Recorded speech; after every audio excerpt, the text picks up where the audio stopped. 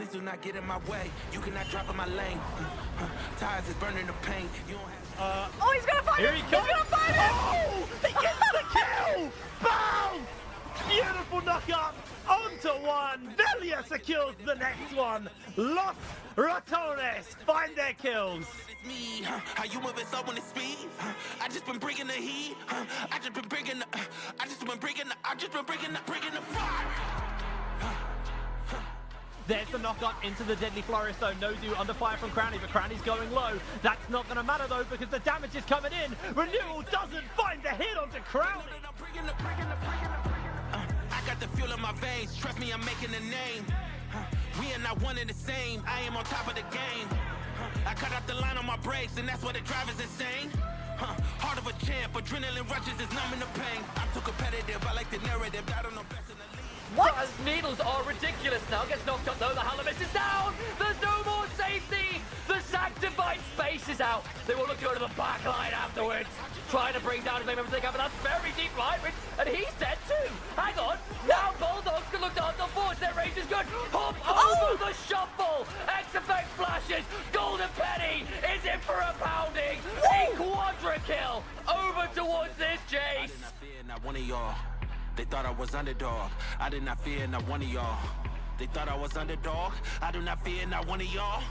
22 setups for Ruddy Sack. Charm onto Natty Nat, who will go invulnerable. Looks to heal his way on through. Kasing now in danger. Trying to do a lot of damage back onto Luna. Just look at the angle. And Me attack! Me attack! Kitchen for X-Maybe. Gets the match over the wall. Came in. Is legendary. As Nata looks to keep ordering. The Rangers focus rolling. Gates it down. Came in. Finds another charm. Another moment. Nata trying to hold on. Does not do it. A triple kill and up in Uppers came in on the spot. And they can't stop me. We're bringing the fire. But still have all those super minions to deal with. Obstinatus gets caught out in the jungle and he is just dead. Nothing more to be said though. He's going to pop over the wall and cut through Noodle like butter. Another kill going down. Verdant attempting the defense in their base, but it will not happen. I did not fear not one of y'all. I'm too competitive. I like the narrative. I don't know best in the league. Who you comparing with? That isn't fetid. Top of the throne, it is me. How you moving so on the speed? I just been bringing Half HP, Danton looking for an angle, solar flare, buffer through by that massive angle as they come through the bullet time. Finsky just about life, but the Impale is superb! DMG by name, damaged by nature. Harbo tries, gets one back, but it is the quadra kill. On the other side, they'll lose Herbo. They'll get the pentakill. Bow down for Bizgard. He shows no regard for the lead. And they can't stop me. They know that I'm bringing the.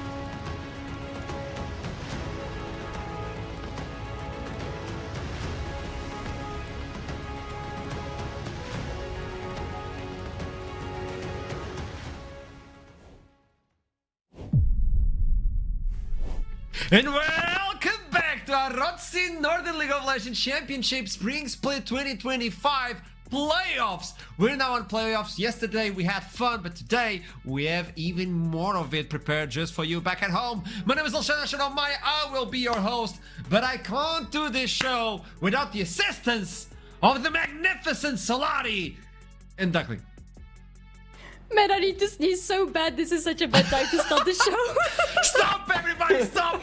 You got this. No, it's okay. Hi, everybody. Good to see you. So close. How are you doing, Duckling? It's great to be back. You can see I've taken the suns on the shirt today. It's all smiles. The weather and it's the sun on my shirt. Do you not see it? That's so Yeah, it is. cute. It is brilliant. It's a bit of a Tyler the Creator vibe. I do very much enjoy his music. But it's basically summer in Denmark. It's 20 degrees. The weather is nice, and it's all 20? smiles here today. 20 is summer in Denmark? In, Oh, I'm in so Denmark, sorry for that's you a very guys. good summer Are day. you okay, Duckling? Is it sunny for like Have you 2 seen hours the and sun? then... I have seen the sun, but Oh. not enough. So Huh. I do still take B vitamin. But yeah, it is what it is. Duckling, That's Denmark. have you seen the bracket though? I have. Let's go. It has been amazing so far. Yesterday it was LR versus DMG, followed by Nord versus Venom Crest. Clean sweep for both teams, even though the second game of LR had some history. The first one from Nord had history. It's the opposite. And now they'll face each other in 30th of April. So we still have a little bit of time towards their one. Today, we have a few games, but let's talk about the teams that got here. For instance, Verdant are playing today. Man, Noodle, he has lived up to the expectations. We have introduced him in this split by showing his clips of flashing over the Baron Pit wall in the very beginning of the game just to steal the buff away from the enemy team. And he has lived up to the very high expectations that we have set for him. He has been so good and so crazy in his gameplay. Yeah, he has been absolutely phenomenal. I think in general, right, we have some banging matchups here today, and Noodle will be going up against Yes. Ruddy Sek, who has had some up and downs, right? We were really big on them after the first week of seeding stage, and then an 0-2 day on the second day really changed our mind a bit. They ended up middle of the pack after what almost was the 5-way tie, but in the 3-way tie they ended second out of third, and that means they will have a very tough matchup. The second seed from Group A in Verdant, who you just so highly praised Noodle, have many other good players as well. Third seed will be playing today as well. Bulldogs, tell me, Solari, what's on your mind? Yes, Bulldogs are on my mind, man. That's what I want to talk about very briefly here, because Bulldogs is yet again another team that we have put such high expectations on, and they have struggled a little bit, but I am so happy to see them ending the seeding stage as the leaders of their group, because you can see them improving their gameplay. Like, we have been talking about now, oh, they have missteps here and there. They have been working on them. Mietek and Cayman have been performing in this split.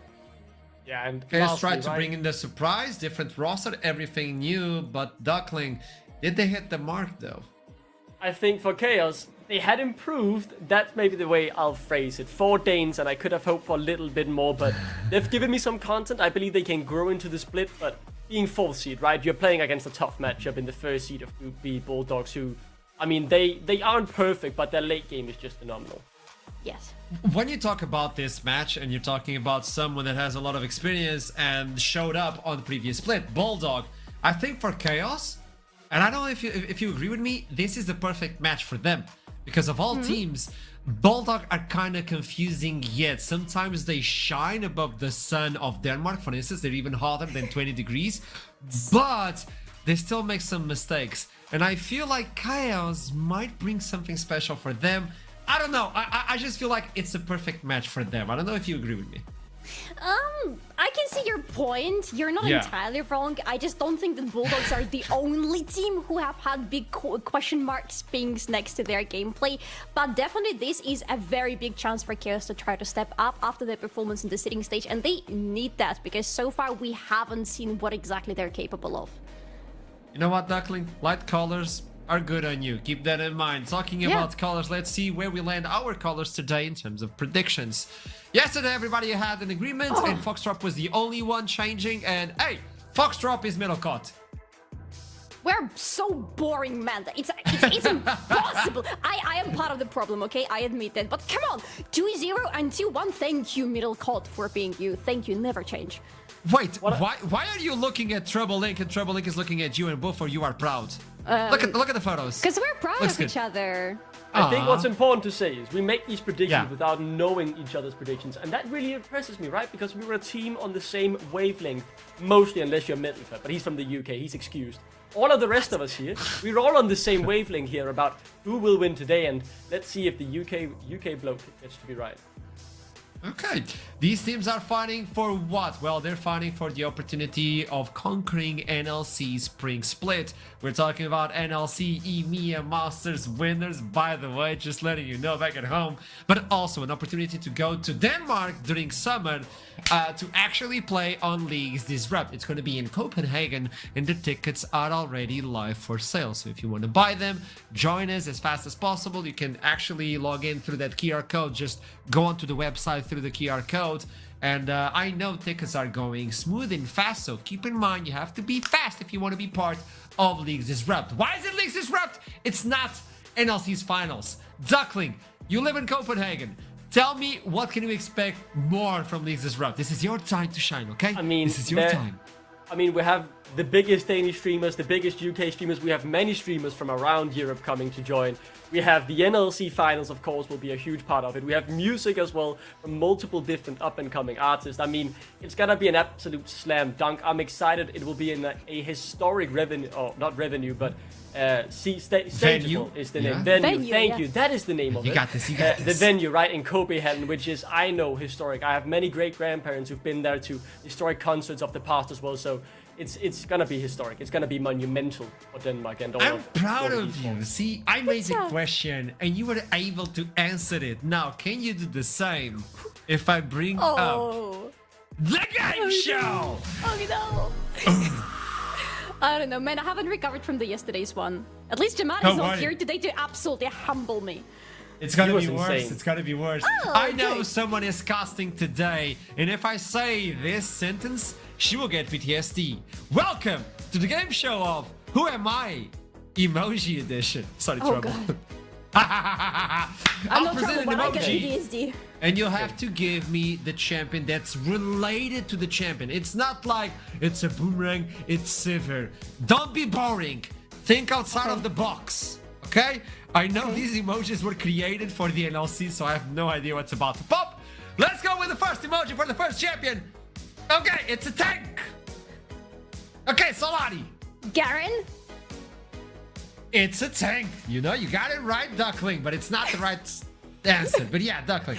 You know, I wanted to say Seraph because he throws these like heavy shots, right? The ultimate as well. Could be a bit like a tank shooting from miles away with a ton of damage. You asked me to be creative, but I genuinely like think the that. Seraph wasn't a bad idea. But you've just It's called it so a tank, so I don't know. But I love your thoughts. I love it, but it's wrong. Another clue, and you might get it from this one. Keep thinking. Oh, yes, Duckling. Sejuani. Baba! Is it right? You got it right. It is Sejuani. The third one was a big son. You got it right. See, We you got are the right back. idea. Wow. Good job, Solari, I Duckling. like the way you're thinking as well. Everybody's on target today. Everybody's on target. One Okay. point for Duckling. Duckling, you got a point, man. I'm locked in, man. This is incredible.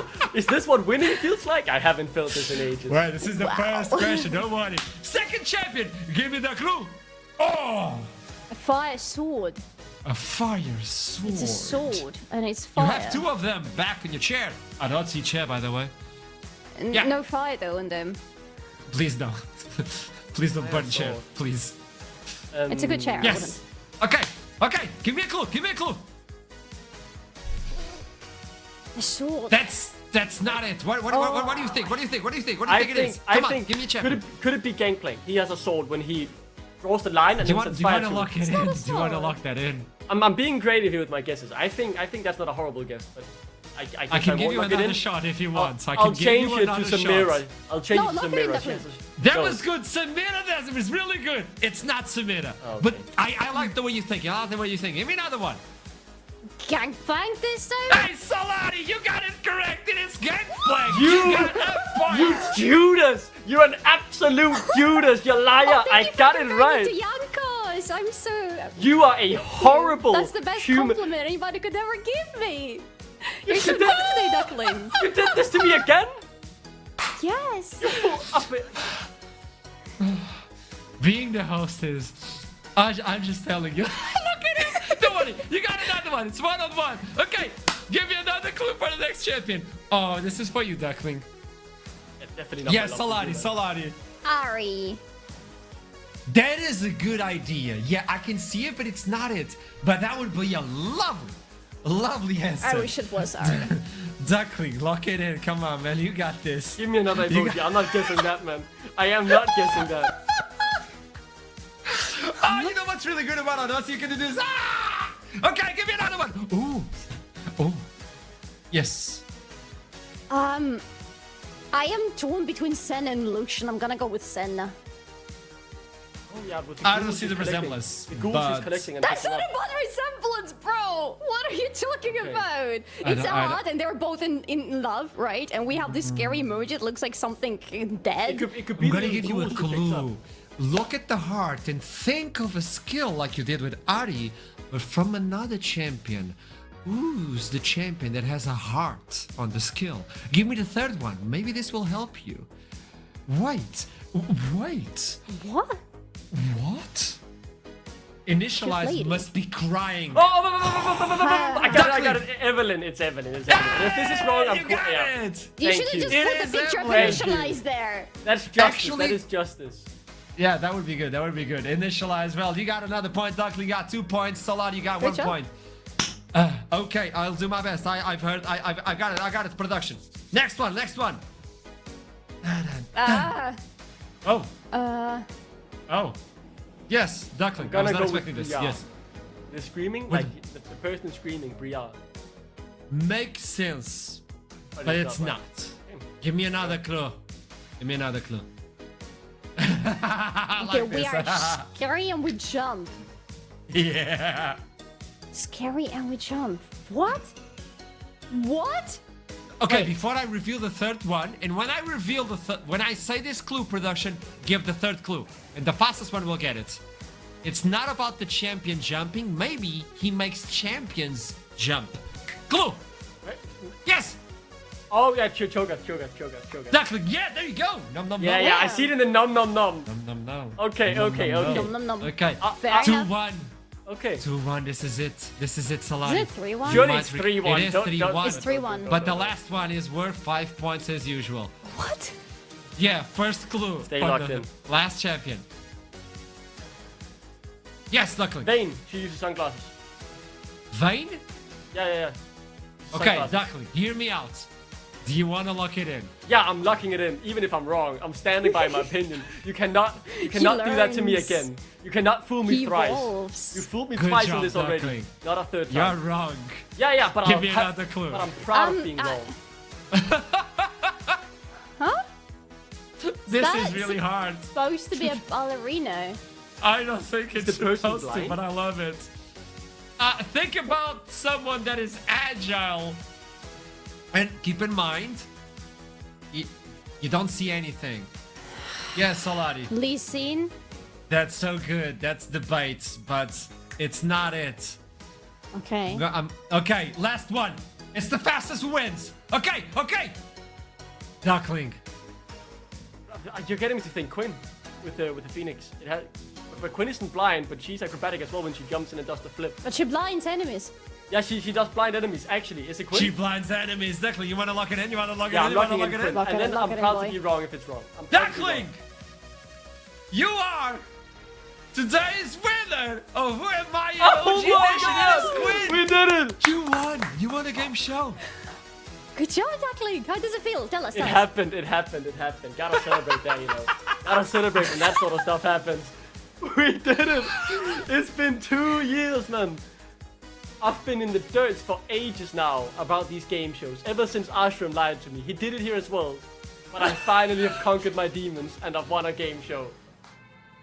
I have no I want to thank my mom. I want to thank my dad. I want to thank my dog. I want to thank my whole family. And I'll see you all in Copenhagen. Is that a threat? Whoa, that's a celebration. As we move forward, let's talk about the second match of the day. What do we have in store for everyone? Do you know? Oof, yeah. Second match. Banger. The second match, yeah, the one between. Oh my god, that's my favorite one. Yeah, it's a big one. I mean, Which one is it? do you want to take it, Solari? Do you want to give it a go? It's a Verdun versus Rodisak, and it's gonna be such a fun match. Can I? No, please go on. I have so much to say about it. So let's talk. Yeah. It is an absolute banger. It's a historic Yes. UK matchup, right? These two organizations have quite a bit of history against each other, and we've sent our beloved mole Middlecut into digging the history files and running through the archives here at the NLC studio, and he's dug up these statistics. The competitive head-to-head history between Rodisak and Verdant. The most important part here that I want you to look at is from 2022 and upwards. So look at the fourth column and then look upwards. Because in the NLC, Verdant, at the beginning of the matchup here, was dominant. They won both times in 2022 down in Division 3. Then they came up to Division 1. Out of 10 games these two organizations played, they won 8 of them. But since 2024, in the NLC, they have been unable to take a single game out of Rodisak despite having 4 attempts. So this matchup is kind of shifting all of a sudden. There's a huge power shift between these two, and I think Verdant, this would be the first time they beat Rodisak in 2 years' time. If They're they beat so Rodisak. different, yeah. If they do. If they beat Ruddy, and both teams are looking extremely different. Not only from the past they brought in, they also shared a few players as they moved along through the entire time they were a team from Division 3, then actually being promoted and all that. So they know a lot about each other. When you look into the personalities of them, I think they're extremely like opposite of each other. Yeah. So if I may, I want to play another game if possible. Okay. I want you both to pick a team, and you have to build a case to defend the team and their we're doing that again. identity. Yes. Solari, when you look Can into I- both of these, who do you pick? I pick Verdant. Man, Why? I would pick Verdant any single day. I don't care who they play against, because look at it, we're in Northern League of Legends Championship, right? And can you imagine a more Northern, a more Nordic, dare I even say, team compared to Verdant? Do you know, that is a very interesting fact, do you know that they plant trees? Which is not a joke, they do that, and they don't just plant trees. They plant trees based on their competitive performances. So if today you witness Verdant winning, it's not just them taking the W versus Rodisak, it is them planting some additional trees in order for us to have a better world. I cannot imagine a nicer team to support than Verdant. Okay. I didn't know mean, that. That is fair enough, but let's talk about Rodisak, bruv. I mean, they are the type of team that would take you on a date to Nando's. They would rap battle pensioners outside of a Sainsbury's. They'd get in fight with people that shops at Harrods.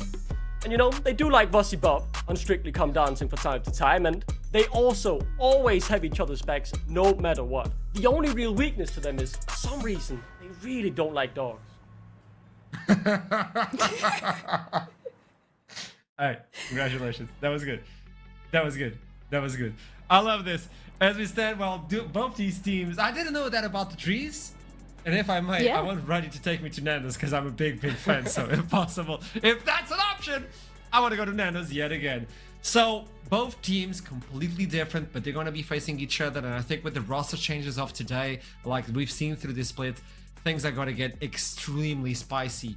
But that's after the first match and the first series of the day. It's going to be Bulldog, the dogs you talked about, versus Chaos. And when we talk about difference in terms of teams, I think we stand on the same footing. Both of them are extremely different. Bulldog didn't change a thing on the roster. Chaos changed completely everything moving into Spring Split. Yeah, Bulldogs. Go on, Yeah, if I may quickly, Bulldogs did not feel the need to change because this is the roster that they didn't just come up with for the split. This is the roster that they want to develop with and as. They have already identified that these players play together rather well, they have their strengths, their weaknesses that they're working on. Hopefully we will see a lot more improvement from the Bulldogs going deeper into the split, but I love how this is the team that has found their identity, has found those 5 guys playing together, and they continue with the same idea. I don't feel the need to change in this very competitive world of NLC. And nobody expected anything. Tell me, Duckling. I think that's a very fine assessment, right? And these two teams have handled, I think in particular, the off-season very differently. We have a bit of a graphic here to talk about what they've changed from winter to spring, in particular in terms of their finish, right? Bulldogs, they stuck with the same recipe, believing that, you know, they were a bit slow in the seeding stage last split, but, you know, this time they had the same roster, they would heat up, and they've managed to finish first. Chaos, after a disappointing 5th place finish, they wiped the slate clean, built a roster around veterans, and while they haven't immediately tasted the success of winning every game, they have made improvements, and they have one-upped themselves from winter and finished 4th with, which now sees them in the upper side of the bracket, right? So both of these teams have actually made progress if you think back to how they performed in spring. It's interesting. Bulldog took in on the tiebreaker during winter. Now they almost got the tiebreakers yet again. So I still believe there's some things they need to fix, but we only saw them so far in best of 1. So with that in mind, and we know the strength of Bulldog Esports, which is team fights at the end of the game. They love to brawl at the end of the game. Oh, this is my favorite replay of ever. Because my boy Mierik and my boy Exafeng have performed insane in that game. And this is a team fight that changes everything, because look at the score on the top. It's 14-10, and Bulldog are losing massively in terms of the goal. But one team fight with a beautiful positioning from Exafeng and Mierik jumping all in into the end, it changes the course of the whole game. Yeah, it's a beautifully executed team fight, and I think this is something we will keep our eyes on as playoff progresses as well, because Bulldogs so far have been able to make up for their shortcomings with this great late game team fighting, and have been at multiple games, right? Against all the big organizations they've played against, just like Nord and Radisek. They can be exposed a bit in the early game, and we'll keep our eyes on that here today. But just know, if they aren't 10k goal behind, maybe even 10,000 goal behind, they can always lock in and clutch it up when push comes to shove.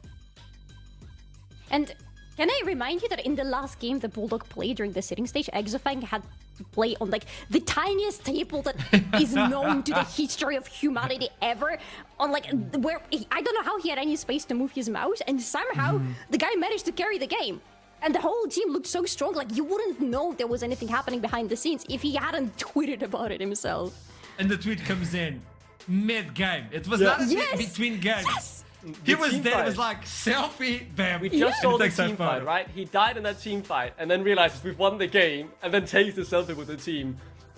On a desk, you know, maybe this size? I mean, his mouse was below his keyboard, and he was pumping, I mean, unbearable setup due to, I believe, a power outage in his house.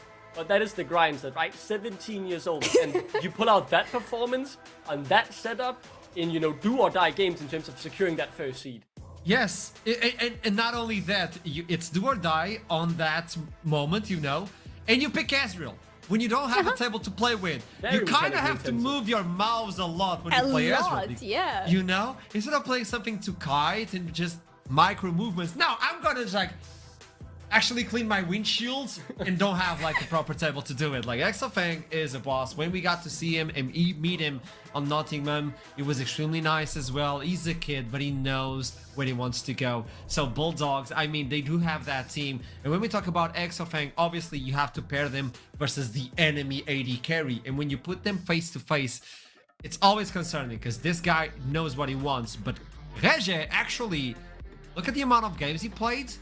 The best position so far in the NLC. Rai has been a long time stable in the early days of the Nordic scene, and at the start of the NLC as well, right? Finishing second in the first ever NLC split with Riddle. He's played 248 career competitive games. That is a lot, and he's always been consistently good. And he is still, you know, he's been fine this split on a roster that has been struggling a bit. Why I think this comparison is so important, because look at Exafeng, 39 games. In his first split, we've seen his individual performances, we've just seen it in the team fight, but he's already managed that third place. This is not a rookie anymore, but a very young player that has reached such a high ceiling already, and I really think he can shoot for the stars and maybe even reach them.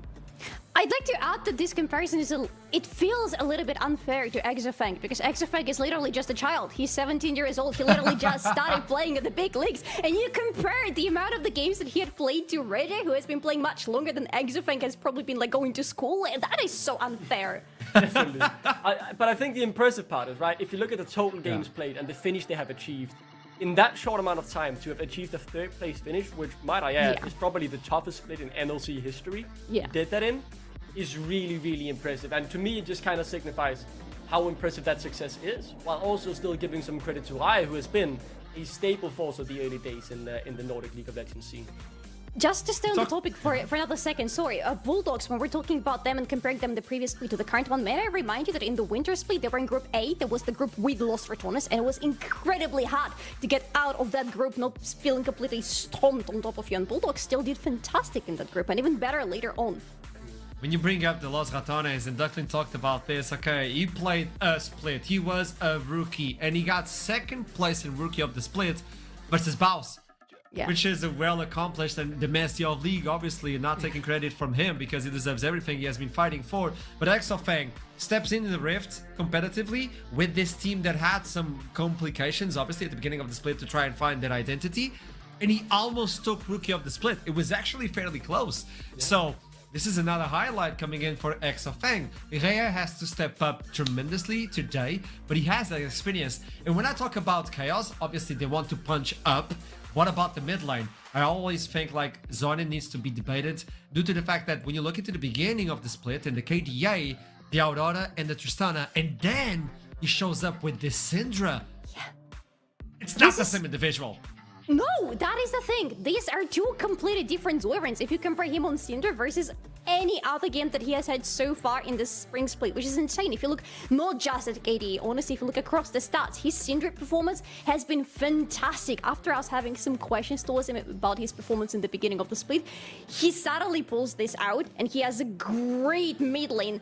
I wonder what else he can show to us, because these are pretty different champions, especially if you compare Tristana to Syndra, and I wonder if he can find this more comfortable game style for him on the mid lane. Yeah, I think maybe settle a bit more on the control mage style, right? Safe laning, play for the team fights. But what I really like watching those games is it felt like a completely different player. Because you watched him earlier in the day on the Tristana where he was, I mean, basically, I don't want to say useless, but pretty much invisible. And then I saw the game when he was playing that Syndra. He was finding solo kills. He was aggressive, looking to grow his league continually.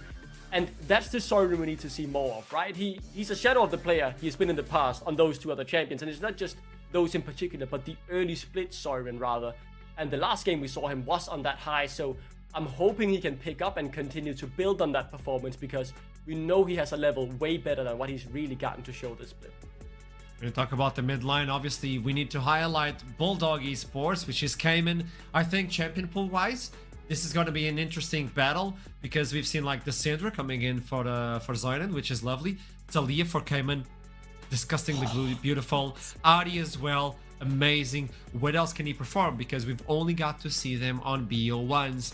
So Zoinan and Cayman, I think this is a good matchup if Zoinan is capable of bringing what he brought with this Syndra. You wanted to say something, Salati? I think he did. First of all, he has played Swain in the past, okay, so it immediately gives him +5 points in my eyes. But to be serious here for a second, let's not underestimate Cayman, okay? He has a very broad champion pool. The question, of course, is that his performance hasn't always been the same on those champions, and you can see, as well as in the Zoran's case here, you can also see a pretty big difference between Cayman on his Ari versus Cayman on Galio, for example. So I want Cayman to step into the shoes of those champions that he has been playing, that he has shown to us, and perform on them just as well as in those fantastic games that he has on Ari and Talia. And when we talk then about experience, removing us from the mid line, probably talking about the bottom. Just saying, I think we've been talking a lot about Bulldog Esports like Miatek, Lulus, Cayman, and Exofang. We're forgetting about our boy Kasing. I think his experience and the capabilities bringing this split with Engage, when usually he plays like an enhanced or enchanted, or you want to call it, like the Lulu. He played the Yumi. Everybody has sins in the past. Let's forget it, okay? Those who didn't sin, please throw the first stone. So with that in mind, I do believe like Kasing could be pivotal towards this match. It's going to be facing off Sniller, which is another one that has the experience, but it's Kasing. Yeah, I think the big thing for Kasing, right, is you can define him in many ways, because he's always had a good level, in particular in the NLC, but the impact he's had on the UK scene as well, I think is nothing from an outset, and from what I have seen from Denmark, has been nothing short of sensational, right? Breaking through back in 2014, I remember growing up watching him on the H2K roster in 15, making it all the way to Worlds. It might not have been as recent as the success of Nemesis or Reckless or whoever you could look at Lost Ratones, but what he has done in Europe, Kasing, is nothing short of incredible, finishing third as well, winning Rift Rivals against NA. I mean, it's a player with a lot of accolades to his name, and in a pool now of a lot of veterans, we often forget him, but he shall not go unnoticed. He is a legend of this scene, I want to say. He's really had a big impact. We got to see a little bit from Meta yesterday regarding Fearless Draft, and the Gwen still popping up, Nafiri, because the dog is something to be concerned. You were talking about the dogs, but yeah, Lula's I think is more of a tank player and enabler, while Shakal should be something a little bit more different, like Viego looking a little bit more towards killing. And then you got the Timo, always banned, always. It's crazy that Vayu plays it so much that it's actually permabanned against him. Yeah. That is a sign of respect. Let's see though if Chaos ban away the Ari, which is a thing we talked just a little bit about right in this game. Yeah, we talked, I believe on the... No, just in the last games, in the sitting stage, we talked about, hey, will anybody finally ban Ari against him? We'll see if it actually happens or not, but Bulldogs so far heavily focusing on the top part of the map with their bans. I mean, Timo, it's not mostly, but Gangplank is an interesting part, and I wonder if it points to Mietek having a specific plan for this game, but we're yet to see. So far, then the Gwen, the Fiddlestick could be another plan, but I do think, like yesterday, I brought it up, it's not because of meta, it's about the plate itself. Skarner, Lulash, it's 1+1, like Yeah. Yankus Skarner, 1+1. I don't know if it's B1 pickable, but please, Bulldog, for the sake of everybody on broadcast, don't B1 the Vi. Trouble is here today. We need her alive and sane. Please don't do that to us again. Honestly, Bulldog are the team who can do that, so I'm a little bit worried. So big note here as well. I do think the Skarner is B1able. Notice the Chaos lineup. They had to make a last-minute substitution here. Raye is playing mid lane, as Baki is in the support. Ooh. Another very understandable B1 pick, in particular because this is also Raye's most played champion competitive. The Ezreal has been taken away and put into the hand of an absolute master, and Exo thing, nothing short of great on that champion. And we don't have Varus available anymore, so for Chaos, if they want to lock in Kaiser right now, they're absolutely free to do so. I just wonder what we're going to be seeing Kassim playing, because this would work so well for him to be paired up with an Ezreal and to play something with an extremely strong engage, but we need to see if that's what the team wants from him as well. So far, that is pretty much what they have been putting Kassim on as his duty as support. Stable one, do you want to go for something for the mid line? Obviously, Cayman would say thank you if he's able to counter pick, but Yari is there, the Cinder is there, we talked about it, getting that control. Okay. I'm a bit confused about what they want to do with draft, right? Because my general sentiment would be try and get 2 AD carries for Baki and Rai, and then play an AP jungler or some AP damage top lane so you have a mixed damage profile, because you have an AD carry in the mid lane, but locking in the Maokai takes Shakal away from what I think he's best at, and now there are plenty of strong options. I mean, is it a safe combo just to take the Yari and the Skarner here? I think it would almost be too easy for Bulldog if they lock those in. I think you bring that up, and then on the other side you take the Tristana for Heya, he played it before. Mietek with this. I mean, this is exactly what we've seen in the past on that replay when he got a Quadra.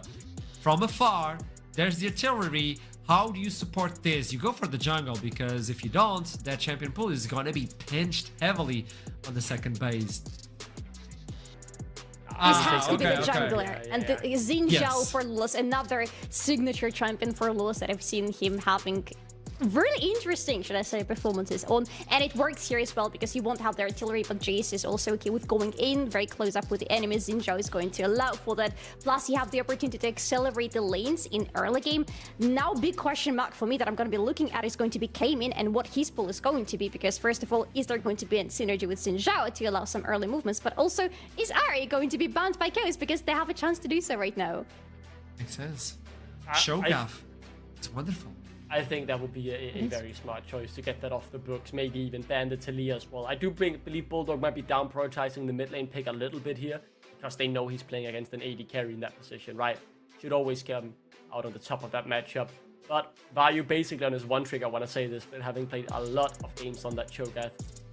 As said, support bans now coming through. I think the Ari could come through, but maybe they don't believe it to be that big of a difference, especially because the Talia has been good from Cayman as well. Yeah, but that's the thing. Chaos are free to not take the bait right now and ban out the supports, because supports for Bulldog, a good support pick for Bulldog, is going to disrupt Chaos gameplay, because a good roam, for example, could have blocked the whole engage from Kai'Sa and Maokai coming in. So if they also ban out something like Rel or Alistar, for example, I would see the reasoning for them to go for that instead of trying to shred Cayman's champion pool. AD carry pool in the mid lane is disappearing because Tristana was such a good one. Shogath on the top, AP in the jungle, you're more than comfortable. Braum and Rel being removed, but we know Kasing is comfortable playing the Leona. So either you take it for yourself and you can try to snipe an engage, following up with Maokai. Like we saw yesterday, Velia always on those dark spots, throwing in the twisted advance. I mean, it's scary. So what do you take away to finish this one, Bulldog Esports? I might be cooking here, but do you play Vayu mid lane maybe on the Cho'Gath? He did that game 1 of this split when they also had to substitute. And then Rai could potentially play an AD carry top lane. I mean, the Jace matchup won't be the kindest to an AD carry, but the thing is, what do you do now when you're Chaos, right? You're in a really weird situation. Can Baki play mid lane and Rai go AD carry on the Kai'Sa instead? I think they could be up to some shenanigans here in the draft, and that's why I'm keeping my mind open, but this Nautilus pick would be very standard and safe as Snila gets that in his pocket. Having a lot of power and kill pressure on the bot lane, having a really good, reliable lock-in towards this Ezreal on the enemy team. We saw that already yesterday, and it's understandable why Cows go for it, and they're opening up the possibility for them to shift players around, just as you, Duckling, said, or to choose something a little bit more reliable for you on the mid lane and to keep him there. The Leona focusing, yes, thank you very much, going to have total sense here. What is the mid lane for Cayman? Do you want to go for artillery? Because Xerath that they've been showing before would make so much sense here, actually, because of the insane range that they would add to their pole composition. Dude, it would be disgusting. Holy... yeah, when you said that, Solari, I just realized, I mean, how would you step up to an objective unless you're 10k gold ahead and can just soak up the damage? They have a tanky composition, Chaos, but they will not. Actually, let's hold on. It can still change it last second, but no. Locks in the Victor. I guess you get some safe wave clear. You have decent range as well, and definitely follow up on a lockdown pretty easily. Now though, this is a real big question mark, because if Chaos want to flip around their players and where they play as well, this could be basically anything except for support. Yeah. I mean, I'm not even gonna predict anything. I don't dare. Me neither. I'm just gonna wait. Surprise us, Chaos. Yeah. I don't know, you would like an AD to follow it up, and there you go. Okay. But who's gonna play that though? Is Rai gonna play the Yone? Oh, this is bold. This is really bold. I think, yeah, Baki will be playing the AD carry, as Hema and Vayu will obviously swap. But Rai on an actual mid laner, in particular one where he has to be careful of the laning phase as the melee into range matchup. I mean, if Cayman knows how to pressure in lane, he could be 20-30 CS up.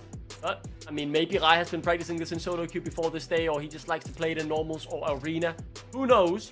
But playing an actual mid laner, that's a bold move. That is a very bold move. We'll see how it works out. This is the first one. Tell me, Solari. I like this Yone. If they can manage to accelerate this Yone together with Maokai on the mid lane early in the game, he's going to be unstoppable because he has a really good access to the back lane of the enemy team. But otherwise, I think it's Bulldog's game. Okay, you think this is going to land on Bulldog? Duckling, do you have any surprise for us, or are you going for the boring, as Solari said? I mean, I am gonna go for the boring. I'm not even gonna bark about it. I'm not gonna bark around the bush or whatever you say. It is. I think Bulldog. The substitution makes it hard for Chaos. I wanted to see what their full roster could do. Maybe Rai has been cooking something up, but I think it's Bulldog. It's time to toss it into some of the drift, but in order to do that, we need to know the voices of today. It is Middle Cotton. Please forgive me, trouble. Don't attack me. Oh, by the way, are you muted? Oh, that is cold. I'm just kidding. You got me with that one as well, Georgia. Oh, how are you feeling? Bulldog versus Chaos. What are we thinking coming into this matchup? Ooh, okay. Actually, before we jump into the draft, thoughts in general about Bulldog Esports, especially when we're going to playoffs. I think Middlecott, we saw them sort of ramp up in winter through the playoff stage. And I feel like right here is a pretty good indicator of that ramping up, because Chaos, unfortunately, they haven't necessarily given us a lot of reason to believe they could really turn things around, even though we really want to believe that. However, for Bulldog Esports, this has to be a super damn clean series, a clean early game, which is something that they really do lack this split. Yeah, it has been. It's a 3-1 record for them in the group stage, but a lot of those wins are sort of 33, 35, 40-minute longs. Not the most convincing fashion of victory that you could have as the leader of your group. But for Chaos, like, whilst this substitution is going to throw a little bit of a spanner in the works in their terms of preparation, I like that they've got a few of these more unusual picks. Obviously, you know that Vayu is a bit of a specialist on this Hell of Blades Cho'Gath in the top lane, and then Raya subbing into the mid lane, pulling out the Yone. I don't know if he's going to be able to pilot it that well, but this is a champion that does things, that likes to get into the fray, get into the action, and make stuff happen. Okay, I'll tell you one thing that I do know. When a lot of people get autofilled mid, usually pro players actually, they feel like Yone is one of the easier champions to play, which I completely disagree. I think Yone is like probably one of the hardest mechanical champions to play.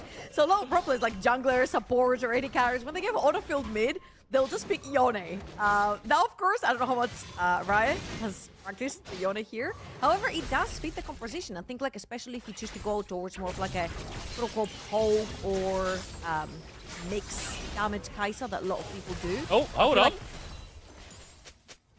Blink and you miss it. Exofeg Ezreal, everybody.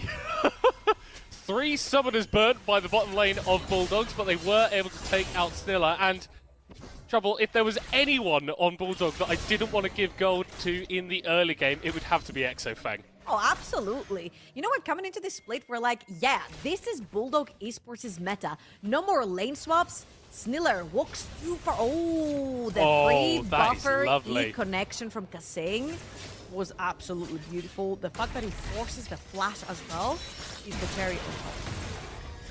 Yeah. Excellent stuff there. And Chatfield potentially in a little bit of danger. Sniller roaming over. He is only level 1 on the Nautilus, though, and multiple members of Bulldog are converging on his position. Doesn't have the flash available. Q cooldown not going to come up to escape. It's a second kill of the game for Bulldog. This one going to Cable. Yeah, I feel like that was a little bit of a whoopsie. Getting that roam through when you're only level 1 on the Nautilus. Insta-punish coming through from Bulldog Esports. And again, Kasing is one of those supports where he'll play aggressive in lane, get that kill, great. Now your Ezreal has tier. Doesn't have flash, doesn't matter, has cleanse, has the E to get away. So he's pretty safe. So on the first roam, you go around that mid lane, you set down the vision, you potentially stop any potential invades coming through, or deep vision from enemies. And unfortunately, they got Sniller right there with that level 1 and absolutely punished him. And now it's only gonna get worse because this Ezreal is gonna get to stack that tier for free, and this Nautilus is gonna suffer to catch back up at least for a little bit. When Kasing is gonna be level 3, he's gonna be level 2, and so on. So you kind of need that Nautilus to roam together with Maokai. It's a lot of CC, a lot of setup for wherever you catch anyone around the map. And right now, it's gonna take a little bit while for that Nautilus to get back online. Yeah, but if we look over at Bulldog, we were saying scarcely 2 minutes ago that we wanted them to improve a little bit on their early games, and my oh my, have they done that. Already 1,000 gold to the good, and yes, we've had kills in ADC and mid lane, but top lane is also going pretty damn well. Neotech with a sizable advantage in terms of the minions killed and pressuring Vayu as well. However, I will say that this kind of build, this Speedy Gonzalez build on the Cho'Gath is actually one of my favorite things ever, especially if you consider that there's not a lot of pin down from the side of Bulldog Esports, as I'm gonna hold my thought right here because Shackle is looking top. Yeah, he is spotted on a ward, and Neotech not over-aggressing. Recognises the Maokai is there and is going to back away. Lulus is actually walking over. Thinks better of it. Looks like the attention from the junglers in top lane going to fizzle out into nothing, as Vayu actually taken very low. Health bar's falling, but no one quite in kill range just yet. Kasing looking to set up for something in the bot lane. Is going to be able to find Snella. Gets the aftershock proc to immune a load of damage, but he has got absolutely nowhere to go. What is that, death number 3 for the Nautilus? It's really not going good for the Chaos support. Okay, from a scale from 1 to Hylissang, where do we rate Snilla? Ooh. Oh, that's rough. Oh, that's rough. I think he's a 4. Maybe a 5. Maybe a 5. We're getting there. He's not created very much space. I think that's been his major issue. That is true. So far in this game. But we're sort of joking about it. It is starting to get more and more painful, though. This 1-0 Ezreal turning into a 2-0 Ezreal, and the amount of pressure that XFeng is going to be able to put down with the unlimited mana from that tier and with the Shin completed as well means that probably not the last time we're going to be seeing action in the bottom lane favoring the Bulldogs. Yeah, and this also means that a lot of the Dragons are gonna go over to Bulldog Esports. What do Bulldog Esports love? Team fights. What do Dragons give to your team when you stack them up? Team fights, because someone has to come in to actually contest those Dragons. As I'm saying that, not gonna care, because I've already swapped the bot and the top side of the map. Maybe they're gonna go for Void Grubs instead. Pretty good to chop up the towers as well. You've got Jace, you can have Ezreal in a 2v1 as well. However, I just want to say here that I feel like this early game has gone massively well due to that laning phase from the bot lane so far. Like XFeng, like a Sing, have found their angles, they found their avenues. Getting that Ezreal ahead is so important. Because just on one item, when you get that Trinity Force and you're ahead, that Ezreal really does hurt. And I feel like the whole misconception of, hey, just pick Kai'Sa, it's a counter pick. It's a counter pick later on, when you can just tag him and jump into him and solo kill him and find you on side lane. Kai'Sa does do that to Ezreal, but you need a little bit of time to scare. Raya has really not been enjoying his time in the mid lane, hasn't fallen down just yet, but does feel like Cayman's kind of got the run of things. Vayu looking like he's going to be the target of a gank from Lulis. Level 6 on the Jin. Chao flashes away from the Ezreal ultimate. Kasing tanks it up. It's too damn easy. Kill number 3 for XFeng. Ooh, I see that Trinity Force not too far out in the distance for now, and great respect right here from Miatek. Doesn't necessarily walk straight down the tower. As we have a very brief pause, we're gonna let you guys know why that pause has come to light, as we come to light as well. Hello, everyone. Yeah, hello. How are we doing? Hope you are having well. I'm just praying that it's not an issue with XFeng's setup. I don't want him to have lost power again and have to drive to a town like 10 miles away. Or that's the true identity of XFeng. That's when the true XFeng comes out. Oh, I like that. I like that. So he's sort of... It's sort of like a superhero origin story. But instead of like an incredibly traumatic event, he's had a power cut. Actually, fun fact, fun story right here. Back in 2022, there used to be a Greek top laner, he still is around, called Jaxplank. Now his name is Ebiros, and he's Greek. And as I was talking to him, he told me a story about he didn't necessarily have a good computer or good internet at his house, so he had to travel like every day at around like an hour and a half each way to go to an internet cafe so he can play his official, so he can scrim with his team, so he can try to become like a pro player that he wanted to. And I feel like this is the type of commitment that really shows you the true nature of players and how much they want. And I feel like the picture of XFeng that he put on socials the other day when he was playing on like a tiny little table, his shoulders were off the table as well. That was horrible. That was horrible. I wouldn't wish that on my worst enemy. I mean, like, you're talking about Jaxplank, like I think Vladdy as well. I remember talking with the manager of Natives when he was on that organization a little bit ago, and he was like, yeah, his internet, really, really shocking. But like, hey, you work through it, you play through those conditions, and like, look what he's doing now, absolutely killing it in the LEC. We are jumping back to the NLC though, as we have returned to Summoner's Rift, the state of things. About to press 8 minutes. Bulldog Gaming 4 kills to 0 with a nearly 3,000 gold lead. Things looking very, very good for the British organisation in Game 1 of the series. Absolutely, and I'd love to see how actually they use XFeng around the map. I usually call AD carries that get super fed literal artillery, because you can basically pull him everywhere around the map and then you get instantly tired because they're that much more quick than anyone else. Right here, of course, as we look over in the mid lane, very close to Rod of Ages for Cayman as well. And there's a little bit of a plague on the Reef right now. If anything you play in the mid lane, builds AP, you don't even have to think. It's a Rod of Ages angle. Yeah, every single time. I mean, with the grasp that he's been able to stack through the laning phase, well, going to provide that little bit of extra tankiness. So once we get to the later stages and Raya and Baki are trying to jump on top of this Victor, he's going to last just that little bit longer. And when we talk about Bulldog being a team fighting team, those small advantages can make all the difference. Absolutely. Now, of course, seeing how that early game has gone fantastically well for Bulldog Esports. Hold up. And he's just taking a little bit of pain here. He'll be fine. He's underneath his tower. I want to see how they managed to actually transfer that into a mid-late game. But hold up. Maybe they're doing it right now. Oh, here comes the artillery. Kasing's setting them up, and Bulldog not quite able to knock them down. That Ignite will not finish off Sniller, but you see how Chaos have to retreat as soon as they see multiple members of Bulldogs. They recognize that they are in a deficit right now. Yeah, and I feel like what they need to do right here is potentially try to attack the side lanes. I feel like you've got a lot of setup. Saying that, I'm seeing the TP coming through from Riot. It's a little bit slow still. Yeah, he does have that ultimate, which is going to be dodged away from Neartech. Flashes, gets the bot back. Not a particularly demanding dodge on that gank, but well executed regardless. And with the pressure put topside, that means that Exifeng and Kasing have got free reign on this bot lane tower, and Cayman's doing a pretty similar thing to topside. Oh, saying that though, Sniller is having just a really, really bad game of League of Legends. 2 levels down on Kasing. Bulldog are just farming the enemy Nautilus at this point. Rye goes in for a trade. Cayman actually going to be dropping the ultimate. I don't think it's going to be enough to take out the Yone, but it will definitely do a fair chunk of damage. So, as the teleport came in through the top of the map, as I'm going to hold the thought. Yeah, no, unfortunately, we've tried to make a point, and Bulldog are just perfectly executing a dive again. They've struggled with the early game all through the seeding stage. 10 minutes, 6 kills. This is the Bulldog that we were wanting to see.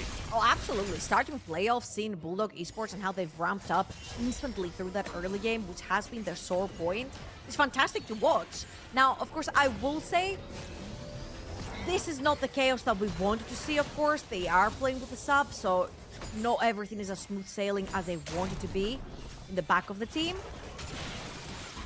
And obviously, Bulldog Esports are taking complete control of how dominant they've been through the laning phase. And we'll see as the series goes on if that early game dominance is as replicable as Bulldog Esports wanted to be. However, Cayman gonna find the Maokai, or Maokai's gonna find him. Oh, he's been slowed up. He's going to be rooted, knocked up by Sniller, and Chaos looked like they found a moment here, but Cayman's able to flash away. The gravity field stunned all 3 members of Chaos. And that's just 2 more kills in the docket favoring Bulldog. Damn, you see how tanky Cayman was on that Victor. And of course, if you look over the side of Chaos, there's no items. There's like good gear sale inventory going on the right side. A couple of Vamp Scepters, a couple of daggers, Haunting Guys, boots completed. There's no actual big item spikes to try and take down that Victor. It was a pretty good effort right there from Shakal to try and find an angle with the Maokai. Oh, no. However, that bot lane has been suffering so much through that early game. They've been deprived of any XP or gold under that tower. Aki has lost so much. He's level 8. However, he's about 30 CS now to Exifeng 2.3 thousand gold in 12 minutes. It's not a great situation. Mirtech should be cleaned up here by Chaos without too much trouble.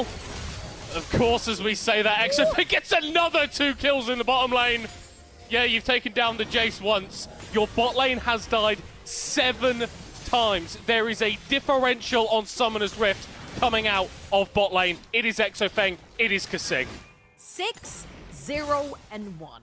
And if you're wondering, why does Ezreal get B1 so much? It's a very high skill cap champion. And we usually have that a lot intertwined with a lot of the Eastern AD carry players.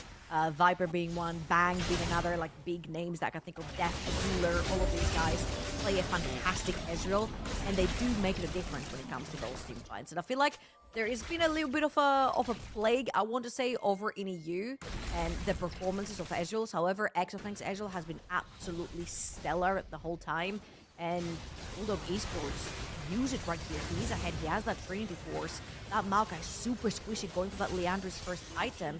So they take full control of that bot side of the map. They grab another kills for themselves. And right here, they're sitting at 5,000 gold lead. Half of that is on Exifeng. Sniller is still only level 5. This has just been the worst possible game for a Nautilus. And one of the horrible things about playing Nautilus is he doesn't get a lot of free tankiness. Like, your only job is to go in, and if you die every single time you go in, then you're about as useful as a chocolate teapot, unfortunately. But for Chaos, I feel like we've been lacking a little bit of that proactivity. Watching the games yesterday between Los Ratones and DMG, yes, Los Ratones were the favourites and they came out with the victory, but DMG were constantly trying to do things. They were constantly trying to get in the face of Los Ratones, force a mistake, force something that they can punish. And Chaos, they've been There you starting go. to do that more recently with these Maokai ults coming down, but it almost feels a little bit too little too late. Came in, he's just walking on out of there. Shackle might even be at risk here as the burn is coming through from the Chaos Storm. Victor is able to survive, but Stiller is turning up to try and change that, dropping the depth charge on his head. Came in, clears out the wave, and falls down in the end. Big shutdown going over to Raya. Yeah, and I will completely agree with you. I would have liked to see a lot more of that side lane pressure. Talking about side lane pressure, though, Bulldog Esports are looking to exert some themselves. Yeah, Vayu trying to clear out the wave, but they're just going to walk straight through the turret. Kasing flashing for the stun. There's a lot of HP on this Cho'Gath. Kasing dropping to single digits. Mietek not able to finish him off, and 1v3. Vayu is surviving. He is thriving as Bulldog try and take him down. Yeah, and I love what he's done right here. He didn't go for the early Shurelias. He actually went for Deadman's Plate on this Cho'Gath. What is the side lane pressure that's going to be exerted onto him? It's the Zinzao plus the Jace over the top side. So the extra armor came so useful here on that tower dive. And of course, all the extra CC and spell disability that he does have in his kit really came in clutch. And I feel like this is what Chaos should have been trying to do off the get-go. Once your bot lane gets punished, get that Nautilus, play on the side lane, try to punish the Jace, try to punish the Victor, both extremely immobile. And even though not necessarily too squishy, because the Hexdrinker has come through for the Jace, you've got Rod of Ages on the other side for the Victor as well, you have ways to punish because there is a ton of damage in Chaos's kit. Yeah, and I think the sort of polar opposite almost true for when you're looking to try and kill Vayu. Like, the Cho'Gath isn't going to do massive amount of damage, but there is just so much HP that you need to burn through that it just ends up taking too long. We do have a Rift Herald spawning onto the Rift, and with Lulush in the topside jungle and Shackle and Scylla actually focusing their attentions towards this bottom lane where Cayman is. Does look like Bulldog are going to be able to pick up that objective, but the question is, will Chaos be able to trade it anything? Doesn't look likely, as wave's going to be cleared out here by Cayman, so if they do try and make this dive work, it is going to take them a long ass time. Yeah, and Kasing is also around. And Shackle just looks like he's about to die. There's really nothing that he can do. Flash away gets the phase rush still ticking as Cayman and Kasing have opted in. Flash away from the mid laner. Still get caught by the fate sealed. Raya escaping, finally able to take down Kasing. It was a messy, it was a close run thing, but Chaos, they get the tower, they get the kill, they get out with their lives, but Exofeng is looking to pay janitor duty here. Has the Arcane Shift available, but isn't going to go forward. Recall in the bush successful. Chaos with a positive, proactive play that gets this Yone further ahead. Yeah, that was fantastic. I feel like Bulldog Esports beat a little bit more than they could chew right there. Dissuading the dive is one thing, but actually engaging away from the tower. Shackle survives on 1 HP and then turns it around. That was a fantastic play from Chaos. And where was all of this when your bot lane was being absolutely battered? I'll tell you, it doesn't freaking matter. You know what happens to Yone when he actually gets Blade of the Ruin King? That's it. He's full cap. That's all he needs to become a true actual champion. And right now, he's very well ahead on his way to get to that Infinity Edge as well. Pickaxe, cloak, both in the inventory. Getting that second item could be huge for Chaos to come back. And if you look on their inventories as a whole and their composition, they're very well scaling. Again, the guys are diving the backline together with something like the Maokai and the Yone would be very deadly for champions like Ezreal, who, yes, they're pretty slippery, but also extremely squishy. Shelly going to get that charge through the mid lane and take down the tower. Kasing looking for an additional one. This might be a bridge too far, but the Leona is incredibly tanky. Just persevering in the front line for oh so long. Doesn't look like either team's going to be able to get much more off of this, but a couple of Herald charges setting up for this Drake as well for Bulldog. But a couple of worrisome moments for them in the last couple of minutes, but they are still the team in control. Also, my bad on the build right there. I think that's going to probably come through third. It is the shield ball that Riot is looking at as his second item. As they're pulling TPs to try and dive top lane, I'm expecting Maokai ult to come through. They do not have a wave, but they have 2 walls. They've got a Cho'Gath. You don't need a minion wave to tank up the tower when you've got a big chunky boy like Vayu. Came in, Too little, too late, and again, Chaos just finding something. A 4,000 gold lead at this point in the game is bad, but it is definitely not unrecoverable. Do need to be careful though, because every time Kasing steps forwards, he is looking for an engage, and whilst there weren't many members of Bulldog there to back him up, I think right to be a little bit cautious. Lulus with a cautious flash away. Baki continuing to chase him though without a flash on the Xin Zhao. Could be dangerous for him here. The auto attack's coming out, and Chaos just keep closing that gold lead. Bulldog there had a decent early game, but their mid game is full of fumbles.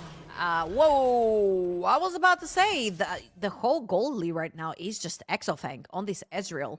And yes, he's slippery, but there's a Nautilus on the other side. It's a point and click R ability that both Kai'Sa and Yone can follow up on. So if Exofang mispositions, presses E aggressively, goes a little too deep, plays without having vision around him, it could very easily be punishable. Everyone else is pretty much dead even on the map, and Chaos have been doing an incredible job. I mean, Middle God, asking you shall receive. You wanted more action in the side lanes. We asked for it. They have been providing. I feel like this is their only way to get picks. And at this point forward, Choga's gonna start getting more tanky. This is when Maokai starts building, actual tank items after that Leandris for a little bit of burst, a little bit of faster clear as well. So it's gonna become that much more difficult for Bulldog Esports to bend through this front line. And yeah, Mirtek, you can go for those trades against the Cho'Gath as much as you like. He is just going to heal up his entire health bar. Sniller hasn't died in a while. Bulldog looking to change that. There's actually been a fairly decent recovery from the Chaos support. He was 0-6 at one point, and he's managed to add 4 assists to that tally as Atakan has started up. I don't like this. I do not like this at all. I've seen this on the LPL one too many freaking times. You start Atakan just like this, you end up getting punished. The damage is quite large, and Chaos are actually in position to walk in this river.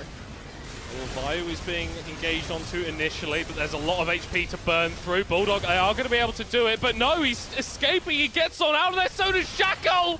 Lulush goes down. Here comes Ryan with the Fate Seal, but he's gone too far himself. Gets shut down by Mirtek, and the Jace is looking to clean up. Knocks back Sniller.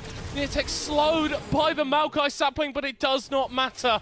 A double kill for Bulldog to carry top laner to save him in that fight. Yeah, a little bit of an execution diff right here, I want to say, from Chaos. They were too piled up in this choke point, in a lot of damage from the Victor and the Jace. Still end up losing their jungler right here. However, all members of Chaos are going to be back in base. They need to get out the lanes, push out the minion waves, which means that this Atakan will end up being a treat over to Bulldog Esports, baiting Chaos into this team fight, using again that Ezreal that is still super far ahead. And I feel like that fight, Chaos, they got a little bit skill checked. A few of their abilities missed, and this was a very crucial fight for them to win. Yeah, but ultimately they weren't quite able to do it. Bio's going to try and grab a little bit more gold back for them by taking down this top lane tower, and honestly, I don't doubt that Ludish could kill him, but the time investment would just be way too long. Kevin now going to return, clear out this wave, just ticking level 16 on the Victor. That Chaos Storm is going to be absolutely massive in upcoming team fights. Absolutely. Highest level member on the Rift right here. Cayman has been slowly but surely farming a Storm, getting to the level 16, got the extra level from Rod of Ages as well. Now Chaos are trying to get some control. They found Kasing. Yeah, caught out the Leona, but again, incredibly tanky. Currently being burnt through, and Baki actually able to secure the kill. Bulldog still going forward, though, as Vi was a little bit isolated from the rest of his team. And my, oh my, Exofang just does way too much damage. Still looking aggressive at Chaos. Actually, Arcade shifting forwards. If he had an extra longsword in his inventory, that would have been one more kill for this Ezreal. 7-0-4. We know what Exofang can do on this champion, and he is delivering in spades. Absolutely, and it's great to see him feeling himself on the champion as well. Playing more aggressive, Arcane shifting forward when he knows that ultimates are down, abilities are down, cannot get caught. So this is the extra aggressive play that we want to see from someone that is literally 7-0-4, 3 items deep on Ezreal. Working towards that 4th as well, killing the Skull Crab. I mean, why not just take the whole map at this point? Just give him jungle camps. Red buff. Go back. Take the red buff. Red buff. Oh, everything. Expired. Everything. It just everything expired. for Exofang.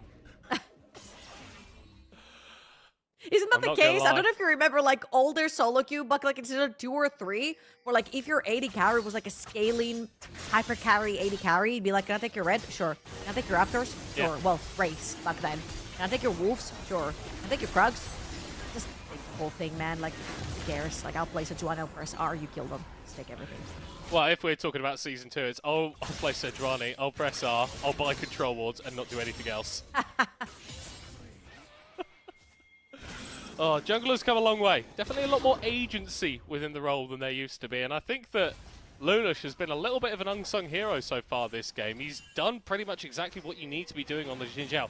Getting involved in these fights, not really caring too much if you die, but getting them started and being a bull that the enemy team has to deal with. Nearly 25 minutes. Baron might be something we have to deal with. Lulish is just being caught out. Buys a lot of time with the Crescent Guard, but nowhere near enough. Kasing going in. That was a massive ultimate from Exofeng. Huge knock-up as Vayu was coming in on the other side. Messy fight. The Ezreal can't cut it out. Shut down for the Cho'Gath. Came in, coming in, though, with the biggest Chaos Storm I've seen in a little bit.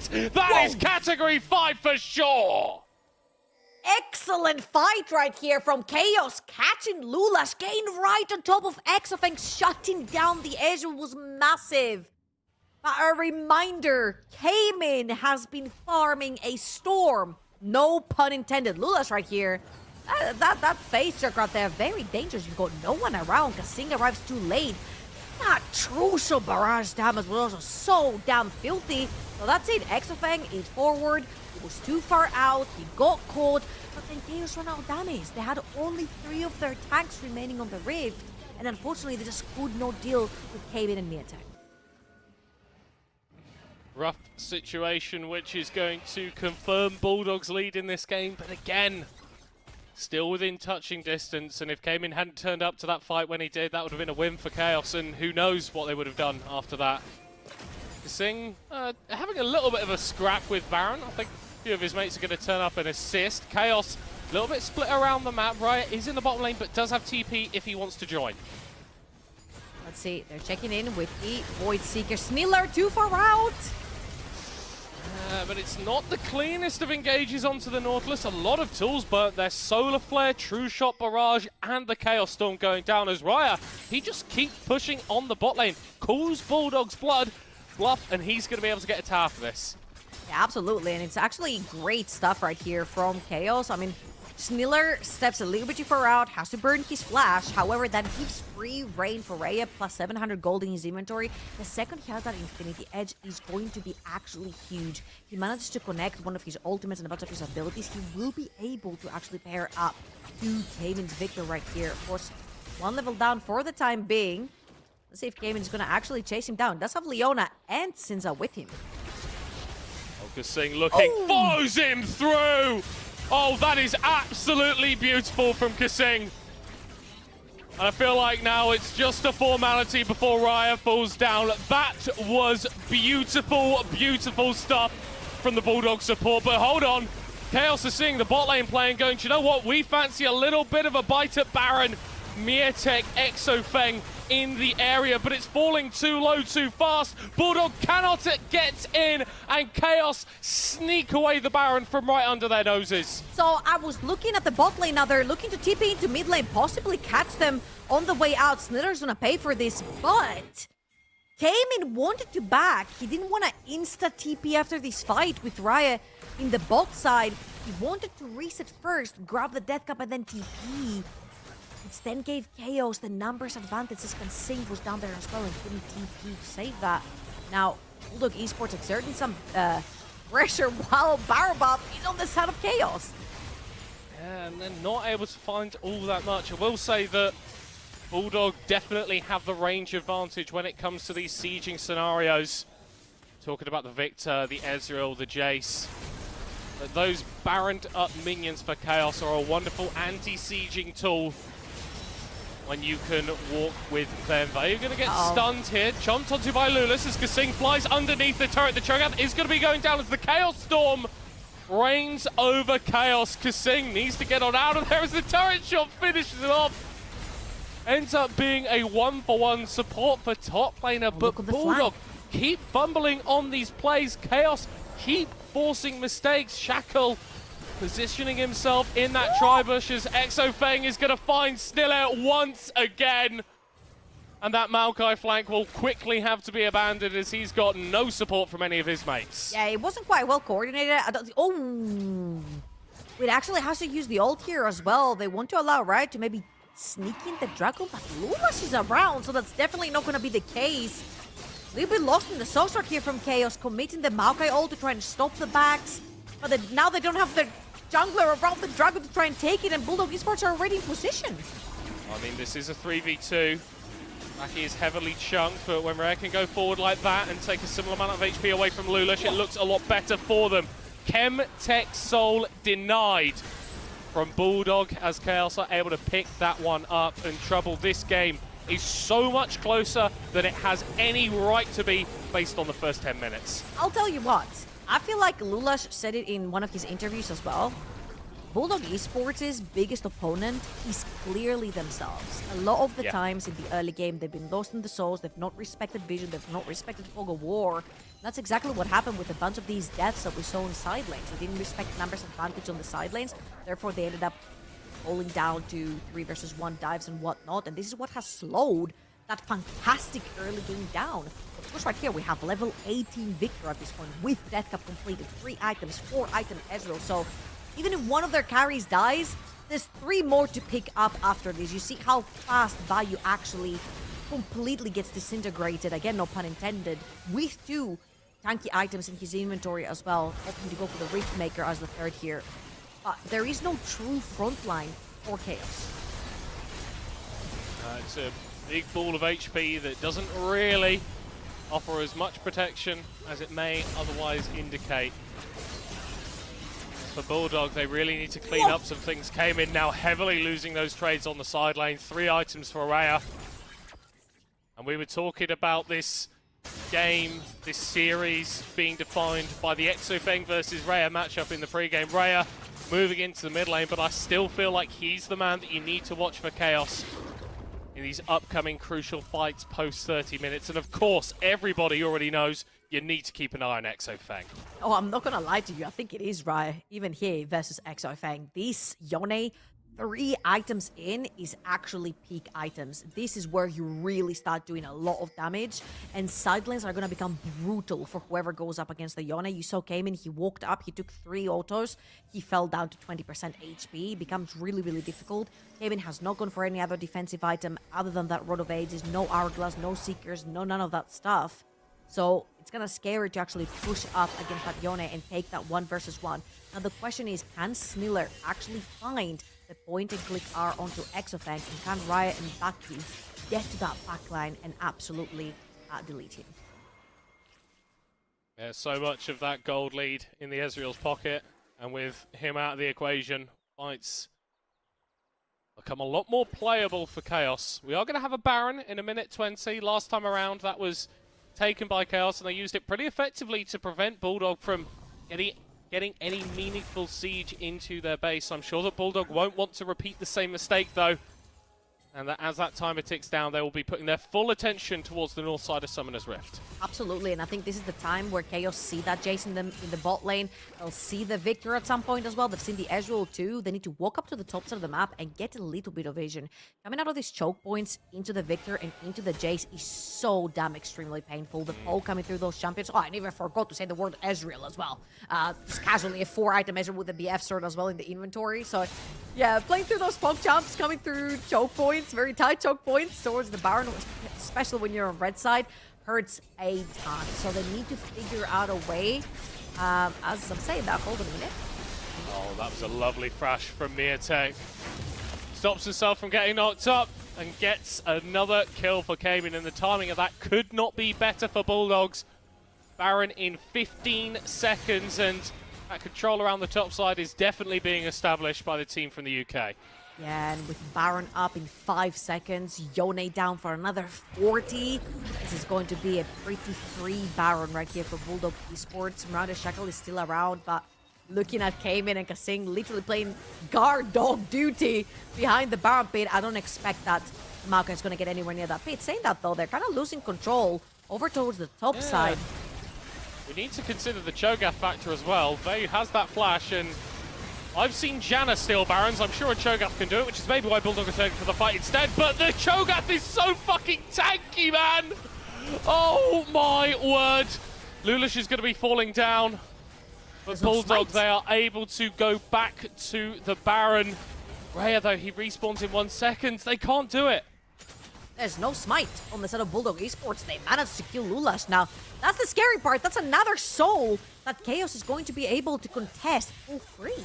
There is no smite holder on the side of Bulldog Esports. 30 more seconds for Lulash to get back up on the map. And as you can see, Riot is actually tipping towards Baron. They want to take this right now. Chaos, they're starting this up, but it's risky business. Still 25 seconds until Bayo could join them. Raya gets caught! He's able to escape back to the Baron, has to flash away as Stiller is being eviscerated on the other side. Chaos have been dashed to the winds, and there is nothing that they can do.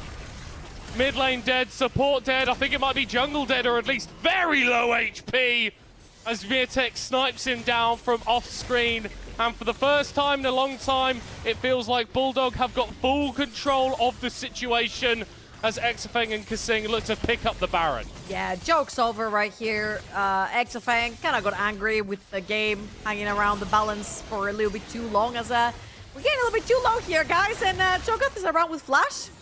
Not gonna be quite the case. Lulash arrives just at the perfect timing. Presses F key to smite that Baron down. And on the other side, Miatic is also securing Bulldog Esports the soul, finally, after 6 dragons. Now, Bulldog Esports have a very firm footing. I want to believe into this game. Middle call, I'm not going to lie to you. I was expecting to see a very clear-cut game, especially with the 3 early kills on the Ezreal. Chaos have created some chaos, and it hasn't necessarily been the cleanest for Bulldog. No, I think finally is very much the way that I'm feeling. Because Bulldog, they've never lost the lead, but they've not done as much with it as maybe they should. They've got that Baron now, they've got the Chemtech Soul, which is really going to help them in these scenarios where you've got players with executes diving on top of them, like this Yone, like the Kai'Sa.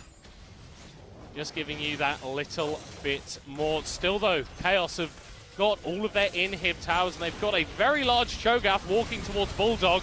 He's going to be able to get the knock-up onto Lulish, but again, his HP is just being burned down so quickly. Stiller's going to be falling as well. Shackle's all on his own. The team fight has fallen apart from Chaos, and Bulldog are more than happy to sweep them aside.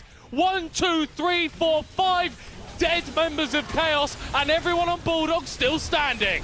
1, 2, 3, 4, 5 Bulldog Esports members still alive.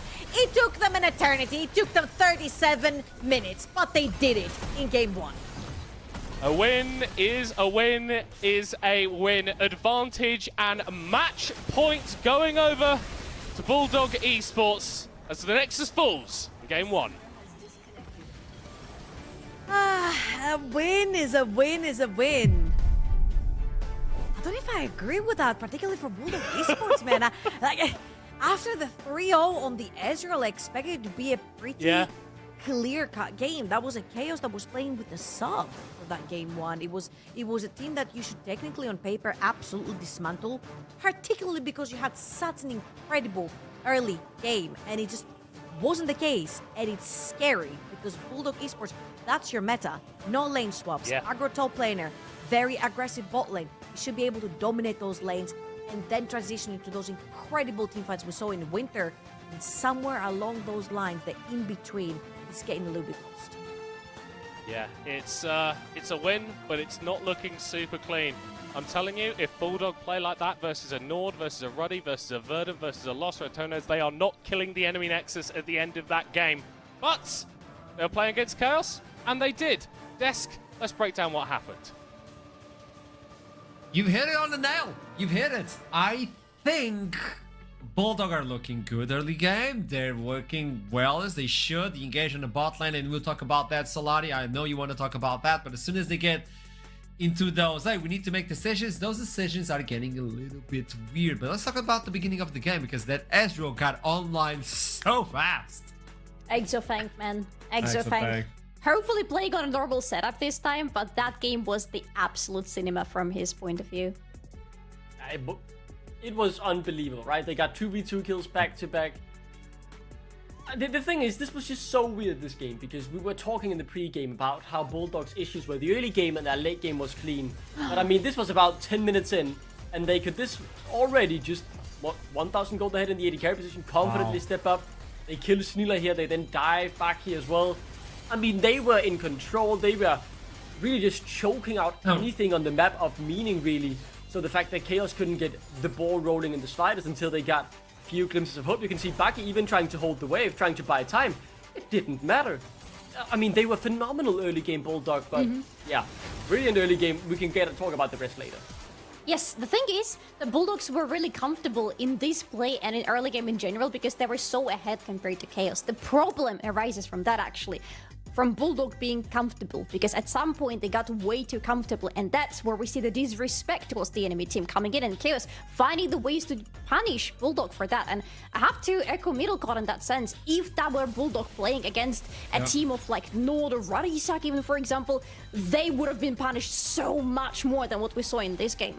Yeah, and they got something back, right? I initially noted this as a glimmer of hope because I thought the game was already done as Chaos finally got the ball rolling a bit. This was a very close fight, but a bit of a messy dive turned out in their favor. I want to highlight Rai here, by the way, an AD carry playing Yone. He did alright, and managing to survive this play was very impressive. As then came some messy, uncharacteristic team fights from the side of Bulldog, and we can't obviously show them all here because we'd be here for 10 minutes. But a messy mid game.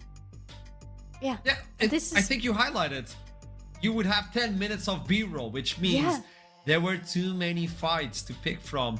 Usually when we see the top dogs in the league fight, it's like we fight for a reason, we got the fight, we got the reason, we got the objective, we move on. Like LR, they don't fight just because, they find a reason to fight. And Bulldog was just going, hey, we want to bite, and they were going for it, but they got a little bit scruffy, and the One getting online was scary.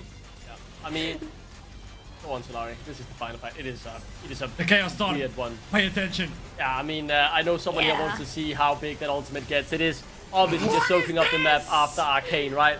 But, I mean, this fight, it looks very controlled and clean and executed because this was a snowball.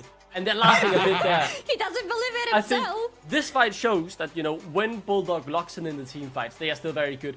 But this game, looking at the goal lead 10-15 minutes in, should never have been this much of a long race. Because 35 minutes for this game, not impressive. Look at the damage dealt as well. They don't near. How did this game last 37 minutes? Near zero damage on the side of Chaos. Like, what? Yes. Very good questions you ask here, Duckling, and I'm afraid we don't really have the answers for that because this game should have been much shorter. There was some point where we're in the green room, looked at the fight, and we said this has to be the last team fight, right? No, we had like 4 or 5 more fights after that. Bulldogs, we talked about how they're scuffy in the early game, but actually come online in the team fights later in the game. There is more to worry on here because team fights in the late game were good, while everything that happened in between them and before them as well was questionable. We talked about Bulldog so much on the early game, they finally fixed it, but now what is happening with the mid and the late? Let's see if they're capable of fixing this moving towards the second game. As it stands, it is match point in favor of Bulldog Esports. Can Chaos bring it back? By the way, Chaos picked blue side. We'll talk about that further on after a quick break. I'll see you soon. Don't go anywhere.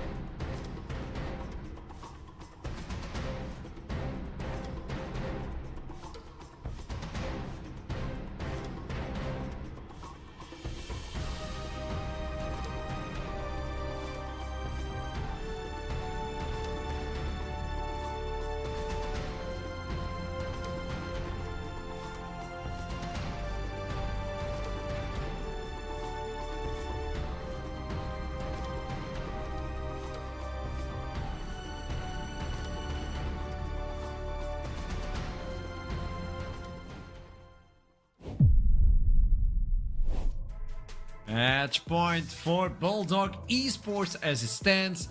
Beautiful beginning. Questionable mid-game, but they got it nonetheless. As they move on to second game, Chaos will pick themselves the blue side if they want to get like a priority pick. This is also fearless, so all the champions you saw before are gone, no longer in the equation. But I still think a lot of them, like Powerhouse for Bulldog Esports, are available. I would like to look into Cayman, Lulas as well, and Exofang can play whatever Exofang wants.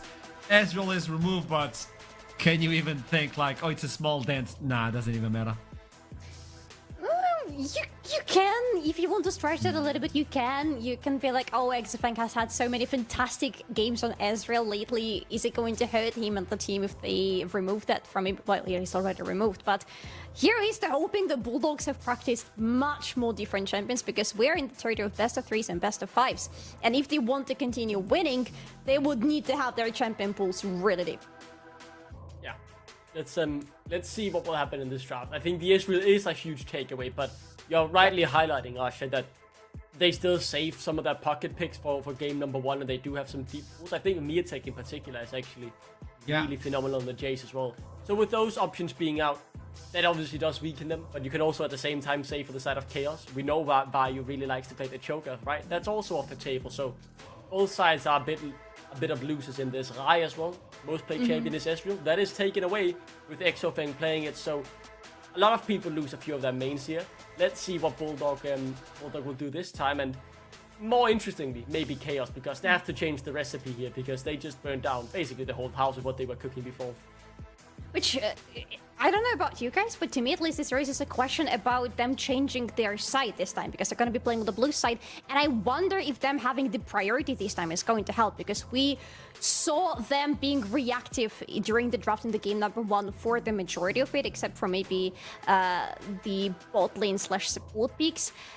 But I wonder if they can cook something more interesting this time. I wonder if they can find more comfort having the first pick and being the ones being in control of how the draft is going to look like.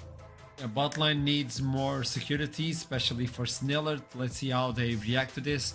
I was saying Kasing when Leona, that's a scary duo when they play like Leona and Kasing.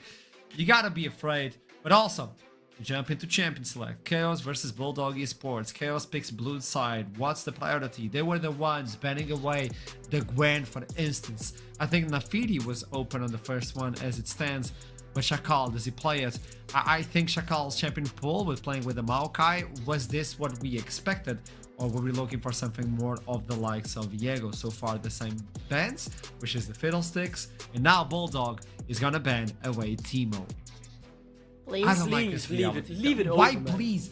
Leave it open, yes. Leave it I open. want to see Vayu play it. I think it would be fun. Yes. But you know they will ban it, right? They do kind of have to, end up banning away one of their one tricks. But we will see. Maybe they feel confident enough saying we don't need to, but no, they do finally figure it out. I think for Chaos now, though, you're on the blue side. Why are you the one banning Gwen, guys? You could have banned the Skarner here. You could have banned the Ahri as well. You had the liberty to do so, but Bulldog instead just continuing banning away some of these pocket picks. I do believe they're really trying to limit out Vayu's champion pool here, especially after losing the Cho'Gath. He could be a bit, and has played the Poppy in the league as well, so that is something he can whip out. But a lot of strong power picks are opened, and I mean, Chaos was one of first picker. We'll see what the final two bans are, but undoubtedly there'll be some strong choices left. Just don't do the thing. Don't. Yes, don't, please. Don't. We don't talk Anything about it. We yes, just don't. We don't mention it. You just know what we're talking about. Yes, but they have an opportunity to secure, for example, a good jungler for Shakal, maybe something very proactive, maybe something very aggressive, or alternatively, what they can do is they can look towards the bot lane, because Varus, for example, hasn't been banned out so far unless Bulldog. Okay, thank you very much, Bulldog, for completely ruining my point, but it makes sense because otherwise it could have been a takeaway for Chaos. Otherwise, it could have been open for Bulldogs as well. And it's just such a good AD carry that doesn't really show too much to the enemy, but already secures you priority. Okay, yeah, AD carries, we got the Kalista. Played the clip before. I don't know if you want to it's talk one about of it. I think they have to kind of throw the whole kitchen sink at this game. It should potentially a last game in the upper bracket. There you go. Corgi's a knife say first pick, but I want to keep my eyes on Shakal this draft. Give him some agency early. when he's been besting the NLC, he's been allowed to dictate the early game tempo. Give him something like the Lee Sin, even if it isn't the most meta. I want to see something where he can be free, because he's been so chained up in this jungle pool because he's been playing the tanks all the time. I want to see him take the lead, and I mean, the Yari hasn't been banned. You take that dude, just slam in the Scanner next. I think wouldn't be a bad choice. No, but you can't pick that one. Shinza was already picked. Okay, it's the Vi. It's not an R1 or B1, but it's a paired up with Yari, and that's a good combo. You know, you have the lock in, you have the follow up. Everything is okay. It's okay, Saladi. We are secure, I think. Yes. No, breathing so far. It's fine. We have a really good pick already secured for Bulldog. We have already very good setup for them to be a threat to any additional immobile carry. So Chaos might want to pick for themselves. But hey, finally, tackling your prayers have been heard. This is a Viego for Shackle. That is something, right? That gives him a bit more agency. I would have liked the Lee Sin, because that's what I remember him most for, even in the Danish scene. But I do understand One can dream. Completely out of the meta, right? But I think this is a fine middle ground for giving him more utility and more ability to do something in this game. The Poppy is a safe lock-in for Bayou. That's the only game they've won so far as well, was when he played that Poppy. So let's I want to say this. I think that's a good start for Chaos. It's something here. Yes, it's solid. Yeah, we have some comfort, we have some strong picks, and at the same time, it is reactive to what Bulldogs have on their side, especially with that Poppy. I was hoping to see that Poppy pop up on the Chaos draft here, because versus Ari and versus Vi, it's going to have a lot of value. But EXO, thank you, never disappoint. Thank you, never change. I mean, you only have a few bands away in XFN picking the Draven. I like it, but it also puts a target on your forehead. Yeah. You know, people are now looking at you, and the bot lane from Chaos can prioritize that. So you know, Shakal can follow up to the bot side. Now it's onto the champion pool of supports. Braum was the previous one, Leona and Nautilus are gone. So maybe if you can pick up the Rel, that would be a good one. What I want to say Rel is, has to be a big one. Yeah. I just want to say shortly on the Draven point. You saw how dominant they were 2v2 last game against this bot lane from Chaos. Yeah. You now have a lane bully. I mean, if you could get 5-6 cash outs in the laning phase, it wouldn't be even be impossible. This Exofang Draven has all the resources he needs to succeed already. I mean, obviously, you can play around even better, but I mean, this could be scary. This could be very scary for Chaos. I also worry about Chaos much more right now, because where is this Corki going? It looks like right now they have an opportunity to try to answer Draven on the bot lane, but if they do so and rotate the Corki to the mid lane, they have pretty much no solid AP damage in the team that is going to limit them. And if there's going to be a tanky top laner for Medic, like something like Sante, for example, carries are going to be screwed in the team fights, because how do you get through Bulldog's front lane? So I am worried. Chaos have gotten themselves blue side, but it doesn't feel like they've gotten all the value out of it. Priority picks or what could change. Bulldog! Bulldog The is Bulldogs there are you go. barking. The Bulldogs are barking. They are feeling confident in the draft. I think Solari is completely right, because it's still Rai in the mid lane. I would want him on the Corki, but then Baki has to play something different. Do you play, the Orianna, or do you take a mage to the bot lane? You know, you need someone with damage, not just an enchanter, right? Because the Seraphine won't be enough AP damage, or someone else you could throw down there. It needs to be an AP carry. And, I mean, what is Baki going to be cooking up there? Miatek at his second strongest champion, in my opinion, of the Rumble. I mean, this draft, it feels illegal. How are Bulldog getting this in the second game? It's too strong. We've seen in the past something like the Ziggs to play versus the Draven, where you just push the wave, you ignore him as an individual until you can finally shut him down. Is that a Baki play? Well, yes! I mean, it has to be, right? Because otherwise, what else do you throw on the bot lane, especially with Kalista being banned by Chaos themselves? Ziggs is an excellent answer here, and this way they rotate this Corki in the end to the mid lane, and they have Rel to top things up, because otherwise it could have been a really good pickup for Kazing as well. What is Kazing gonna go with? Alistar is banned? Oh, don't tell me I'm getting another Johnny game in 2 days in a row. I mean, sense. It actually makes could very well be. You get the extra AD, you get the slows as well. I think Kazing will lock the in. Draven? Yeah, I mean, it's locked in. They do have a pretty squishy front line, right? It is not really the most direct front to back, or can at very easily be taken down. But I mean, if they snowball their lanes, it won't matter. We saw how strong they were in the laning phase in game 1, right up against Chaos. So if they repeat that, this comp should be easier to snowball, in my opinion. but they just can't afford to make those mid-game mistakes again, because then this could be difficult. Yeah, because otherwise in the mid game, actually, that's where they're going to be pretty much at their weakest point in the game. That's where Chaos can try to bring them down if they learned a mistake from game number 1. Match point in favor of Bulldog Esports. Duckling, where do you stand in terms of champions when you look into this composition? I mean, I think the thing is, I think Chaos have something better here. I like that they've got Ryan an AD carry, essentially, because he is an AD carry in the mid lane, and he is their most consistent performer. You even saw it on the Yone last game. But for Bulldog to get away with this draft, it is daylight robbery. It is absolutely illegal. And that's why I'm going to predict a confident 2-0. I stand with my dog. Bulldogs all the way. Yeah. Bark, Well, bark, not baby. not leaving your body to this one, so take it away, Carson. What do you think? Oh man, Duckling saying bark, bark, baby. Like, that is going to haunt me until the end of days. Trouble, we're here. Game 2, match point for Bulldog. Just what everyone expected, right? Yeah, absolutely. Just not in the fashion that it went down in game 1, but you said a win is a win is a win is a win. So yeah, I just want to talk about something that Duckling said, that Not Bulldog bark, Esports got bark, away with an baby. illegal build. What the heck is illegal about Janna with Draven? Wait, where's the pike, Kasing? Give me something. Give me something, Juice. man. You want some juice, really? Yeah, exactly. All Janna is going to be doing is... Oh, I quite forgot, his annoying, hands don't like- work, so he can't play pike. It's fine. Oh, no, that's mean, Trouble. That's really mean. Although not know as what's mean as mean? what's happening to Baki. Just flash the wall, do it. Yeah, well, Ooh. I fear for his life currently. I think that the members of Bulldog are fairly committed to killing him here, as Cayman's going to tank up a couple of tower shots, and it's first blood over to Lulush. Vio trying to clear something up, not quite able to take down the Draven, but I think Cayman will eventually fall 1-for-1, looking a little bit for chaos than it did at this point last time. Riot is thinking about it. He's thinking about it.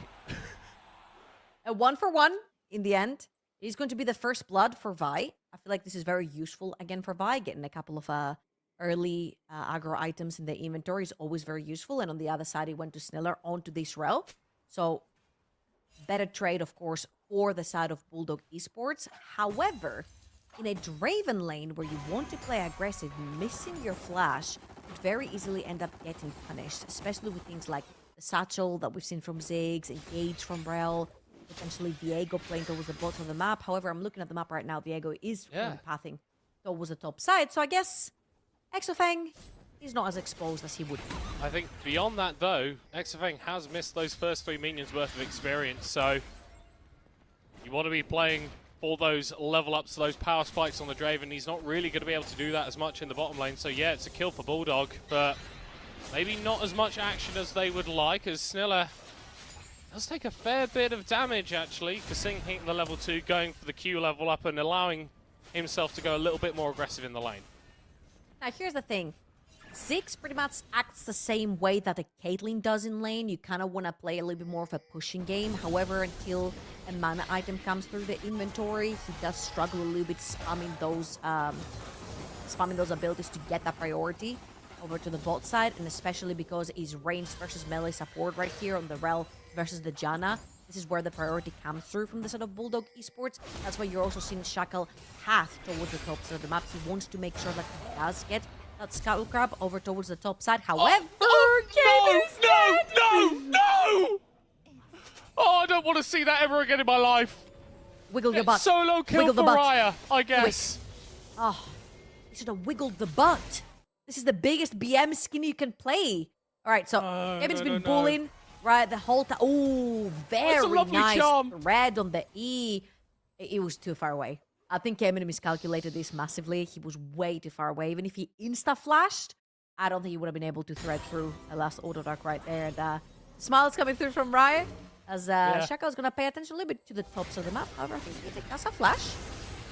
Yeah, that was the face of a man who has gotten away with murder, as Mirtek gets away from being murdered, having to burn the flash defensively. And yeah, a wacky early game, but in my mind, if I'm a Chaos fan, the mid game went pretty well for us last time. If we're not at such a horrible disadvantage going into it, then all bets are off. We could have a decent chance in game 2 of this series and push it to a game 3. Winner takes all. Yeah, however, for Bulldog Esports, this would kind of be disastrous, right? As I'm going to hold this one here. Oh, Raya just about Valkyrieing away from the charm. Nice attempt by Lulush, but ultimately only burns his own flash. Yeah, I don't think it was very well coordinated together with Cayman right there. And these are the things that actually really worry me about Bulldog Esports when we're talking about their early game and not being able to chain together a flash Q together with an Ari E is not the best, especially since Riot has been struggling this mid lane. He doesn't have flash. You could punish right there, get another kill onto your Vi, unlock her on the map. So far, it is a 0-2 for Cayman. And actually, Vi is doing pretty well onto the top in the top side of the map.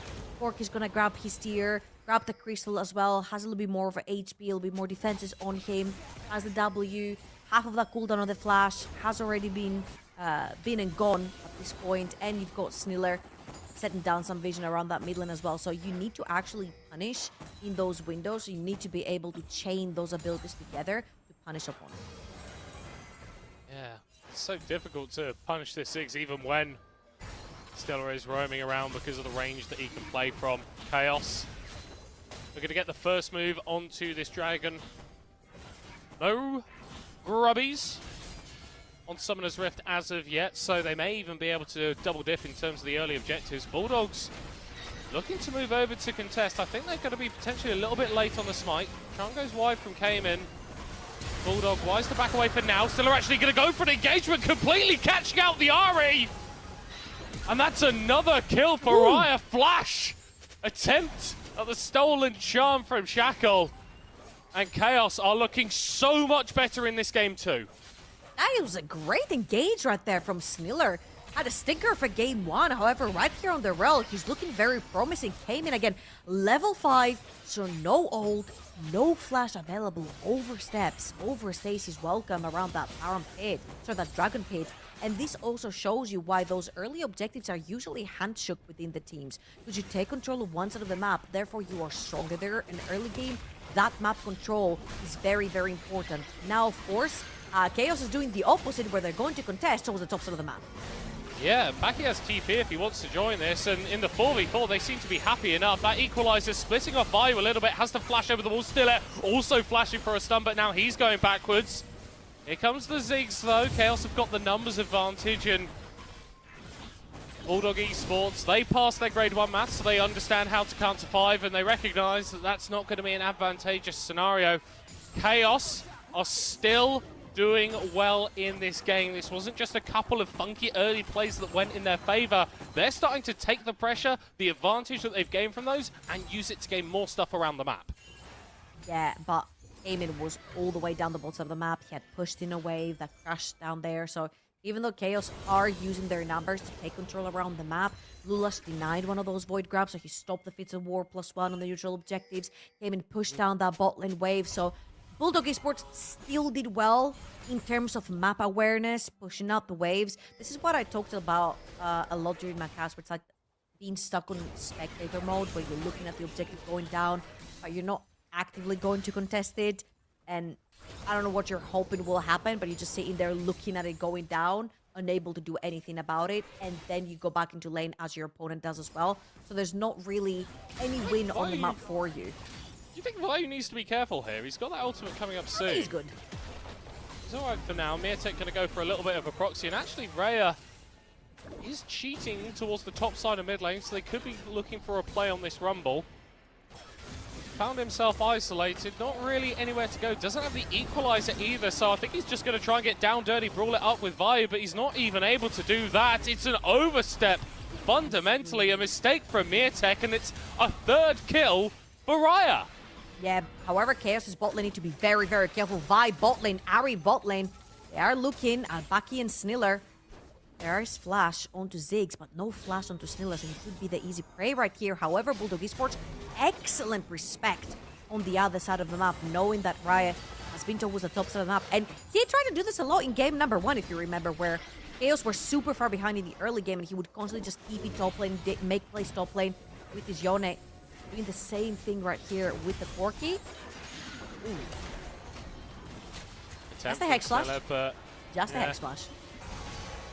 feel like Kasing and Exofeng respectively showing their positive attributes there. Kasing has spent enough time on Summoner's Rift that he knows that he can't stand that close to the bush, and Exofeng, well, that kid's just cracked. He's got a sixth sense of how everything works.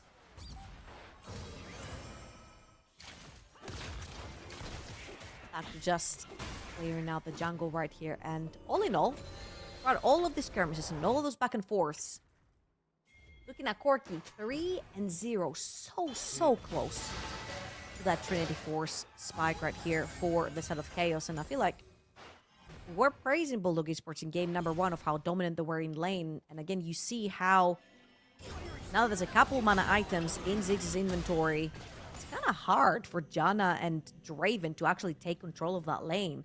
This is why I was kind of worried that, you know, Alistar was out the picture, Leona and Nautilus were taken in game number 1.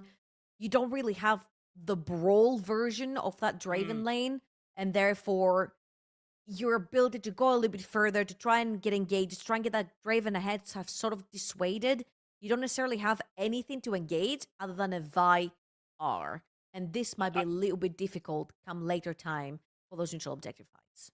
I feel like it's been a fairly well-trod narrative that we've had around Kasing for years now in the NLC. It's like, do you know what? He's a fine enchanter player, but if you want to get Kasing at his maximum value, you put him on an engage. You put him on a Nautilus, an Alistar, a Leona, a Rakan, a Thresh, a Blitzcrank. There are a million champions that can get fights started out of the bot lane role, and not really been able to do that. And I think that something that we've noticed is there has been a little bit of a lack of proactivity from Bulldog in this early game, and I think a lot of that is due to the fact that Kasing can't run into lanes and just secure kills for free for the rest of his team.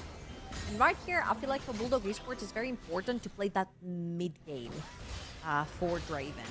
So there's 2 iterations of that Draven. You either play super aggro bot lane, play for as many kills as possible, as many small cash outs as possible to try and get him consistently ahead of the curve, or you bank up your stacks and you guarantee a kill in the mid game. They do have the tools. The Ahri plus the Vi together with a Draven ult can definitely cash him out in that mid game. They just have to be 100% sure that he's going to be a cash out. Looking at Chaos, if you do let them scale, they look very, very scary. Corki going to be immense. Ziggs going to be able to rain down damage from a million miles away, and then the Viego problem. All he needs is 1 kill in a team fight, and then he takes it over. Massive from Stiller! Oh, that was beautiful! Oh, that was really quite exceptional from the Chaos support. Riot's actually going to go down for the shutdown for Exofeng. That looks so damn good for Chaos, but that's the money kill for Bulldog's ADC. Ka-ching! Here comes the Bloodthirster through for Exofeng, and now he can play a lot more aggressive together with that Ahri and Vi combo that we've been talking about. That was so miscoordinated from Chaos. Shackle goes in, throws his ult, throws his Q, and then there's nothing. When Steeler gets that big engage, there's nothing. If Chaos stick around here, without their massive ultimates, I don't think there's any way they can just walk in and contest. They're gonna realize that now. And then play it over the top side of the map for the Void. Grab the second set that has actually spawned. Vayu, too far out, not a lot of mana. Came in. Might look to take him down here, although I think a more reliable source of gold is going to be the wave that he's picked up here. Chaos are making a play onto these grubs. Already got a couple of them, but this time it's Bulldog who are able to bring a little bit more to the party, and early game for Chaos starting to fall away as Bulldogs find themselves in the resurgence. I mean, it's scary, right? Suddenly a Bloodthirster, Rod of Ages, Ahri and Draven walked into the top side of the map. You have Ahri ult as well. And a lot of the massive engage or fighting tools from Chaos are missing. So there's no way you're gonna walk into any side of the river, actually. They've lost the bot side and they've lost the top side. Both neutral objectives going over to Bulldog Esports. And that's a much more promising early to mid-game bridge by them. However, let's see how this is going to keep going, because again, I want to reiterate that their composition doesn't work very easily. The only engage tool you have is a Vi, followed up by Ahri and artillery from Rumble. You don't truly have a composition that Draven can thrive around. Plus, Janna is not necessarily a follow-up champion, This is an enchanter. She's there to keep you alive in the backline. So I'd like to see how Bulldog Esports are actually gonna pilot this sort of weird, wacky, engage but not composition into a proper front to back that Chaos has. It does feel like... hold that point, Chaos able to steal away the blue. It does feel like we've got two compositions where the first kill in the fight is very, very important. Bulldog get that first kill, it means that the engage with the Vi has worked out. They've got the resets on the Ari, you've got that Draven running forward as well, but we already spoke about it. One kill for a Viego and he can just rip you apart. Chaos and Bulldog, both even Stevens. Roughly 14 minutes in. Both teams with a fair few of their guys around the bottom side of Summoner's Rift. And I like what Chaos are doing here as well. They're putting Ziggs on the shorter lane over in the mid lane, and they do surround him a lot with Shackle and Sniller grouping up together to take some control of the Rift. And then they're going to put Corki on a bit more of an open lane, especially now that he has Trinities and a bit tankier. He deals a lot of damage. 4-1 for Rai. He's having a completely flipped game from game number 1 onto this Yone. 700 gold up onto Cayman, who has been struggling in this particular game. A few missteps, especially that 1v1 earlier on, have caused him a little bit of pressure. However, no objectives on the map means you don't need to pressure anywhere if you're Chaos. You are playing, the scaling game on this side of the Rift. So no neutral objectives. You get to take a breather. You get to push down your lanes, play a little bit more slow, set down your vision, and try not to feed that Draven anymore.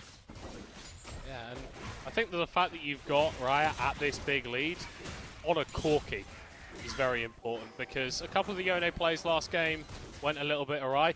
This guy has been playing ADC for a very long time. He knows how to play Corki, and looks like Chaos know how to start off a fight in the enemy jungle. Lula shut down before he can escape.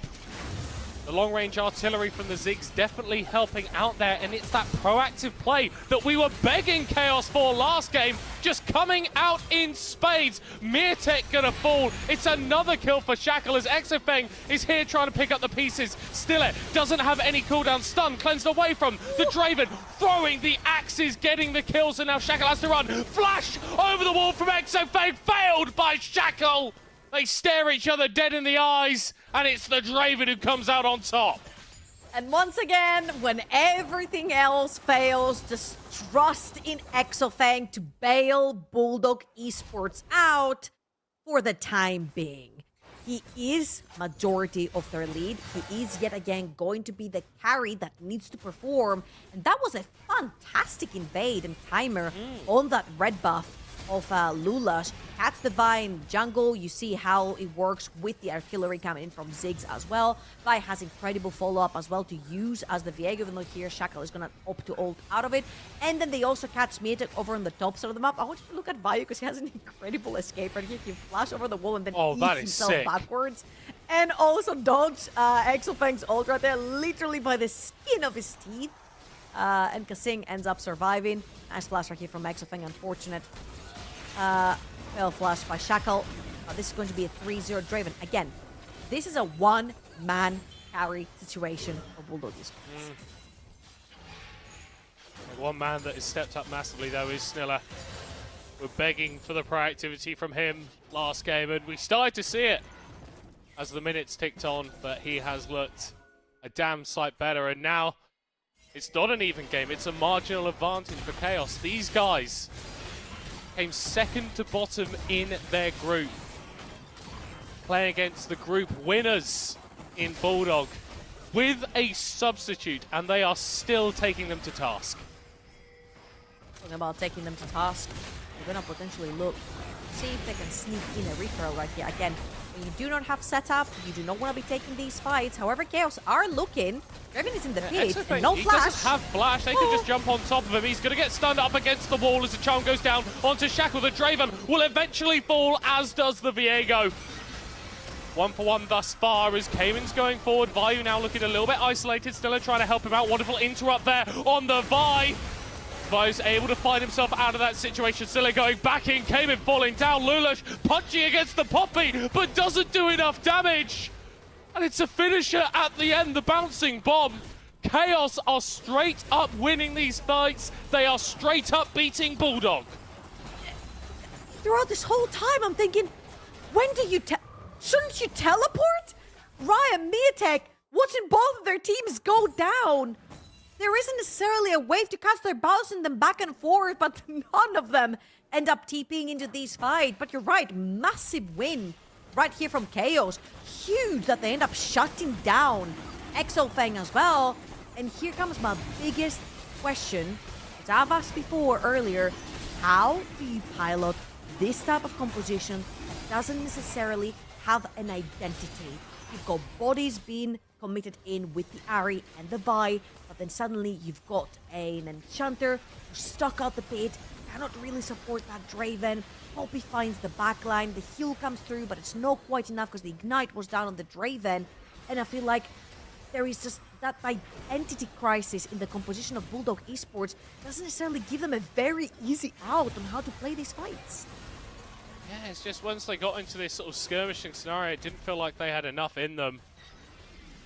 And my oh my, what a performance from Vayu. The bouncing bomb to finish off Gasing, but that Poppy has been a complete nuisance when they've been getting down and dirty. State of play, 2,500 gold lead for Chaos, 19 minutes in. 2 Dragons to Chaos, 19 minutes in, and +5 in terms of the kill department as well. Bulldog are going to have to find something in the mid game which hasn't been their strong suit this series if they're going to want to pull this back. I don't know how they're going to have to get like a miraculous fight where Heyman and Lulash find Aki or they find Raya and they take him down. However, you mentioned it, though, like one goes down, another 3 rise up. Poppy does a bunch of damage. You've got Viego, Corki, Ziggs. You heal one. This is pretty much what you want, right? You mentioned it earlier. You buy ult in, you kill someone with... Oh my god. Okay, it's a little bit of panic. Nerves. You kill someone together with the Ahri, you get the reset. However, there's 3 more damage dealers on the side of Chaos, and they've got a pretty straightforward front-to-back composition.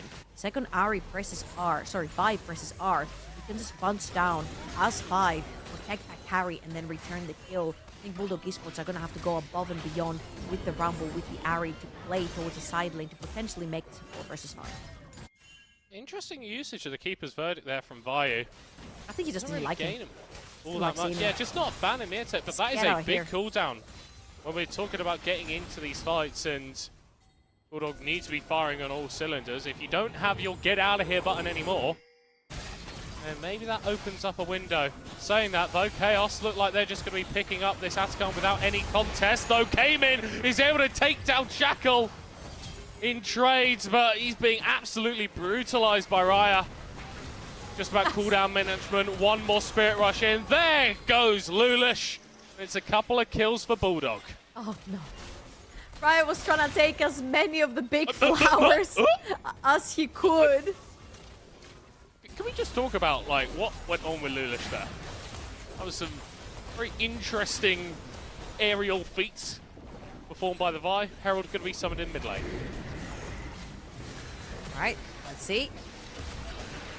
There is a bunch of people underneath this tower. Snilla's taking a lot of damage. I don't think Chaos can actually defend that with Poppy, of course, over on the top side of the map. And that was a very interesting interaction down the bot lane in general, because Shackle ends up going down instantly to Cayman, and then Raya is sitting there like auto-attacking the flowers, not necessarily taking it to Cayman. And at this point, Bulldog Esports had actually wrapped around and got to the bot side of the map. So Chaos right here, it was a pretty substantial gold lead, but it's pretty much evened out now. About 1,000 gold difference between those two teams, and the majority of that again sits well, majority of that sits onto Poppy on the top of the map, which is not necessarily the champion that he wanted to sit on.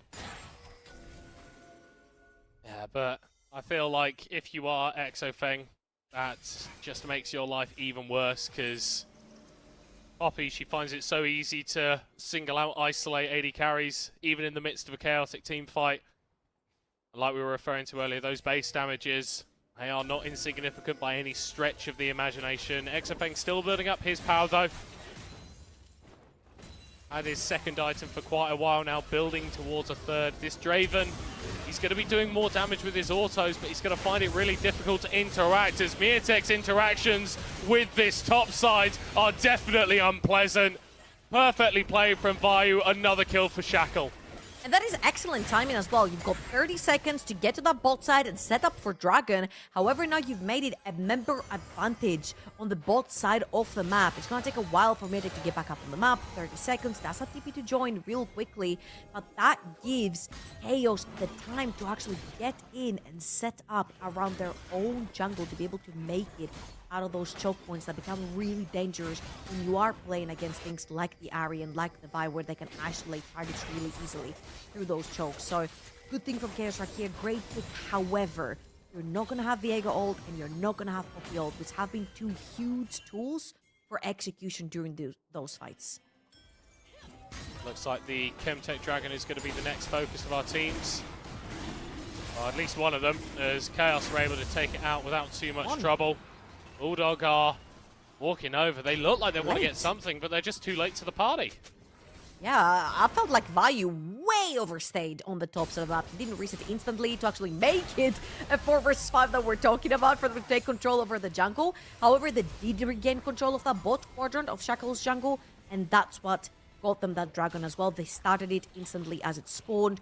Neotek was not quite up. He had to charge the TP, and they took that time in their hands to grab that neutral objective, put themselves on soul point here as well as having the feats of strength. So far, so good in the early game. Oh no, Bucky! Oh no! Oh no!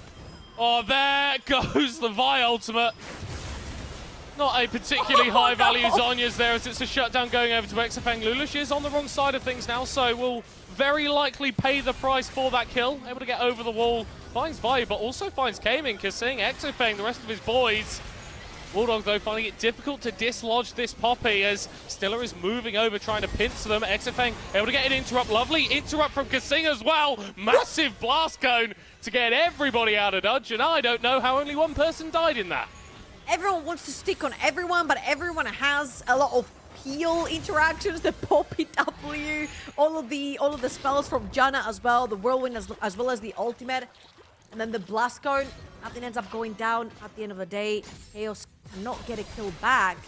It was kind of unfortunate from Bucky right there. A little bit of overextend, ends up getting caught. Another kill, very crucially going to Exafang, who just completed his Infinity Edge as well. 2,200 gold up his counterpart. And Chaos are going to have to figure out a way to actually shut down this Draven. Because while Vi and Ahri can keep you pretty busy, and especially Ahri, who's super mobile as well, I feel like Exafang can do a lot of work.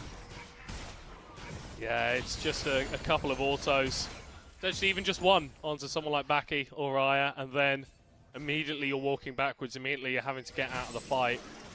Being able to play at optimum range is so important versus the Draven, because any overstep can get punished pretty severely. Chaos, though, they're still doing their due diligence. They're trying to get a lot of pressure in this top side, establish some vision, force away Bulldog, and honestly have set themselves up quite nicely for the Baron, which has been on the rift for just over a minute. Yeah, they've taken control over the top side of the map. However, they've not taken vision control over on the top side of the map. Their vision is very shallow for the time being. You need at least a couple of wards towards that red buff behind the pit to actually fully control that area of Baron. Talking about controlling. Yeah, we are just going straight onto that Corki. Raya actually able to flash onto the tower and just burn through Lulush. Oh my words, the Vi getting Gatling gun down, and Bulldog try and make a proactive play. They can't do anything with it. Raya is TPing immediately to the top side. Enemy jungle is dead. Let's go for Baron. Absolutely the right choice right here. They caught Exafang. Oh, but the survival, the peel from the Janna is just nowhere near enough. He's burning through Sniller. He's able to get him at the death. Well, I'm sure that Chaos are going to be absolutely fine with trading their support for the enemy ADC. Still, death time is ticking down on Bulldog. Lulush up in 10 seconds. Chaos, they reckon they can do this Baron. It'll be at least another 20 seconds until Lulush gets anywhere near this pit. And you've got Ziggs, Corki, and Viego absolutely beaten down. You see that Bulldog Esports don't want to go down without a fight, but they do not have Ahri ult. Oh, that is a lovely equalizer, Baki. With that Zhonya's again, Raya being forced out of the pit. The Baron is falling low. The Baron is falling to Chaos.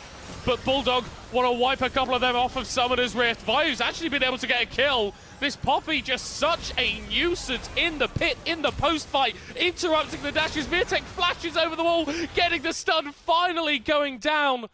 But Chaos, they get that big buff. They get on out of there with most of their lives. This is such a turn up for the books, Trouble. And that is a huge advantage right here. Having the Baron buff means pushed lanes, means you get a lot of control in enemy jungle, especially since mid lane and bot lane tier 1 towers have fallen for Bulldog Esports. You can use that Baron buff to take control of enemy jungle and actually have a chance for that soul. As you can see, Chaos right here, they're pulling everything to take that Baron down, but a fantastic equalizer had already melted Riot and Bucky. That is your 2 heavy damage dealers already down and out of the fight. And as you can see, Vayu remains in the pit. He will get a sing, but Bulldog Esports will clear everyone else. So only 2 buffs remaining. But again, so important. Soul Point is coming up. Hold up. Ooh, Meerset potentially caught, but gets on out of there. Mega Inferno Bomb used from Baki. That is a big cooldown. Level 16 Ziggs with 3 items. Chemtech Soul, if Chaos can get this one, Bulldog really don't want to give it to them. They will be successful. Bulldog taking down the Chemtech Drake against the run of play, but they're maybe looking for a little bit more. This is a bit of an isolated situation, but they're able to find Rhea. Attempted engage from Scylla, completely knocked away. Cayman gets a killing spree onto the Viego. Vayu goes into the backline and finds absolutely nothing out of nowhere. Bulldog fight a huge fight in the bottom sides. And how much can they get with this? And that's exactly the combo we were talking about. R on Vi plus Ari follow-up. They grab Raya, they take him out. That's the Corki out the picture. And they split Chaos, which means they can no longer front to back. Right here, Bulldog Esports, they've got the chance to open up the base, both in that bot lane and the mid lane. That will be huge for the next Dragon fights to come. Well, they're backing away from the bot lane in Hib Tower, not wanting to go a bridge too far. Just taking the structures they know they can get and backing away. The gold lead, as small as it is now, has swung in Bulldog's favor as we crest 30 minutes. Lovely engage from Lulas, but it's still all on Exofeng to be the damage dealer in these fights. And he's done that just fine. He's kept himself alive. I feel like Async has constantly been right behind Exofeng this entire time, and I feel like he's been excellent with his peel as well. They haven't allowed Shackle to get anywhere near or Vayu. Talking about this though. How's Sniller there? He's looking quite near, but there's no one to help him out. That was a lovely Mega Inferno Bomb, but ultimately Exofeng gets the kill. Vayu now going to be going into the backline, knocking a few people away as Cayman tries to dash on out of that situation he's found him into. Lulish going into the backline to take out Shackle, trading the junglers away as the Ari's now caught out. The damage to Rhea is disgusting. One last rock hit as Exofeng is pinged against the wall and puts in his grave. A re-entry for the Corki, a triple kill for Raya, and as soon as it looks good for Bulldog, Chaos snatched the game right back. Whoa, that damage that came through from Baki's Ziggs was absolutely disgusting. It's been a complete back and forth. We look at the gold graph at the very end on the PGP. I'm pretty sure it's going to be something like an LPL gold graph for sure, up and down the entire time. However, Chaos right here got the chance to push the base themselves. And let's watch this one more time. Because how we... Like, Sniller is like 3 trillion years ahead of his team. He is a fantastic 4-man ult. But there's no one there. Oh my god, that ult took a sink from almost 100% to 0 on this Janna. And look at the peel from Vayu right here. They take the Hourglass off of Cayman. Lulas overextends. Bucky is untouched. Fantastic W on the dash forward from the Ari. And Vayu gets that stun onto Exofeng the second he tries to step forward to capitalize on the low HP bars. Vayu has been an invaluable piece to Chaos this particular game. He is, for me, the unsung hero. He's played an incredible game to peel, to find backline, to isolate Exofeng, to keep his carries alive. This Poppy is everywhere. Yeah, and I feel like this game could end anyway as it stands. Kasing having to pop that Shirelius to get on out of there. Still ostensibly an even game, and I only feel like it's as even as who wins the next team fight, because it has been a little bit chaotic, a little bit scrappy. We've got a Baron in 40 seconds. We've got a Dragon spawning in just over a minute. Soul for Chaos, see if they can get that Soul point for Bulldog. We're starting to get to the point where these fights, which have been oh so variable, become so much more meaningful. Vayu attempting to engage on Lulas as Miatek is 1v1ing with Shakel on the other side, and the Viego goes down! Lulas now fighting up with Stiller. Chaos getting split. Riot TPing into his death. Oh my word! It looks so good for Bulldog, then it looks so good for Chaos, and then it swings back once again. Came in flashing, looking for the charm. Not quite able to find it. XFX speeding himself up. And back he pops Golden. But he pops down Kasing with the kill. Maybe one more onto Vayu here if Bulldog are feeling particularly adventurous. They get the charm down onto Sniller. Over the wall. They're looking for the Rel. Stun against the wall from Vayu. But he's all on his own. Tanky but not tanky enough. Bulldog in the base of Chaos, looking to clean up this game, looking to clean up this series. It has been messy, Georgia, but a win is a win is a win. I think that's gonna have to be the motto for them, Middlecott. It's not clean, but it's a 2-0. Bulldog Esports secure their spot in the next round, but Chaos, they are going to be a very scary customer in that lower bracket. Underestimate them at your peril. But today, this game is all about Bulldogs. It's all about Exofeng with the ace as the Nexus falls 2-0 Bulldog. Obviously, congratulations to Bulldog Esports for winning their first round in playoffs. I have so many questions of that last team fight that we saw. I have so many questions. A 2-item Viego opening on almost a 5-item Rumble. He got turned into ash real quickly. Yeah. And unfortunately do not mean the champion. And it just looked messy from Chaos. And this is what, like, when we start seeing all the good stuff, you just start wanting more. And this is where the switch completely flips over. And you just see, like, all the bad side of Chaos. And Bulldog Esports, even though they didn't have the cleanest series, they're a team that will completely take control over your game if you show mistakes like this. Yeah, well, at least Jolly's going to be happy in Twitch chat. Bulldog with the 2-0. Let's see how the desk think of that game.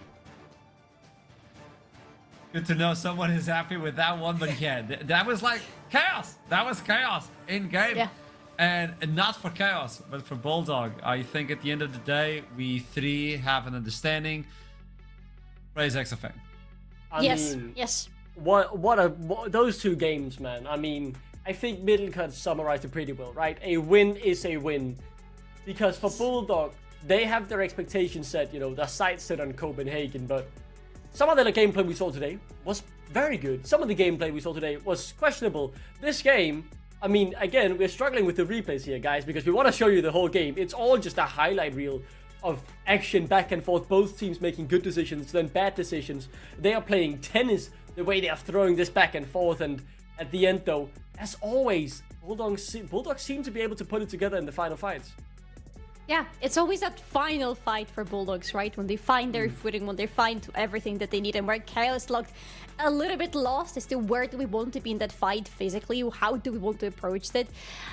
But everything before that fight, it looked like this game could have been the game for Chaos. It looked like this could have been a 2-1 series, because I'm sorry, but Bulldog were not on the top of their game. And I have questions all the way from the draft, actually, I would say, because Exofag, of course, was the pivotal player for Bulldog in this game, and his synergy with Kasing was really on point. Like, for the second game in a row, I want to mention that this bot lane of Bulldog really seems to have found their footing together. But when we get into the mid game, Exofang feels behind, not because he has been performing bad, but because there is Ray on the other side of the map who is outranging him so massively that Exofang often finds himself dying or being thrown out of the fight for nothing, just because he cannot get to the enemy as quickly as the enemies can get to him and to his team. I mean, it was just back and forth, fighting, punching each other, right? We make this move. You saw it here in the replay. Chaos make a good move, get 2 kills. Then Bulldog punch back, get 2 kills on Exofeng. Yeah. It was always this toe for toe. I get this. But before I'm able to just cleanly take the Drake, take the Baron or whatever, you fight back and get the 2 kills. And then we're still at this standstill where it was so even. I mean, I was trying to think back to the rest of the replays. I can't remember which one we selected anymore because I have so many moments in my head I think are worth highlighting. But That there showcased very much how this mid game was very toe for toe. Oh, this one. Which one is? Oh, this is actually, yes, this is about right where we're trying to go in, where we're trying to execute this duo of Vi plus Ari. That Ray is just way too hard for you to pinpoint like that under the turret and kill him. And then on top of that, Ray actually had, like, for the majority of the game, maybe up till the very last moments, he had a really good game on that Corki. On top of that, with the support of Ziggs from all the way from the back lane of Chaos, the team fights were really hard for Bulldog to take. Yeah, especially in this mid game, right? Here you can see Exofang able to get one, but I mean, this was Chaos finding, oh, they messed up on the bot lane. We can get more here, getting a Baron, and you think they are back in the driver's seat, which they rightly were at this point in time. Bulldog, again though, don't want to give it for free, so they made it a very hard fight. They laid out a good ultimate, but at the end of the day, Chaos walked away happy because they got the Baron and a few people survived with it, but Bulldog didn't want to give anything for free, and same thing could be said when Chaos, but it was Bulldog on the front foot. At the end of the day, I do think Chaos will bring this as not only a negative, kind of a positive as well, as they go to the lower bracket. And Middlecott stated that every opponent from Chaos from now on have to be afraid of what they can bring if they're this fearless. Because you play the game where Draven was able to cash in and you had 3 tiers and you were still able to finish those. You were still able to be a threat within the game. So there's always a way for Bulldog. Whoever you're going to face next, I think it was Middlecott who brought this up. Regardless of who you're facing, they will not let you slide with those mistakes. They're going to be heavily punished. So it's a win is a win. A win is a win. Yeah. I think both teams got a positive in the end. Yeah, this was one of the final fights, man, where they just catch out Rai, and he was the big carry. He had a few... Deleted. I don't want to call this a misstep. This was a good catch. He does has a misstep later on, but this was just absolute a banger game, man. Back and forth. The replays we've shown here just give a glimpse of the cinema that anyone watching this game was enjoying. It was... I mean, look at the goal difference! The swings here, I mean, it's insane. It's insane, but look at the damage on the Draven, and if you were paying attention to the gold difference during the game, you could see that for the second game in a row, Exafang was always in a massive gold lead there on the bot lane. It's like 2 to 3k always between the 80 carries. So Exafang is really growing in our eyes more and more, and you think, where is the limit to that? I think there is no limit anymore. The bot lane for Bulldog are making wonders, and with that in mind, let's toss it to the interview where one of them is waiting for us. It's gonna be the legend himself, Kasing! How you doing? I mean, I'm doing good. I'm happy, but I'm also not happy, because I feel like these last 2 games, I don't know, it should be clean, when you watch like Los Ratones when they play, you know what, they get a lead, sometimes they might throw, but usually they end it quite well. But for us, I don't know, we try to do too much. That's our problem. Too many plays, Yeah, we were talking about that first game. It could be so much faster when you look into the lead. Bro, you saw that Leona, like, I don't know. Enemy support is 0-6-0 and we can't win the game properly. Like, I don't know, man. It's like, we just need to be clean. We can be clean, we can actually play the game, we can actually win on our terms, right? And it should be like that. But I don't know, maybe it's just one of those days. Was clean. You were the protective, you were like, get down, Mr. President. It was like a Braum with a win. Honestly, yeah, tell me. I went the wrong build. I should have went Moonstone into Shirley into Redemption. It was way better. Because all I have to do is protect the Draven, right? I don't need to do extra damage. Like, we already have Rumble and Ari, But that's fine. I mean, a win is a win, right? And I got to play Janna, so I'm pretty happy. A win is a win. We keep saying that, but I don't know, boss. Things are gonna look weird afterwards. Tell me something. You were talking about Exafang, and we were like, praise Exafang. You're playing with probably one of the best talents that is growing right now in Europe, Exafang. How is the synergy going with this bot lane as well? You have so much experience. I kind of look at this like Los Ratones and Baus. Obviously, Baus has a ceiling that no one is aware, and a lot of professional players are bringing him up. And when I look at Exafang, I see the same thing, but you are the professional bringing him up. And you're playing on the same lane as well as him. How do you feel this is going? Exafang, the synergy is ceiling as well. I mean, definitely Exofang is obviously, well, he's shown a lot of promise, right? As an AD carry, he's young, he's like, he definitely has the hands to mechanically play really well. And obviously he's still learning. That's the thing that I feel like a lot of people kind of miss out on, He's obviously showing a lot of like prowess right now, but it's still a journey for him, you know. And obviously, with someone like me, I do obviously try and give him my best experience and stuff, or help him a lot with my advice and stuff. Because obviously in TV2, for bot lane anyway, it's very important that you're on the same page as your AD carry. Because if not, you guys are probably gonna die, like I did last week or something, you know. Otherwise, you know what? Like, he's definitely developing into a much better, like, communicative AD carry, because that was one of, I guess, the problems that I guess every rookie has, right? Knowing how to talk, knowing what to say, and when to say it. So yeah, it's been going good, very good. Big Boss, who do you want to fight next? You know it's gonna come up. Ready, Sack, Verdant. Who do you want it? I mean, obviously, it'd be nice to play against Ready Sec, right? But we already beat them enough. Maybe beat them again, you know, but it's fine. For me, it doesn't really matter who you're against. The only thing I care about is obviously our rematch against Los Ratones, hopefully, in the finals, obviously. But we'll see. Ooh. Okay, Copenhagen. I mean, let's get there first. I don't like to think much in the future. Hey, final word from us before we toss it to the end of the interview.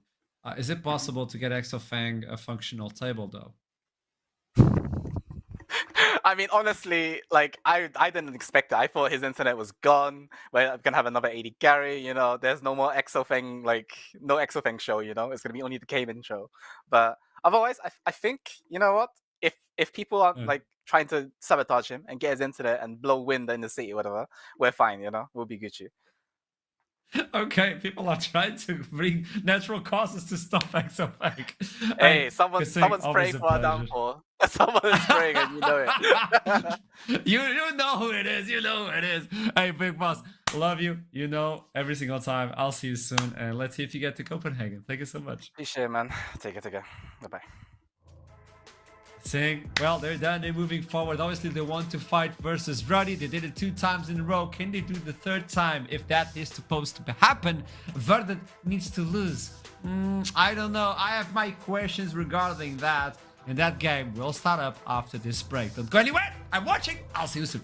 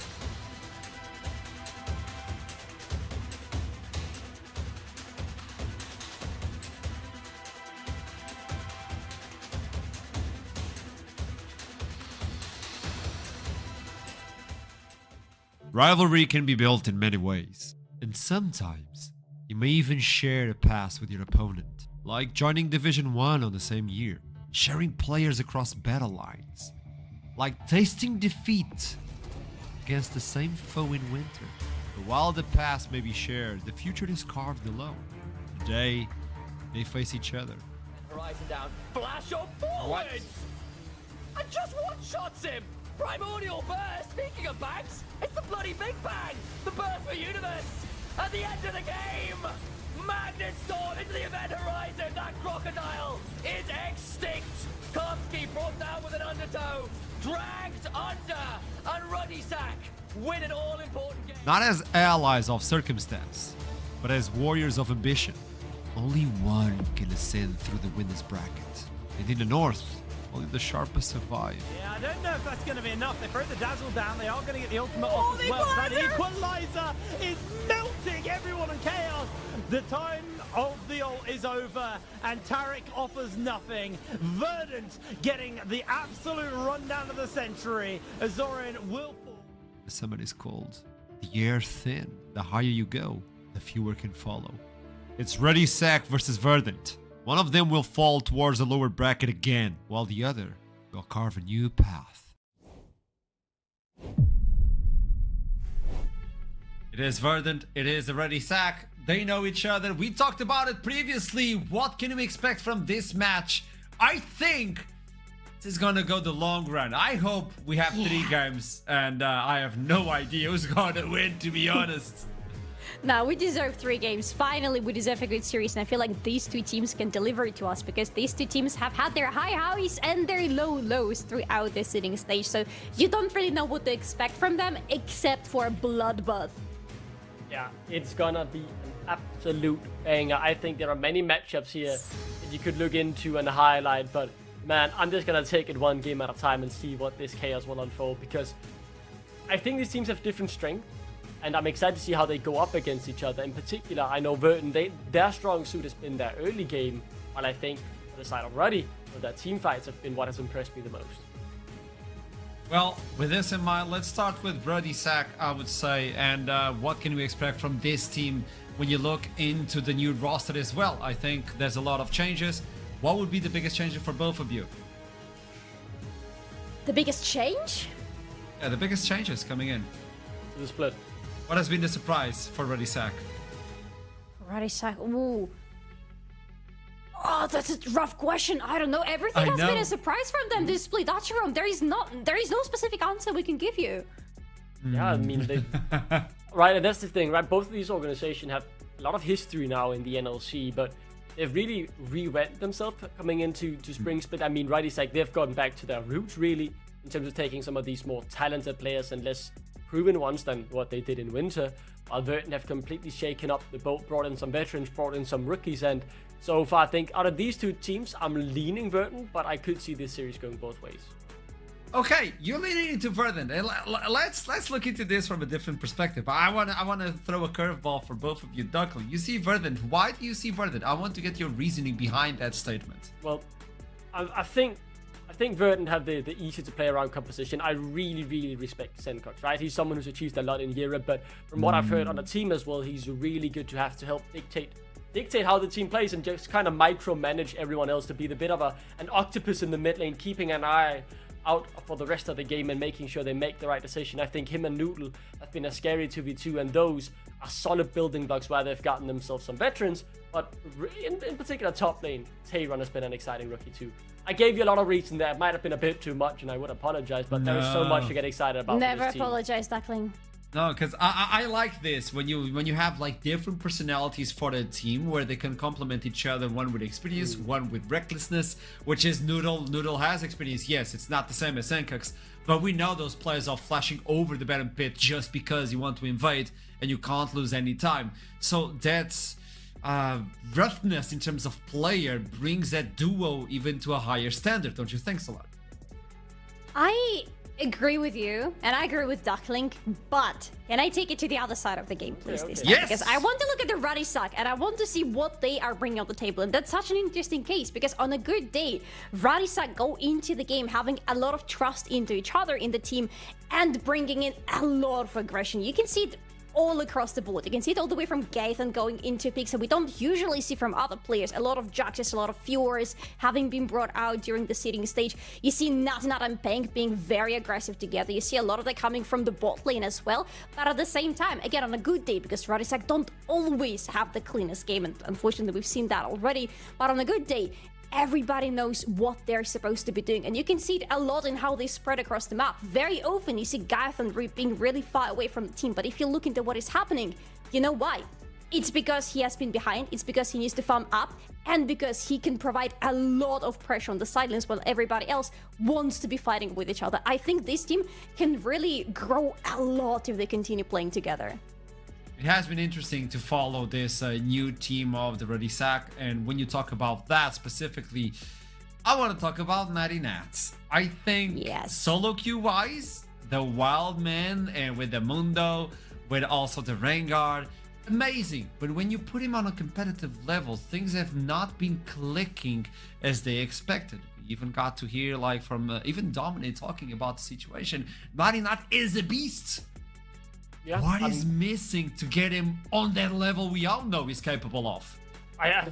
It's a good question, right? Because Natty Nat, there are no doubts about his talent, and we saw him in the first 2 games of the split really pair up well with Peng and look like that unstoppable 2v2 duo we knew they had the potential to be, but maybe they felt like they'd realized the potential a bit too soon, so they took it back a level, because we now know where that, I don't want to say the ceiling, but we know what level they can reach.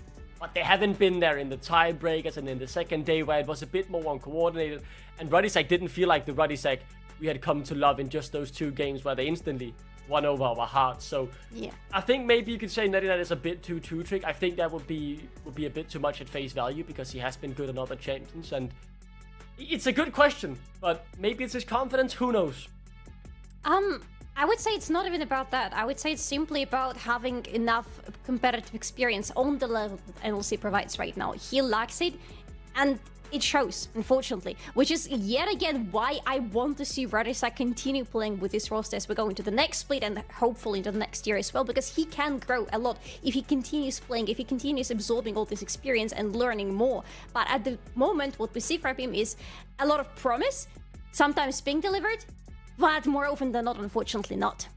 I mean, I see your points, Larry. He definitely doesn't have this, I want to say, big team experience, right? I think being relegated from the LVP last year. I know Natty Nat from his first time at Ruddy, where obviously they had a great finish. They ended up finishing 2nd place, but we all remember they had 1% chance of qualifying for playoffs and looked like solidly the worst team in the league in spring 2023 when he was last on the roster. And then they found the miracle run. They made their way to EMEA Masters, and it was all happy days. So maybe it's the expectation, it's the weight of actually now you're on a team where people expect you to be competing for a finals place or going to EMEA Masters, making it to Copenhagen. That's taking a toll on more of these rookies who are not used to the pressure of expectation.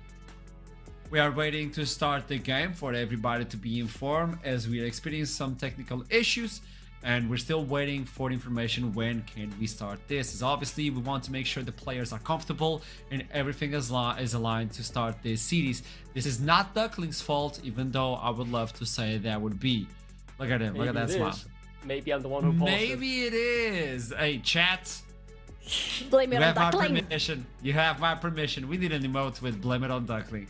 Now, talking about both teams, one of the things on that video we had was they share the same post in a lot of things.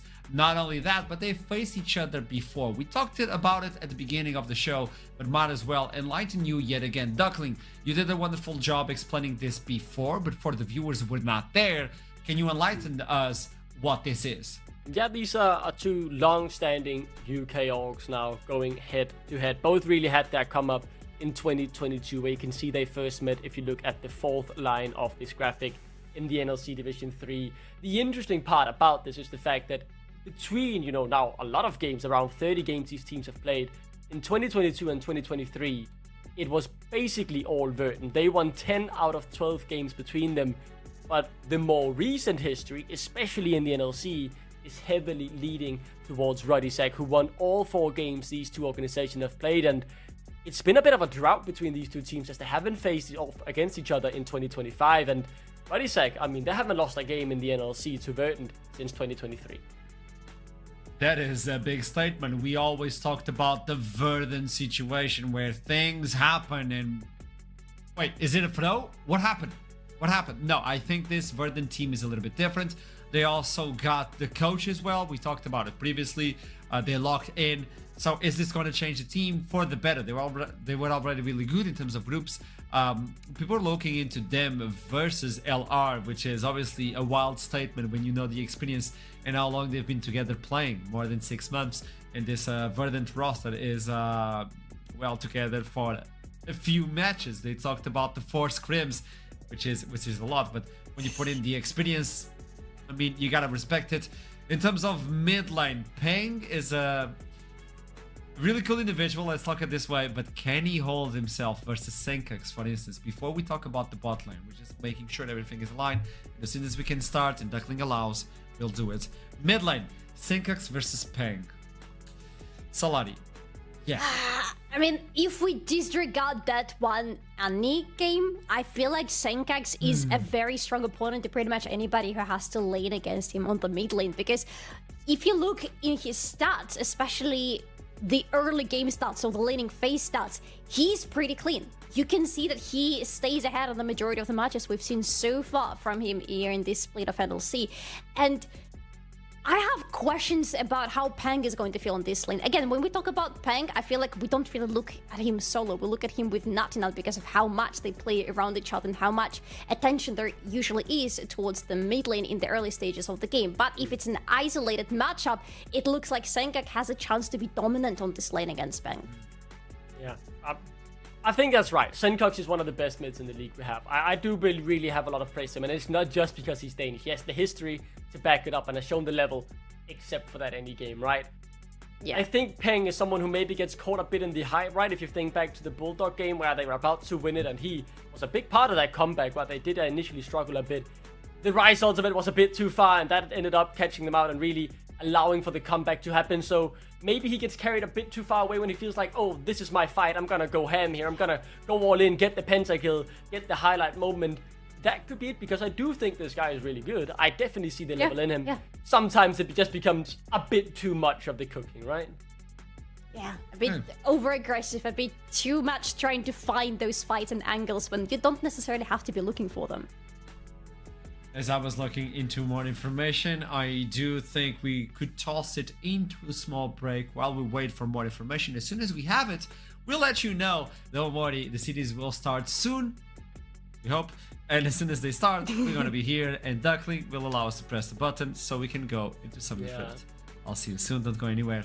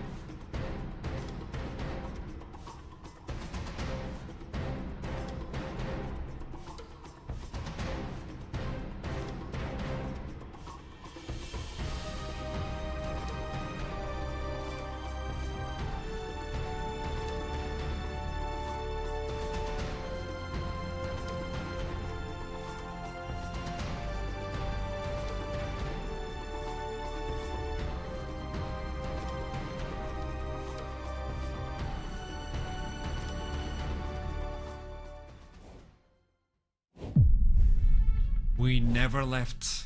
We were always here. Welcome back to the second series of today. It's going to be the Ready Sack versus Verdant. Both teams are waiting to jump into Champion Select. Hey! And there you go. Just letting you know. Oh.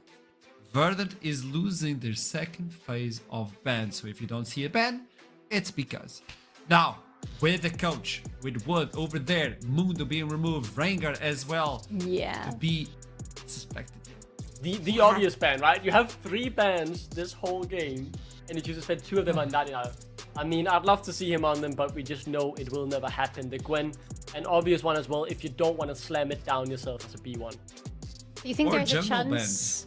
Yeah, do you think there's a chance that next one is not going to be a jungle ban and we might see a Fury for Noodle because he has already played it before? Could be.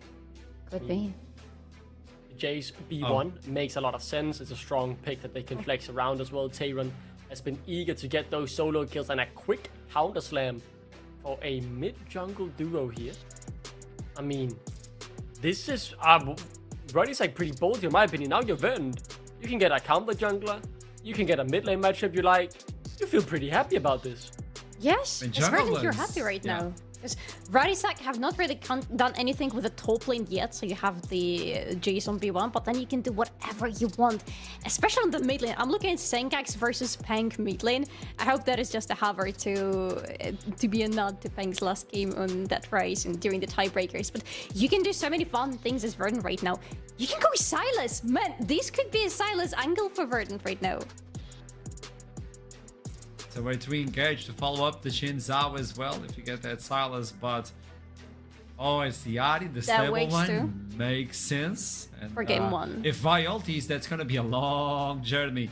Talking about long journey, you might pair it up with Gaethan, bringing in the Sion. I mean, we've seen Jace versus Sion before, but that's when the Baus is piloting it. Okay, yeah. So now the bot laners are just completely untouched. The ban has only been on Varus, and remember, Verdant don't have their second round bans because someone weren't ready in time. Regardless though, the big thing here is so much meta stuff will now be let through. So much! I mean, you can ban 2 more supports, you can ban an AD carry, but it's so few of the great AD carries and supports available that will be taken away. Do you want the Rel? Do you want the Nautilus? Which AD carry would you want? You can have anything except for the Varus. There are so many options right now. It feels like Redisec might just be eating from a buffet because they have the pick of the litter here. That's yeah, I love it. Radisec are so free to do whatever they want right now, but it feels like most likely they would like to lock in an AD carry right now and leave a support as a counter pick. Though, looking at what they have already drafted for themselves, I want to see something like Rel from Malone here because they have so much engaged. They have so many champions that want to go all in into the enemy. Give them a support that will do the same with them. Also, highlighting, Wolverine is back into the Ready Sack. Another one of the Mojo. He was the coach that made all the magic back in the past. It's good to see him, especially with the Yamato Cannon. So you have the best of both worlds, I would say. This team, I don't know, today might be a day to experience some greatness in League of Legends and Summoner's Rift. This is a really hyped up series. Now, okay, you instantly go for the Nautilus, you talk about the Braum, you talk about the You have to, right? Yeah.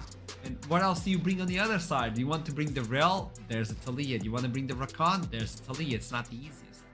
Yeah, I think the Lona and Braum ban were 2 very good bans, especially because you just got the first pick off the strong supports left. The AD carry pool is still pretty much untouched, so now it's Verdant to get to really choose what they want. So they take, I mean, I get that. I guess that makes sense. Obstinatus is a big engaged player, right? And you've taken away the 3 other big options there, and then you just take a safe laning AD carry for Shiganari who can scale up as well. Ikogi has been nerfed a bit, was a bit too strong of a lane bully after they changed him back to the AD build, but he's still alright. I think that's a very safe second last rotation there from Verdant. Well, teams are picked as it stands. This will be the first match of Series Verdant versus the Ready Sack. We built up the hype. I want to know, where do you stand for the first match? I know Solari, I know Duckley, you both won 3 games. Where is the first one going to land? Man, this is so hard to say just judging by the draft and knowing these teams especially. You really don't know which direction this game is going to go. But if I were to pick somebody, I would say Radisak. They look like an easier composition. They look like a safer composition, so I would go with them. Duck. I think the top side of Verdant is so strong. They've really gotten everything they could have wanted in that top side in the draft. And I think that will be enough to pull them through, especially because their bot lane won't fall too far behind. Well, it's a split amongst the desk. Is it the same on the castle? There's trouble, and Minocott will take it away. Declan, start the game, please. I will. I'm not biased. I promise you I'm not biased. This isn't a Verdant jersey that they gave me back like 3 years ago or something.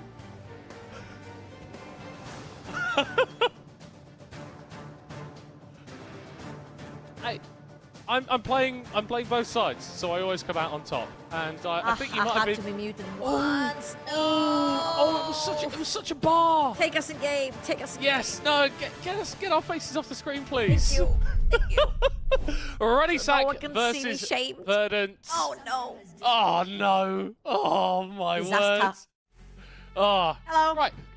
Thank you, Desk, for throwing to us just now. Nothing else is going on. Trouble, how are you feeling? I'm feeling great. You know what? I'm gonna say something that I don't say very often, but that is a fantastic draft around Vi from the Ruddy Sack.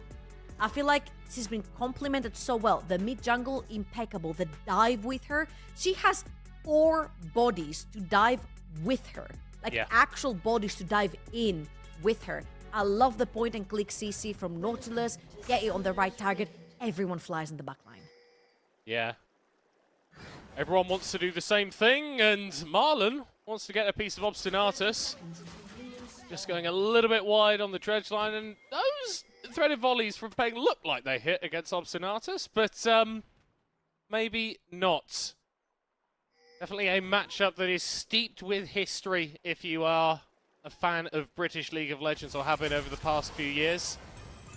Nathan, they're taking a little bit of damage at the level 1, but not too much.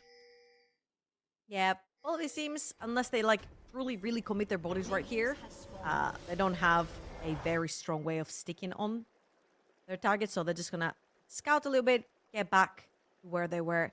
Now, the most important thing right here is that usually Kai'Sa does really struggle into the Corki early on, so I'm expecting Siganari and Obstinatus to have more of a pushing lane in the early game.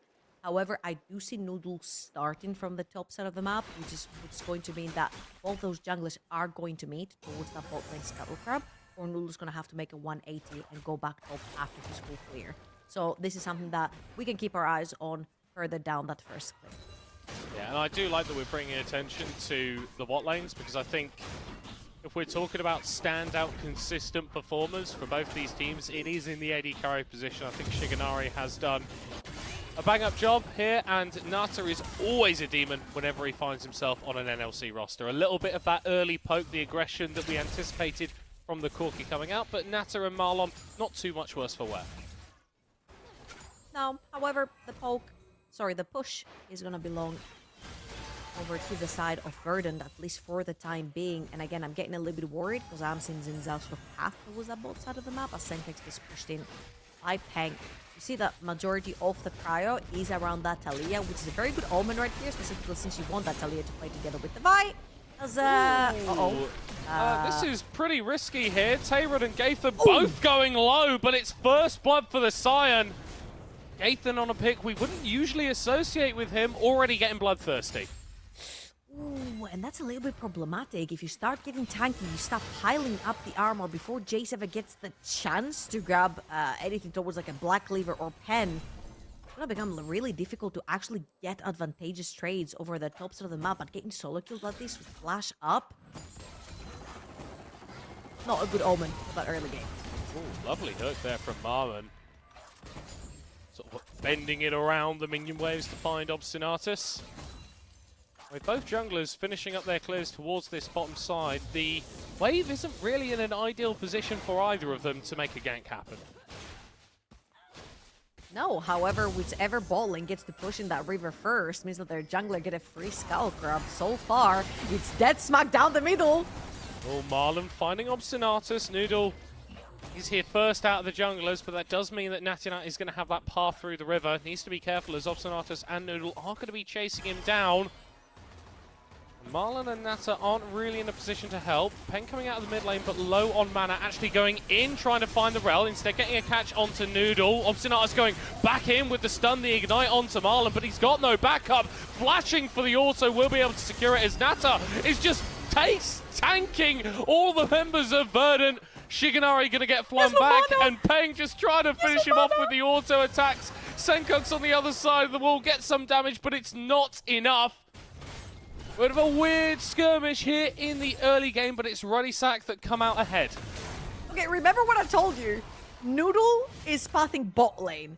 His bot lane is supposed to have prio. Nothing else bot lane is not supposed to have prio. This is what this big skirmish happened, because both those junglers wanted that bot lane scuttle crab, but not both of them had prio, which means that on the side of Ruddysack, they had to force the prio. They wrapped around the tribe bush, and they created a fight skirmish situation to try and salvage for the fact that they didn't have the push. And it actually went great for them. The only problematic thing is that Peng did not have enough mana. Oh no, oh no, oh no. This again. could get very bad for Tayron, but Noodle's just about able to flash in and secure the kill. He's going to have to pay his life, though, as Tayron escapes on low HP under his tower. A bloodthirsty game. 8 kills, scarcely 5 minutes in, as Peng will be able to get a decent trade onto Shigenari in the mid. Now, that's what we're used to when we're watching Ruddysack. We're talking Ruddysack week 1. Great. Early engages. A lot of aggression. Taking control of the map. 1,000 gold up. 5 minutes in. That's pretty good stuff right here. Majority of that gold is on the Scion, but you absolutely do not care, because the faster he builds towards some armor, which Tunneler does not translate to armor yet, at least. But the faster that this gets translated into armor for Gaethan on that Scion, the easier it will be to sort of become a nuisance for Verdant to kill. Again, building those defenses before any pen has come through for Verdant is going to be extremely problematic. And also, I love that Natinat is being so vocal on the map, on this fight, even pre-6. Yeah, definitely getting stuff done. 4-kill participation. One of the beneficiaries of that was Nata in the bottom lane. Do want to do a little bit of an item check. We're saying that the Corki should have the advantage in the early stages, but doing that versus a BF sword when you've only got a Ruby Crystal and a Tear of the Goddess is a difficult thing to do. Absolutely. And here comes the handshake. One team's gonna grab the Void Grubs, one team's gonna grab the Dragon. It is going to be Verdant with the Grubs, 3 of them on the tops of the map. Both of the teams are going to pick one off. Neutral objectives, Pizza Strength right there. 2 remaining for Ruddysack, or a tower to grab Pizza Strength for themselves. As you can see, Nat is going to continue heading towards the top side of the map. He's got his entire top side jungle clear, as well as bot on his way down.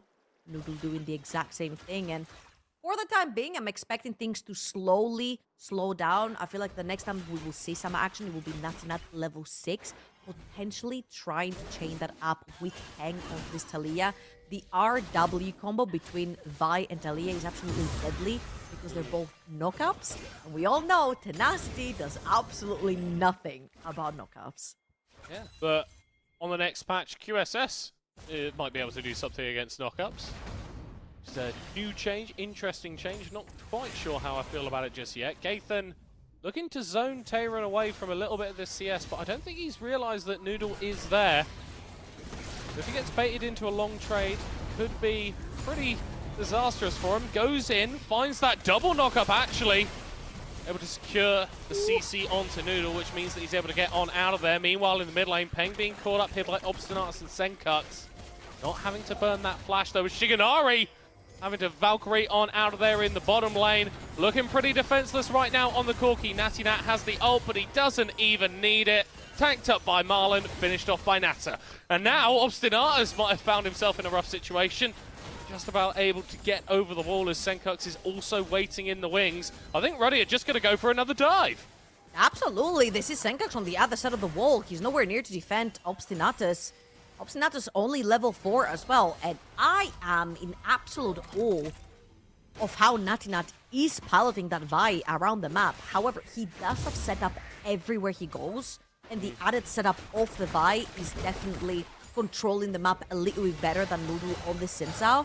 However, no flash on Shigenari, They end up diving him right before his flash comes up. They get the early kills on that bot lane skirmish, and all in all, this has given a bunch of kills over to Nata as well, who traditionally, in a quirky lane as Kai'Sa, you do suffer, but now getting that close to wild arrows, I feel like you only need to just basically complete the item, a couple hundred gold more. Is actually a pretty good step to the right direction to actually get out of that rut of being scared of Corki and actually getting ahead of him. I think that we had a similar situation to this in the previous game, or in the previous series rather. And if that Kai'Sa does have a little bit of agency, does have a little bit of a lead, you can do so much playmaking on her. I feel like Nata, as an AD carry, he's got that mechanical skill. We know that he can do wonderful things with his hands, but he does also have that poise and doesn't tend to make those silly mistakes that we see from the other hype AD carries in our league. Yeah, and we've seen so many different Kai'Sa builds as well. I feel like Kai'Sa is probably the most, I don't know, multi-fashioned AD carry there is currently, because there's so many different builds circulating. You've got the mixed build where you start with Kraken and then you pivot towards more AP. You've got the full AP build. You've got the Kraken Slayer into full on-hit build. And now there's the Wild Arrows into Flicker Blade. A lot of the times you go Wild Arrows into Infinity Edge as well for the big pop damage and the crit. So there's just so many different ways you can play that Kai'Sa. Of course, as we mentioned earlier, Wild Arrows completed first for Nata on his Kai'Sa right here. And definitely this becomes so strong due to the dive ability of the entire comp. The more power you have on your autos when you dive into this backline, the easier someone will get his path stop. Yeah, it's not about sort of wailing on a tank front to back for a million years. It's about the rest of your team finding someone, you going in and killing them. And I think that's what this Rodisac composition is bringing. It's very holistic. All the champions are aligned in their goals. They all want to do the same thing. And the fact they've been able to get off to such a good start, when they are going to have this spike in the mid game, when they're looking for these bigger skirmishes, I think is really, really fantastic for them. For Verdant, though, I'm starting to get a little bit worried because we're seeing major deficit in top lane. We're seeing major deficit in the bottom lane as well. And I feel like Kai'Sa and Sion are champions that if you let them get ahead of you, they are so difficult to actually deal with. And also, I feel like Senkax will be sort of like hanging in the middle when it comes to those team fights as well. Again, Rodisac have a very certain execution where like one R is going to be pressed from either Vi or Nautilus and everyone is just going to instantly jump into the backline and follow that one up. And Senkax is sort of like caught in the middle because Shiganari is going to be trying to defend himself. Whilst I feel like Senkax is going to have to take more of a control mage position onto the Ahri, and it's going to be more defend whoever gets engaged rather than maybe try to dive into the backline because there is no backline for Rodisac. They're all the way in the front line in these fights. Yeah, their backline is your backline. Their backline is your backline. Verdant here with primary positioning around this next spawn of Void Grubs. If they pick those up, it would be another 3. It would be a stack of the feats of strength, but looks like we are getting a 3v3 lane in topside. I haven't seen one of these since my account was level 12. But it is Rodisac who, with that additional gold we are talking about, have a little bit of swagger about them, have a little bit more agency, and can look for plays, can secure priority into the river as well. Yeah, and this gets a little bit scary again. This is where the level 6, the level 7, the level 8 comes through, and the first items as well. Sundered Sky, for example, on Nutty Nut as well, and Verdant have absolutely no way getting out of those choke points. Oh no! Oh, we have found that Corki, and he is gone before you can blink. Nata diving into the backline to look to take out Noodle. A little bit of a taster, a little bit of an appetizer of exactly what this Rodisac composition can do. I mean, I'm not gonna lie, I feel like Shiganari kind of gave it to them on a plate right there as well, just walking in front of everyone in his team. Getting Nautilus hook right there is one of the worst things that can happen to you, because Marl doesn't even have to commit the ultimate at the beginning to get to the Corki, and then Hang just pretty much hits a free instant W on him and ends up completely disintegrating Shiganari on this Corki. That was pretty bad positioning right there, walking up in front of your entire team. Getting caught like this, giving those neutral objectives for free. One more for Rodisac, and they will have feat strength for themselves. And as you can see now, Verdant is getting towards that bottom map, trying to set some vision behind enemy lines. See if they can stop Rodisac from taking that tick on feat strength. Will flash away there from Peng, still gets hit by the charm. The fight is over for Verdant. Ruddy Sack. Not too sure if it was over for them, though. 'Cause that's double flashes coming out from the jungle support duo, and with Peng burning that as well, that's big cooldowns off the board for Ruddy Sack if they want to look for another fight. Yeah, and they don't necessarily really have a setup towards the bot side as well, so I think they're just gonna give away Fit's strength right here to Radisak. It's not the end of the world. What could be worse than giving Fit's strength away is that there's 2 dragons that have been stacked up for Radisak, and this is exactly what they want to do. They want to bait you in, they want to try and get you to contest them, but then they can engage onto you. Walking through high choke points as Verdant, when you're trying to contest for those neutral objectives, is going to be a very easy way for Radisak to pretty much engage whichever one comes first. Like, even if Noodle walks up this choke point first, he still is a bruiser. He's not necessarily a tank that can soak up too much damage. And everyone pretty much dives onto him melee form, so it's not like even his ultimate is going to be able to save him. Rough situation for Verdant. I think usually they'd be looking to Shiganari to sort of get themselves out of it, but he has been well and truly put down in the bottom lane.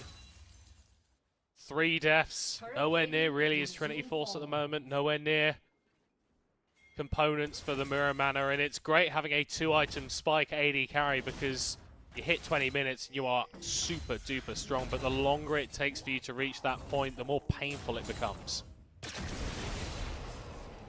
And in conjunction with the fact that top lane also got solo killed early on, and Terran hasn't necessarily really been able to find a footing right here. Hold up, think about it, Senkax. Oh, rough for Senkax. He's going to have that depth charge on his head, expending all of those dashes to get on out of there. Ruddy Sack look to gain control of this bot side river. We are seeing some rotations down. We're actually seeing Peng go for an aggressive maneuver onto Noodle. Pops up the ultimate. Marlon gets over the wall, but this is looking pretty decent for Verdant. They brought more people to the party, and Ruddy Sack are crashing down. Meanwhile, in the top lane, the pitcher in pitcher. Gaithan looking for a 1v1 on Stera, misses with the Q. One more auto would do it. Another solo kill for the Scion. Oof, has the Hydra right there as well. Tough matchup, especially when the Scion gets ahead. Terran's super squishy on that Jace, and once Gaithan gets to actually connect on melee, it becomes really tough to trade, and you saw the difference right there, of course. 3-1 on this Scion, 1.1k up. Full tower on the tops of the map, but let's rewatch what happened over in the bot lane. Actually, let's rewatch what happened in the top lane. Oh, yeah, no, deja let's vu. look at what's No, it's happening in live. the top lane right now. Gaithan getting the tower. First brick for Ruddy Sack. That's going to give them some feats of strength. Just trying to clear out the wave before he inevitably goes down. Big injection of gold going over to Senkox, but look at this. Natty Nat sees that a play is being made on his top laner, tries to look for something in the bottom lane, but unfortunately for him, there's no one else there. There is no way. I was about to say Terran walks up there. He needs to respect the fact that his entire team is on the top side of the map, and that's exactly what he does. Verdant right here, they're going to lose that tower bot lane, but that would be natural since they committed majority of their forces over on the top side. Talking about forces again, Natinat has been absolutely astonishing with the percentage of kill participation that he's had throughout this entire game. Again, the setup is very great for Vi. This is why when I see a great Vi draft, I'm gonna call it out. This is fantastic. It has been built for Natinat, and he has been extremely active through the entirety of this game to try and get his lanes ahead. I think that was one of the things that really struck me about Natty Nat when we first saw him in the NLC last year. Just a guy that just goes forward Just and a chill backs guy. himself in every single scenario. Shiganari really not enjoying that isolated Q from Nata. 2-level difference between the ADCs. Trinity Force finally secured by the Corki. But still, in terms of the raw power level of the champions on Summoner's Rift, Ruddy Sack are laughing right now. Only they're laughing, but they're gonna have to start every neutral objective that comes up on the map. However, this time around, Verdant are pulling the trigger on the Rift Herald. Oh, Marlon getting away exceptionally, and Obstinatus is too far forward. Here comes the pain train! And Noodle's been fried! First kill for Ruddy Sack, second kill for Ruddy Sack. Wall out all your opponents. Easy Rift Herald. Verdant are a little bit confused. That river does not belong to them. They have no vision. They have no setup over there. They cannot be stepping into this river. Rodisak pulled the trigger, absolutely decimated them. Nathan right here attacking the whole cavalry from Verdant. He doesn't care one bit, and I feel like this is a very tough game. If you're Verdant, I mean, Sinzao falls off in the late game. He literally just becomes a pseudo-tank for your backline. Ari hasn't necessarily been able to get involved into anything, and let's watch this one more time. Gaethan ults from the bot side river all the way to the top, right onto Noodle right there. I don't think he even got to ult. He actually didn't. No. And the wall to separate the carries from anyone who was on the other side, dying 4-0 and 3 now for Nata and these guys. Excellent stuff. What I love from Natty Nat in that fight was as soon as they'd got that pick onto Noodle, they knew that he was secure. Pops the ult onto Obstinatus, always trying to get that little bit more. Some would potentially call him a little bit greedy. The greed has been good for Rodisak so far. It has been aggressive, but it has been measured. They haven't done anything particularly silly thus far in this game, so it's given them a reasonable advantage in the gold and a very reasonable advantage in terms of the objectives. Soul points secured, Herald going down in the bot lane to try and get even more of these structures off the Summoner's Rift. Man, Terran has been deprived of so much CS throughout this game. He has been constantly had to wait on tier 2 and tier 3s now under tower. There's no way there's no response right here from Verdant. That is a Rift Herald taking down an inhibitor tower 18 minutes in. Rodisak are just catching Verdant asleep on the map. Just that little bit better. And yeah, those sort of response plays that we were seeing Rodisak attempt when Verdant were doing something on the map, not really matched. Saw a few moves down from Verdant, but ultimately not able to get anything more there. And again, that gold lead creeps up just a little bit. The advantage is slowly building in favor of Rodisak. I feel like they have all the engage tools, and it just becomes really difficult for Verdant, because how does Obstinatus engage when you're so far behind? Who do you really engage onto? The Scion or the Nautilus? Because at this point, they're both so tanky. You cannot find the Kai'Sa, you cannot find the Vine, you cannot find the Talia, so really your options are so limited. And I feel like you saw Obstinatus right there. He tried to make a pick onto the Nautilus, he was a little bit overextended, and everyone else from Rodisak turned around. Again, one button is all it takes for them to get to the backline, or to even like shut down Obstinatus being a little too far forward onto the Rel. I feel like this early game has pretty much snowballed so well for Rodisak right now. I think Verdant needed an actual miracle to turn this around. Yeah, and the thing is, it's not been particularly flashy.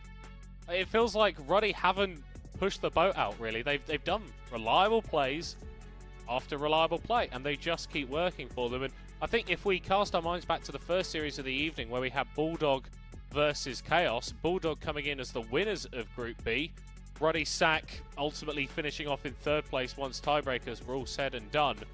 They're looking like a much better representative coming out of that group. I think Verdant is a higher tier opposition, and Rodisak, they're not having these moments of craziness where they kind of lose what they're doing and give their opponent an opportunity back into the game. It is close, but it is controlled. Yeah, I feel like this is like a weak one already, like I said earlier on. The early game aggression into snowballing that mid game perfectly. I feel like also Verdant have been very willingly throwing themselves at Ruddy, and when you have so many buttons that make it so easy to engage, like Shiganari walking up, getting queued by Nautilus, that's a little bit unfortunate. You kind of giving your Corki up on a plate right there, which is your main damage dealer around that scenario, or anyone else like Obstinatus maybe overextended to try and get a Q on someone, try to find an engage, trying to find a pick. Like, these are the things that compositions like the Vi, Talia, plus Nautilus will shut down super fast, because you've just got so much lockdown and so much follow-up ability. Yeah, and I want to give us a special shout out to Gaethan as well, though, because I certainly in the green room, when I looked at that song getting locked in, I was like, they have to be doing something weird with this. This has to be going support or like mid lane. This is not a Gaethan champion, but he's been performing very, very well in there. He's been assertive in terms of the laning phase. He understands what his job is to do in team fights. It's not just about sitting on a side lane with Gwen and Fiora and 1v3ing whoever turns up, although wouldn't surprise me if he could do that on the side now at this point. It's growth, it's development, and I think Ruddy need that because week 2 was not good enough. They've got higher expectations for themselves. Their fans have got higher expectations for them. And a game like this, yes, it's not dramatic, but it is professional, it is mature, and that's exactly what they needed to show in this series.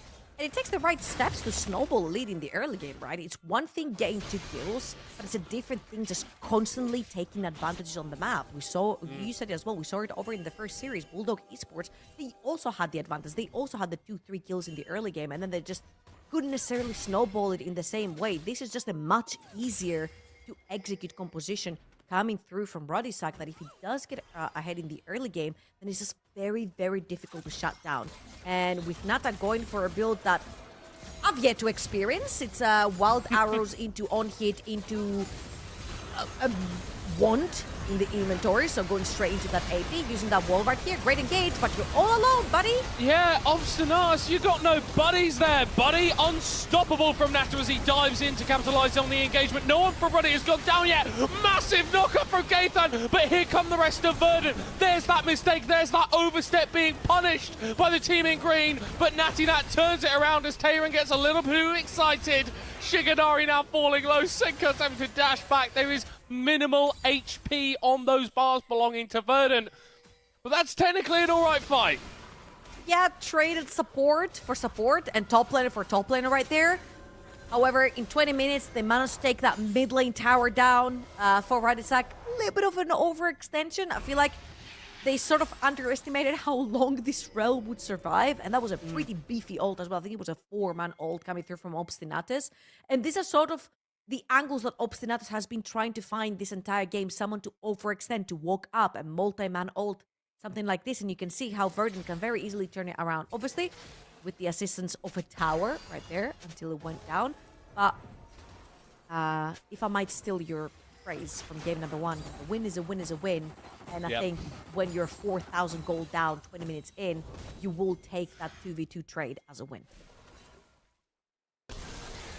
Yes, they will. Verdant, though, they can't rest on their laurels. They can't celebrate that win too much because they've got to find another fight all over again. We've got an Atakan on the Rift. We've got a Hextech Soul spawning in 1 minute 30 for Ruddy Sack.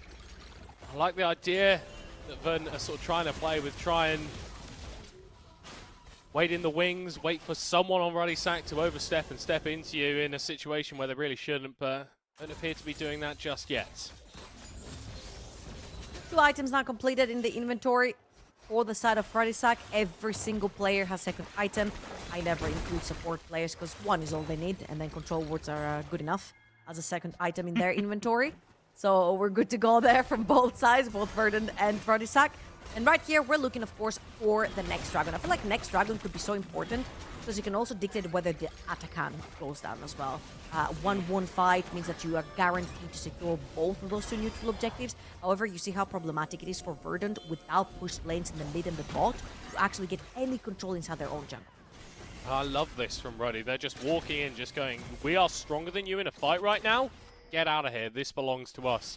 30 seconds until that dragon spawns, and the bottom side river completely bereft of vision in favor of Verdant. If they want to take away this Hextech Soul, they've got to do it blind. Yeah, and this is the importance of taking that mid lane tower, right? Verdant can push out that mid lane, but they have nowhere to fall down to. Ooh, okay.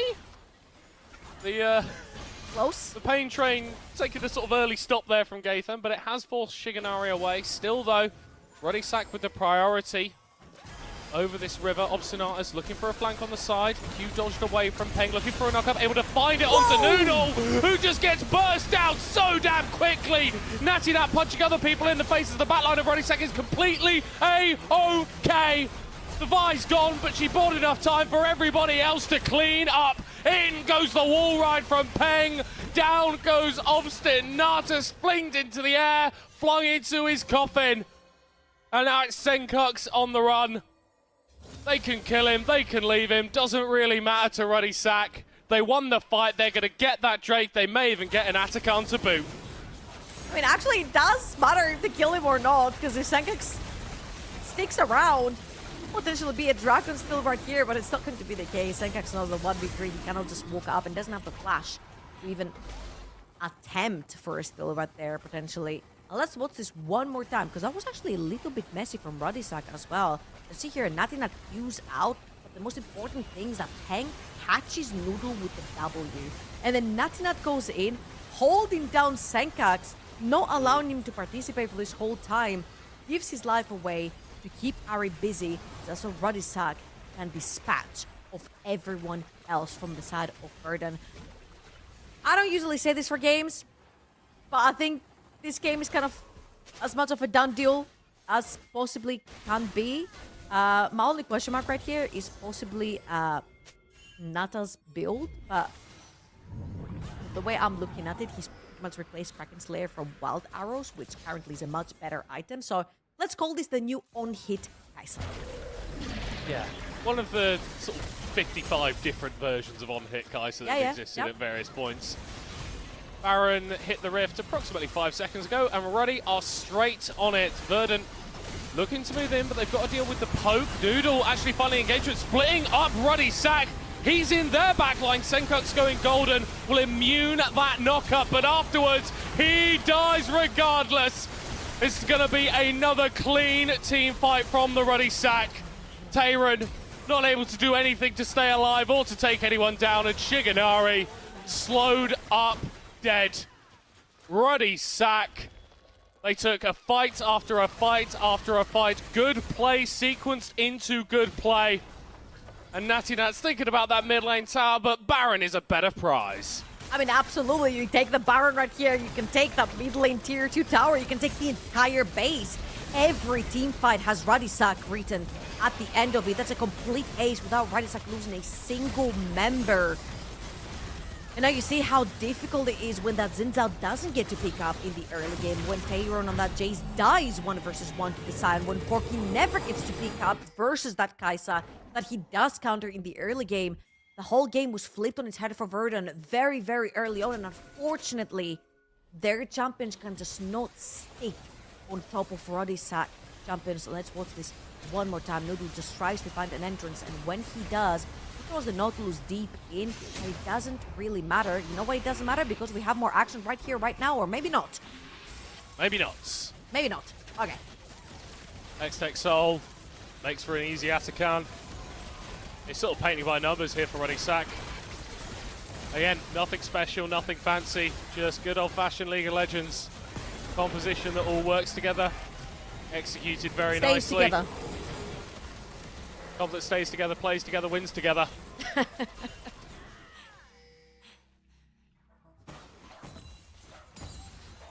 right. See Radisak here. They've reset. So Marlon heading towards the top side of the map, together with Peng. They're looking to push out every single lane. They do still have a mid lane tier 2 and a top lane tier 2. That's why you see majority of the Radisak members towards the top side of the map, trying to push 2 at once. My God. It was a silent shield. Yeah, that was really quite unpleasant for Shigenari. As Nata now with the W upgrade can just pepper in this poke from long range. And Tayron can try. Only 2 items on the Jace. He does absolutely nothing versus this Scion. Been a real standout performer for Verdant so far this split, but this has been a game to forget, or rather a game to learn from for the young top laner. Tier 2's going down pretty much at the same time as Ruddy looked to push in 2 lanes. They do have 2 waves as well that are synced up. They're going to use the wall right here to take that mid lane inhibitor tower as well, and I feel like Verdant, they don't necessarily have to fight yet, or maybe they're forced. What can you do? What can you do? Did that look like a fight? I don't think so. Yeah, no, you just get outranged, and Ruddy, they're looking for the end. Nata flashing in to try and find Senkux. In goes Nata getting charmed. The Ahri is able to escape, but the rest of his team is not having fun. Noodle dropping low, follows Tayron into the grave. And Ruddy Sack in a rapid performance look to stamp their mark on this series. Game 1 secured for the Ruddy Sack. 6-0-14, 9-0-12. That was the mid-bot duo from the side of Ruddy Sack. Heng and Nata had a killer of a game, but I have to give props to Natty Nat. making Vi look good in that early game.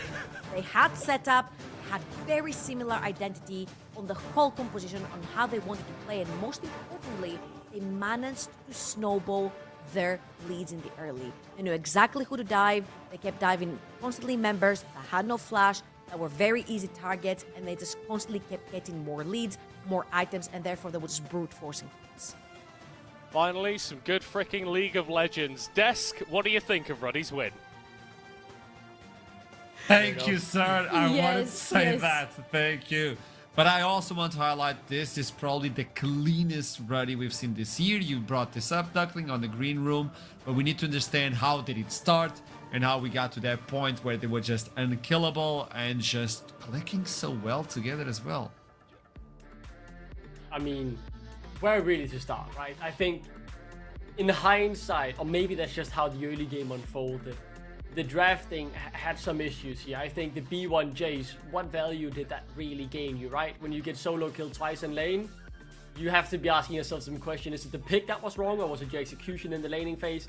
Maybe a mix of both, but that's a side project really, because the big thing here is what Millicott said as well. Some genuinely good League of Legends, step by step. They were reading from the playbook that we've known for so many years, and they were going through every step. They were not skipping anything. They were getting every objective, and I mean, holy moly, man, that is the best we've seen Ruddy Seg all year.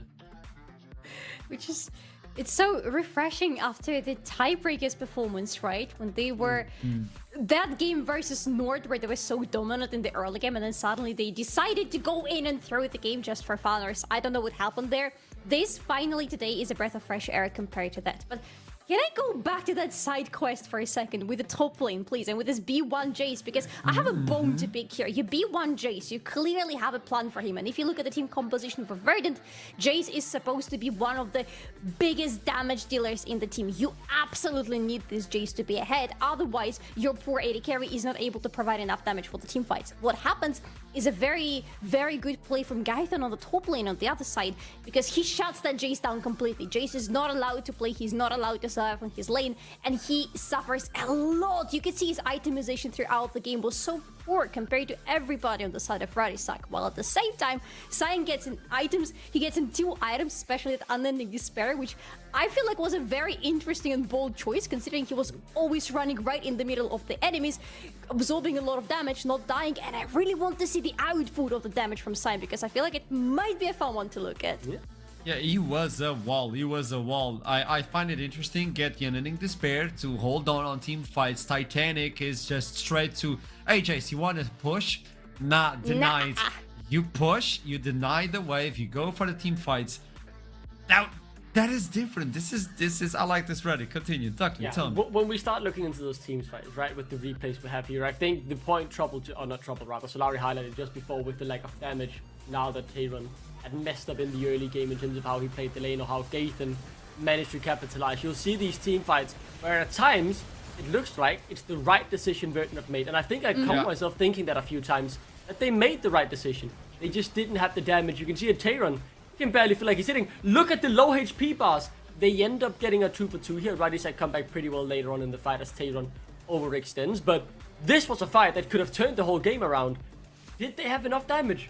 But they didn't. Sengox is playing this utility build. He is not the main carry on this Ahri. He needs someone else to supply the rest, and he was ahead, but he was the only one really there, and Shigenari tried what he could, but he didn't have enough either, and both of the other main carries are really behind, and it goes back to the Tayron issue that Solari highlighted with the draft, right? That specific replay also highlights the way Ruddy were playing in, oh, we're about to die, we step out, we wait for timings, we wait for another rotation of our skills. Everybody had the mission, and usually we see that on the team that has been dominating the league. I'm not saying they're there, I'm just saying it was fun to watch a team that recognized when they need to step back in order to go back in. I have no idea how they got this clean. This is only game 1 as well. We talked about it. Wolverine is back, and this brings me back. This is a memory lane when Wolverine stepped in to save Ruddy back in the day, and they were able to accomplish a lot of things. Is it it? I don't know. Probably a coincidence, but so far looking clean. Another team fight of, hey, this is the right opportunity to engage, guys. It's not. It's such a good call, man. I'm sorry, I'm gonna say this shortly. I really like this idea. The TP as well Everything was well timed. Nata, reactions phenomenal here. And then Senkox missing the charm. Had you won the fight, I still don't think you would have. I think the damage from Rodisek would have been enough otherwise, but it's just an example of Verton sometimes actually make the right choice. Rodisek's wallet was just so heavy it didn't matter. Oh my god. I told you! Jesus Christ! Disgusting. I love Yeah, it. not only this, but look at the gold, and this is what we expected from Series 1 today. Where you pick up a lead, you build on it, and you finish. And you don't This throw is it. like execution. You're asking too much. Like, this is surgical, and I think this is a good sign for this team. Verden picks blue moving on. Cyan with the highest damage, even though it was versus a ranged top laner. Absolute cinema. Yes. Yeah. And in cinemas, we have a pause before the second part of the film. I hope it's just as good as this one. I'll see you soon. Don't go anywhere. I'm watching.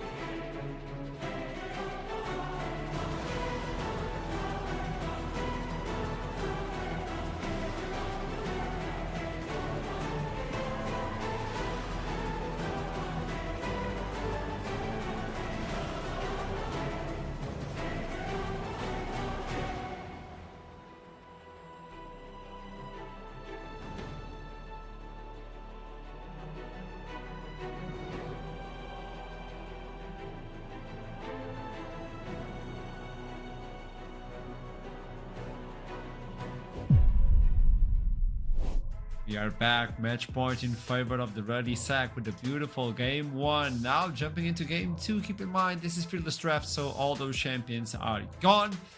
But I don't think Ready is the one suffering from losing a few champions.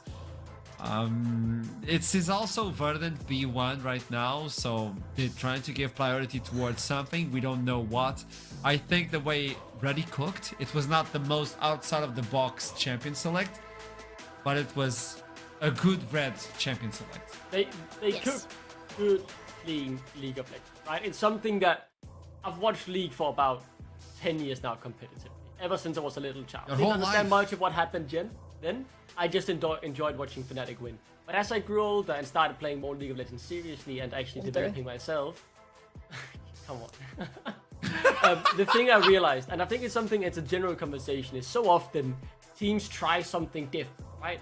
Rarely we see teams nowadays in particular just play standard good League of Legends, right? You don't have to do anything exceptional if you're able to win your lanes and then just safely snowball that lead by taking the objectives, not misstepping. You can win games, and that was what Radisec did. They just didn't make any silly mistakes and they played coordinated. It's as simple as that, and it worked wonders. Yeah, sometimes cooking the draft means cooking good old babcha soup. Don't try to invent a new fancy dish, okay? Because sometimes what is best works best. I have no idea what that soup is, but I guess it's good if you say so. Oh, poor you. I'm yeah, so sorry. and I actually want to test it now. Hey, so far, same bands. It's gonna be the Mundo, the Rengar, the Rumble being removed. The last one would be the Gwen on blue side. The Vados is also removed. The Fidi is available. What do you bring into the table? Do you take out the Gwen, or do you expect them to take the Gwen and you go for the B1? No, you're the one taking it out. Yeah, I mean, Did he want something for Tyrion again? Because last time that was the goal. yeah, but we all saw how that worked out, right? I think you could go for it if you really have something you want to play, but more realistically, you want to try and hold off a bit and see if you can get a counter matchup, because I do feel like that is decisive for how this lane goes, because I do believe Tyrion can do damage. So instead, they take the safe AD carry in the edge, still having seen 2 strong AD carries removed from last game, and the Varus on the ban tape. That's an improvement. We open neutral. We leave ourselves some room to wiggle if things go unexpected further in the draft. That's a good use of the B-side for Verdant. Nothing too spicy. No Neferi first pick for Noodle could still happen, but I don't think so. I just wanted to say, I wonder if we're going to see Skana this time. Not in that goes with the Skana, which makes me question what Pank is going to play in the mid lane, because something in the likes of Ari that we saw from him in the previous game would still work so well with the Skana in the jungle. I was expecting that Kalista to be picked as well, but well, it's versus an Ezreal. Let's see what you pick. Do you go for dominance in the lane? It is exactly that. Ivern instant lock in. That was a plan. So, okay, that's a quick slam down. Ivern is the standard counter to the Skana. You take the Leona as well. You just take a strong support. I mean, yeah, a bit predictable if you've studied up against Verdant and what they like to play. You know, Leona is the Obstinatus champion, but I don't have a problem with it. It's stock standard and it's completely safe. And again, it leaves the top lane and mid lane matchup with the 2 most volatile, in my opinion, open. We'll keep our eyes on those now in the ban phase to see what happens. So we have Leona, who will try to get with her ultimate to this Misfortune to disrupt her ultimate. At the same time, for Misfortune, we have Skana, who's going to provide an excellent control for her to land down the ultimate. I can see how both the teams can work around that. This is, of course, going to be a big question to Nata, whether he will be able to find those angles and opening with Misfortune, because if he does, this is going to be a big success for Radisec. All about timing. Is it the Misfortune first or the Solar Flare? Timing and challenges. The mid lane is being challenged in terms of a champion pool. Meanwhile, taking away things that can split push. What is the objective? Are you taking something like the Jax? Yes. They already banned out Fiora from Gaethan's pool. It has to be Jax next, right? Because these are the 2 champions he goes into in any uncertain situation. I mean, could it be they want him to slam it and then they can counterpick towards it if they have it in mind? As the Aurora is the ban. Let's see here now, because Radisec, the thing is, they have to give up one of the matchups, right? They will be counterpicked in one, they can counterpick the other. I think top lane is the most important to get the counterpick on, so I think the mid laner will be locked in here. But I was more thinking if the Jax was left open, I could see Gaethan maybe saying, I don't care what I play against it, and then giving the favor to Peng to get the counter matchup. 4 mid laners being banned away. Peng will probably reveal his option right now. And Okay. Nico. They have now Curious cooked. tomato. I love it. Crazy. I love it. That's a good soup though that they're cooking. That is a very strong ultimate, and we haven't seen Nico in pro play for quite a long time. So maybe it's also an attempt from Varisak to try to catch Verdun with surprise with those additional minions, or distracting them by appearing to be somebody else from the team. This could work out if Peng is tricky enough, and I feel like Peng is exactly the guy, the player who can pull that Nico out. Okay, Rise scaling into the late game. Ivan with the shields, Ezreal with the scaling as well. Yes. Are you preparing something in the oven for a long time? Will you be able to pull it? No, that's the question. It's gonna take a while for this team to come online, like specifically, and Ruddy Sack can take that opportunity to just attack them. There you go, the Jax is They being want picked, themselves. as we talked about. I think that's The late game is tremendous. Yeah, how do you get there? Yeah, that is a good question. I do think though for the Senkax matchup, I have one worry that you're now very short range. The team fight piloting will have to be diligent, because otherwise you could very instantly just get headbutt pulverized and then targeted one shot. But obviously Rise late game, regardless of if that happens, should be able to get enough damage out with just one combo, because he is that strong. But the counter matchup we were waiting for has come through the GP that I did get correct earlier in the game we had, Ashram, but you made me go away from it. I think that's strong. I mean, Gaithan on a carry, we all love to see it, right? So, spicy draft. Ruddy have cooked up a bit hard here. So, Then- what do you think? Yeah. The mid lane and Polani. the bot lane for Radisak are going to power spike earlier than the mid lane and the bot lane for Verdun. So for Radisak, this is a great opening to go with a strong early game, continue with it in the mid game, and to not let the game be dragged all the way into the late game, because otherwise there might be a throw scenario for them. Duckling, what's your takeaway at the end?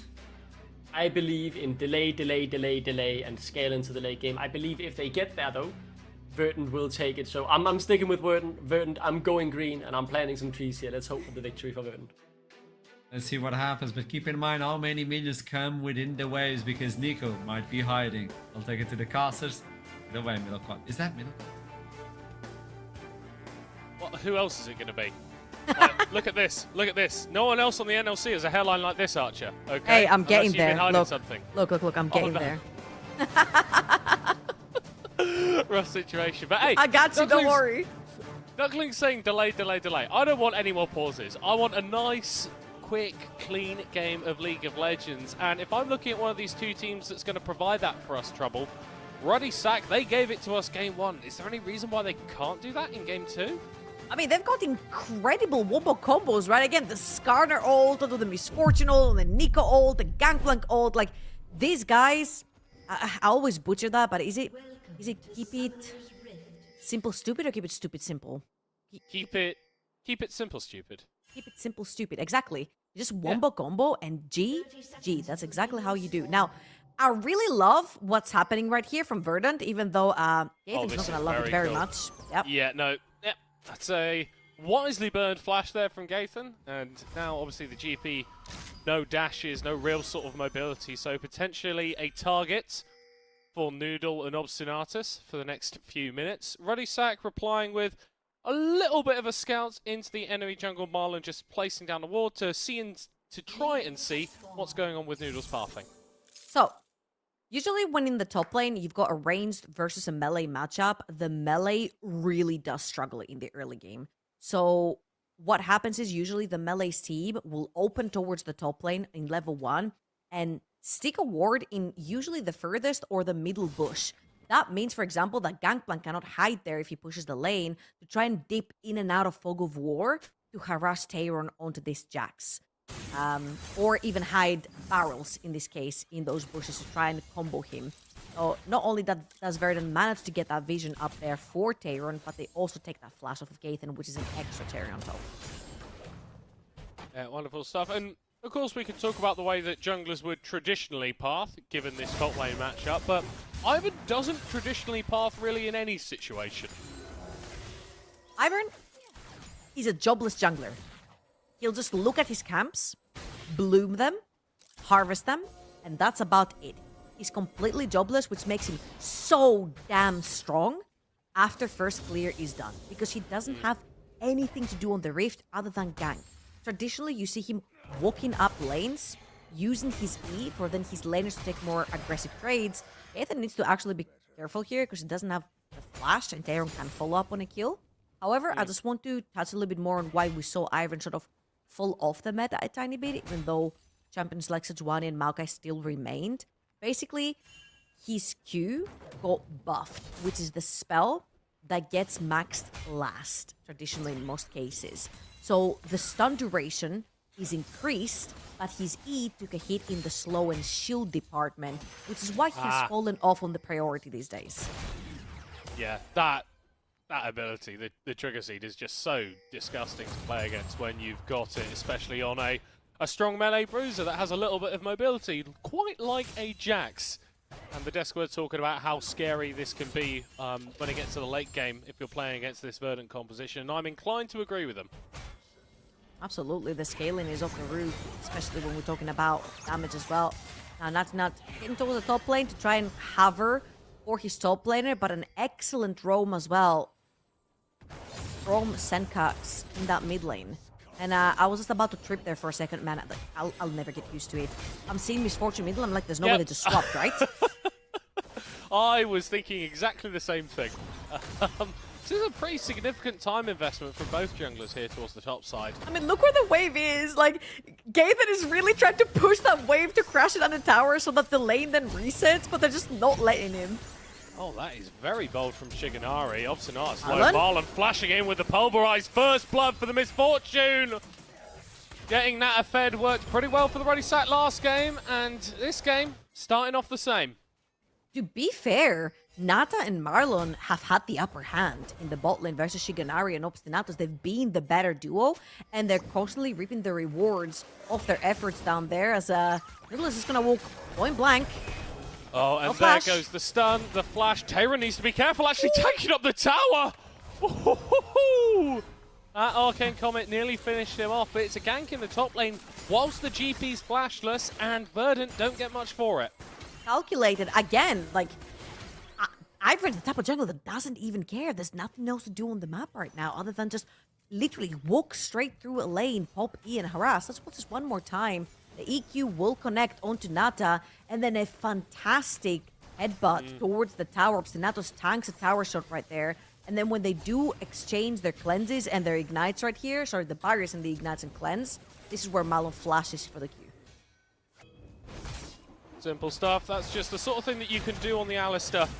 Maybe not the most proactive champion in the early games, but if the enemy makes a mistake, goes a little bit too far forward, you can punish very, very easily.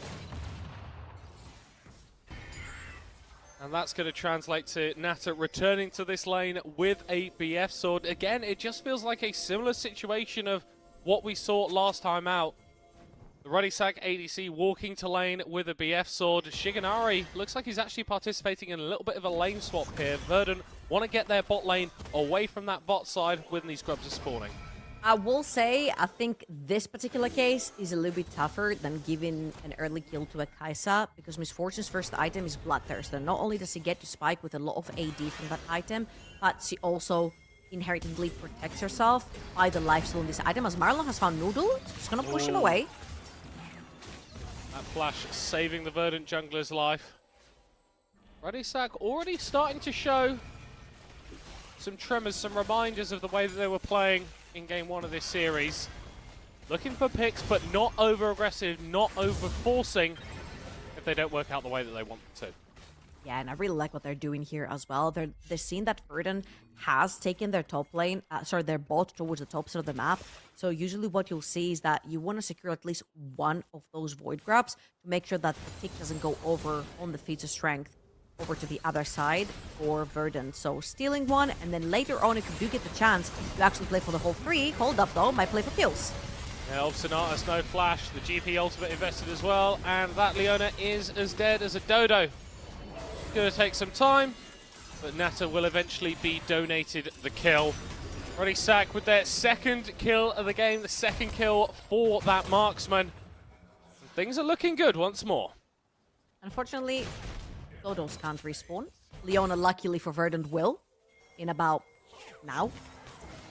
And it will be an overextension right there. Ooh, However, ooh, Gaethan I will like have this. overextended himself.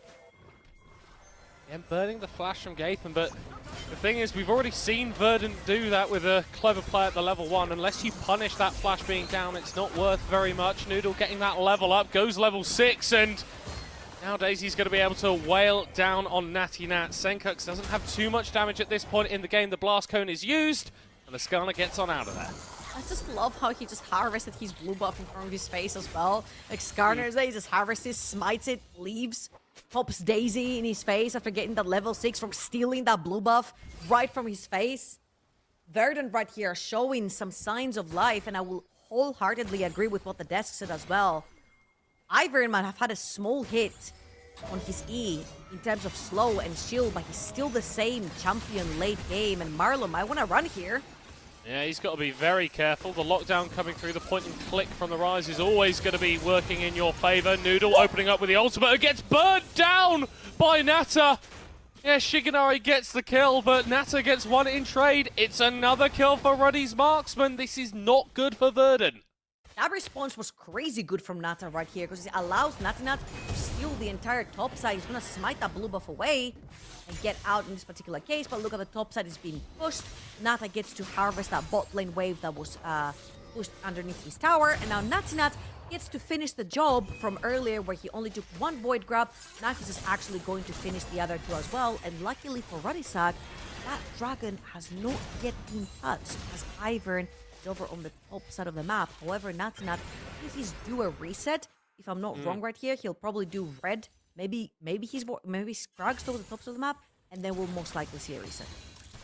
Yeah, I wouldn't be surprised if we do see Ruddysack pick that one up. The Gangplank ultimate is slowly coming off cooldown, so Gaethan can impact that even if he doesn't attend the fight in person. Rolling up against Tehran has actually managed to have a fairly even trade despite not having any items for himself yet. But then if we look at the mid lane as well, we've got Peng, who on this Nico is so good at covering these choke points. Verdant, they are throwing numbers towards the bot side. Natty Nat is still top lane, so if they look for a dive or look for the dragon, they could find an angle. But meanwhile, Tehran is getting jumped onto, pulled back by the Impale, and it's a kill donated to Gaethan.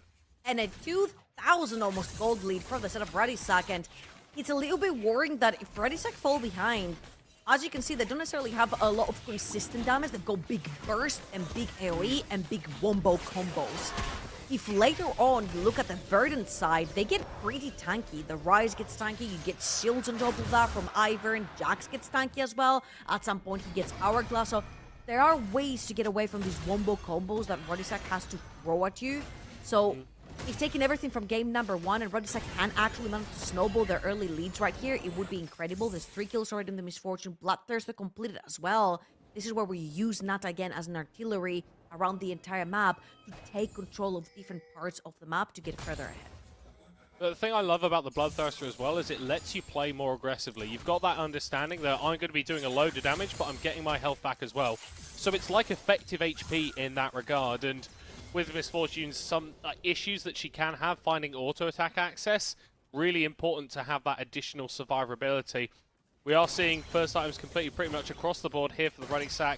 Verdant lagging behind just a little bit. We've got some tiers in inventories that are slowing down the progress of the build. That means that this late game composition is going to be all the more terrifying if we get to that point. Still, however, a 2,000 gold lead right here, only 11 minutes into the game. And again, if we take anything from game number 1, they're pretty good at following up on that. There is no flash of both the bot laners and Oh, what's that melee minion doing? Oh, I don't know. It must be a bug. Maybe it's a spectator bug. Yeah. Oh, hello, Gaethan looking for the solo kill onto Tehran. Ultimate's popped by both top laners.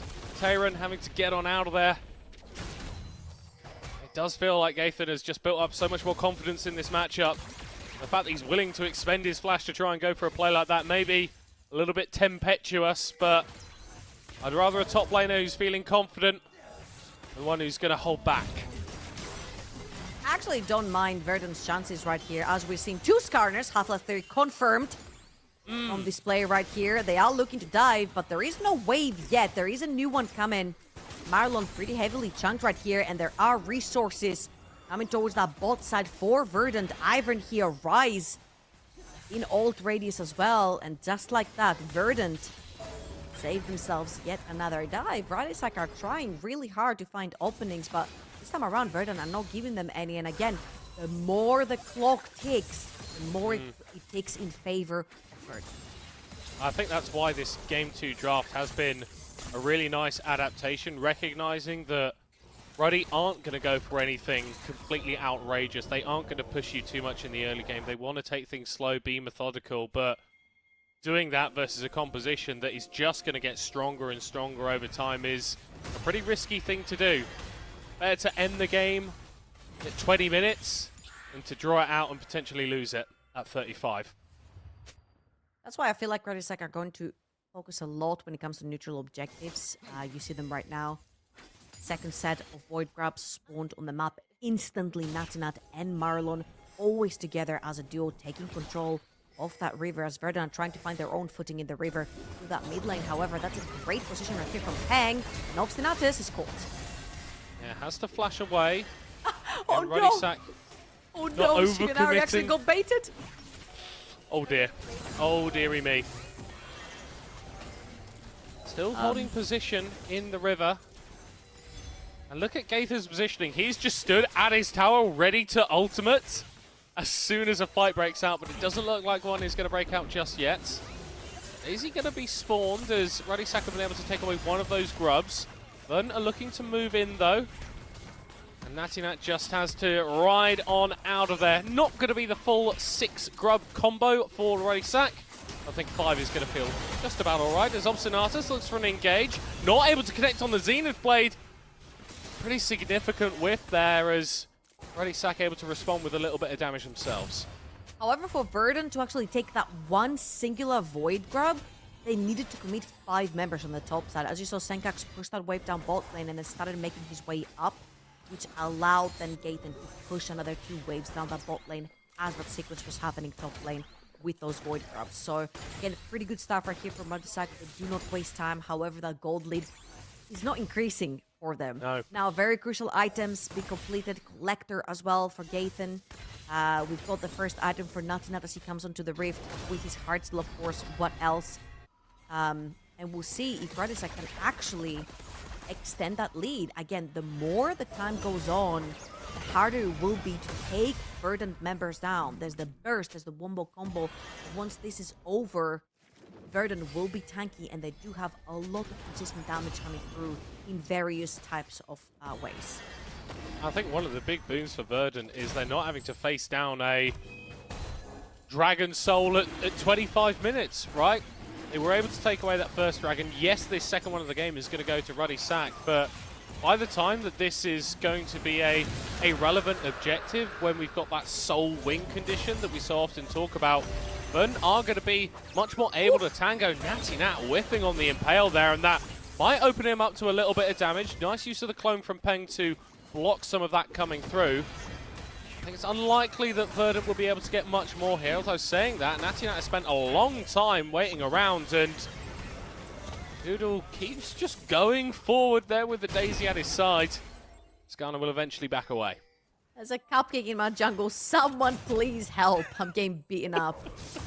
Pretty sure these were the vibe was these were last the game. comms. As 1v1 between the two top laners, and Gaither just gets bonked on the head.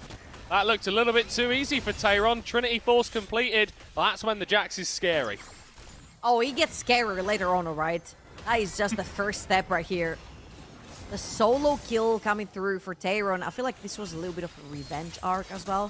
What happened in game number 1, and I feel like the scales are going to start turning slowly but surely right here. Radisek have not necessarily been able to accelerate that early game lead, and then very crucial items have started coming through. The double Trinity Force on Jax, on Ezreal.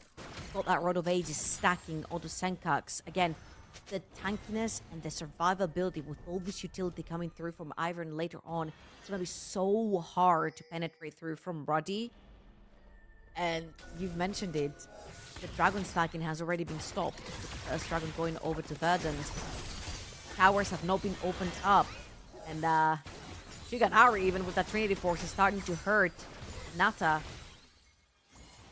Unless Radisek find an opening for a big, big fight.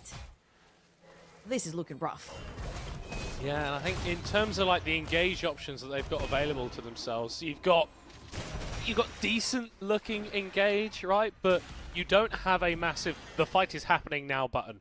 You've got an Alistair, but you kind of want him to be peeling a little bit at times. You've got Peng potentially able to surprise someone, but I don't know. I'm pretty sure all of the players in this game can count to 6 or at least 7. So it becomes difficult. You really do want to be forcing fights around objectives, but like we've already talked about, Verdant don't feel any pressure on those objectives because there aren't dragon stacking going on. And once we get to the Barons, once we get to the Atacans, they are going to be in a much stronger position than they are if nothing happens. Yeah, and Ruddy right here are a bit late for that Herald setup as well. The Skullcrab's gonna go over to Noodle. Smite's gonna come up super shortly as well. They're going about 10 seconds. And on the other side, Rodisak is playing towards Senkax. Does have his flash available, and as you can see on your minimaps as well, Noodle plus Obstinates are heading straight, beelining that bot lane tower. However, right here, because Senkax doesn't have that backup just yet, and there's 3 members of Rodisak around, might actually lose that tower. Oh, Obstinatus missing on the Zenith blade there as Peng's able to get on out. That solar flare, Rodisak able to claim their first tower of this game, the first tower of this game. 18 minutes in, nice and fast paced. And it's still, I feel like it's building. We're waiting for that big team fight where we see just how strong Verdant have managed to get. Shigenari completing the Manamune, nearly stacking that for a Mirror Mana, and then once Senkux finishes up his Archangels, he's going to be incredibly strong as well. Ruddy have failed to really pull the trigger at the point of the game where they are strongest. I actually feel like it's not so much as Ruddy failing. I feel like Verdant have been playing much more carefully this game.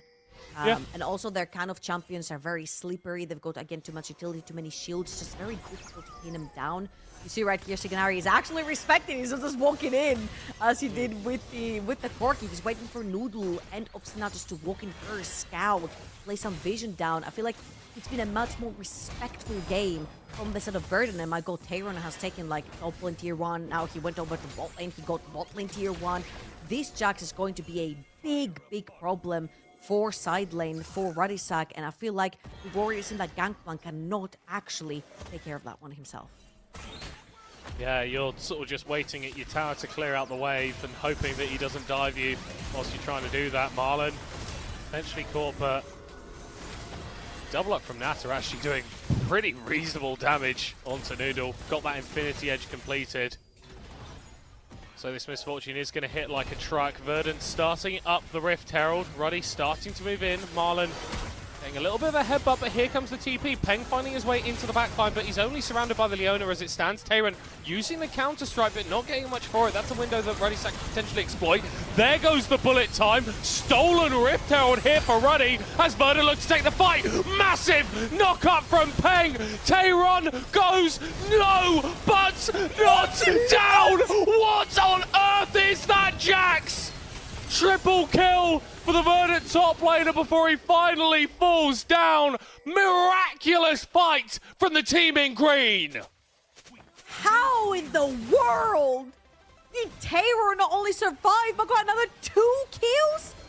Let's watch this one more time, because that was Rodisak's turn to try and make their wombo combo work. Peng, a little bit too low on HP. Bullet time goes pretty wide, and once the root lands from Noodle, this is the go button from Tayron. But the shields coming through from Noodle's Ivern keep him alive. The ultimate as well. Counter-Strike popping back up. He survives for so long, gets himself a triple kill. He was a nuisance on the side lane. Guess now, Sundered Sky completed 1.7 thousand gold in the lead and 2 overall K for Verdant. I mean, again, I don't say games are over, but this one looks pretty difficult for Rodisak to play from here on out. Yeah, the Jax has started jaxing, and he is making it everyone else's problem. Composition for Verdant has reached that point where it does start to do just that little bit more. And I think, surely for Ruddy, it felt like they had just taken for granted that Tayron was going to die in that fight. I know I certainly was in the midst of falling for that, but he just stayed alive that little bit longer. And if Ruddy Sack aren't able to win team fights, then I don't know how the hell they're going to be matching the side lanes. We've talked about the Jax, but the Rise as well, an absolute demon when it comes to split pushing, when it comes to those wide map states, those movements. Obstinatus going to be the target. He's still able to get his ultimate out, though. He's healing. He's surviving. He's not even tickled by the damage that Ruddy Sack are throwing down. Peng getting a knock-up in the mid lane, but it doesn't even break the shield on Senkux. In the span of 3 minutes, Ruddy Sack have gone from laughing in this game to crying. What a resurgence from Verdant. Moonstone Redemption, welcome to the League of Ivern, ladies and gents, and especially if you have bruisers just like Jax, well, they're gonna love Ivern even more. I feel like there is a turn right here where Ruddy Sack just gets completely outscaled in terms of damage, composition, utility, pretty much anything. Like, if we're talking complete front-to-back madness and how much the both teams scale into that late game, I think that Verdant have completely broken that limit. Now, Ethan as well. Overstasis welcome walks a little bit too far up, and that's fine. Verdant capitalized on that kill as well. And we wanted a series. I think we might as well have one. Yeah, I think we do indeed. These two teams that have played against each other so many times. Oh, Marlon, that's just rude. That is just petty. Do we really think we're going to be killing this Jax? No, that's what I thought. But there is so much history between these two teams. Both started in League of Legends at roughly the same time. Ruddy sent for Verdant in their announcement video. And you can see, even after all these years of competing here in the NLC, there's still very little to separate them. Verdant in the ascendancy in this game. I'm going to say likely victors in this game if it continues the way it's going. That's going to make that game 3 all the more exciting. Now for Verdant, of course, it's a matter of closing out the game. Excellent performance from every member in that game number 2, and that's exactly what they needed after they went down so fast in game number 1, showing their team fighting back in that second game of the series. Ethan does hurt, and there's still Atakan buff onto Verdant. Oh my words. Wait, Taylor just dives in? Yeah, he's got that withdrawal. Gaithan able to get on out of there. The ults go down, and do you know what? That's a really nice fight for Ruddy. It would be wonderful if they actually got any kills off it. You deny the push, you deny the Atakan buff off a few people. And if we see something like that, then maybe there is still a chance for Ruddy Sack in this game. That is actually pretty big right here from Ruddy Sack, because usually when we see this type of Atakan, the brushes Atakan with the buff, you're expecting a lot more taken on the map. You use that buff to actually throw your face in the fight, kind of like similarly to how Tayron did it, to take control of the outer base, maybe grab an inhibitor if the outer base is gone, grab dragons, barons, like super big objectives. Right here, Tayron found an angle, but unfortunately Verdant did not follow up because Peng split them apart right there, and a fantastic bullet time as well. Swayed the rest of the dive and the push. A lot of withdrawals came through, but not necessarily big shutdowns for the setup Ruddy Sack. Yeah, you'd love to get that 468 gold off of Senkux. You'd love that basically 350 gold off Shiganari as well. And again, it's not about the gold difference necessarily. Like, that helps Verdant, but the champions that they've got just function a little bit better at this point in the game. We are in a little bit of a lull, a little bit of a drop in power, as Verdant are waiting to complete their third items pretty much across the board, and maybe that's going to offer a bit more parity to Ruddy Sack. Nata with his third item completed, and with that Zeal in inventory, working his way towards his fourth, but still a rough situation that they find themselves in. They don't control the dragons, they don't control the map. That all belongs to Verdant. Yeah, and they're controlling the bot side of Nat's quadrant as well, the jungle. It's exactly what leads into that dragon, right? It's exactly what leads into this river. And Ruddy Sack are going to have to take control of that mid lane and dip into river from that mid lane path. Now, just as an example of how difficult it is right here for Radisak. I want to take as an example Rise. But before I do that, hold on a minute.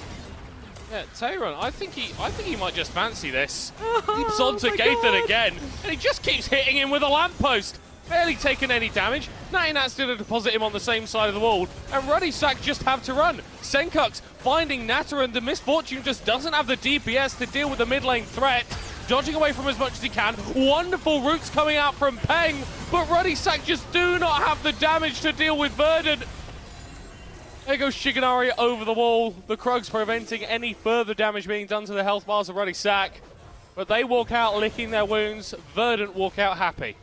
I mean, I'm surprised that no one ended up dying here. I think Nato survived on 1 HP for so long until Peng came to the rescue with a big ult to split up the fight.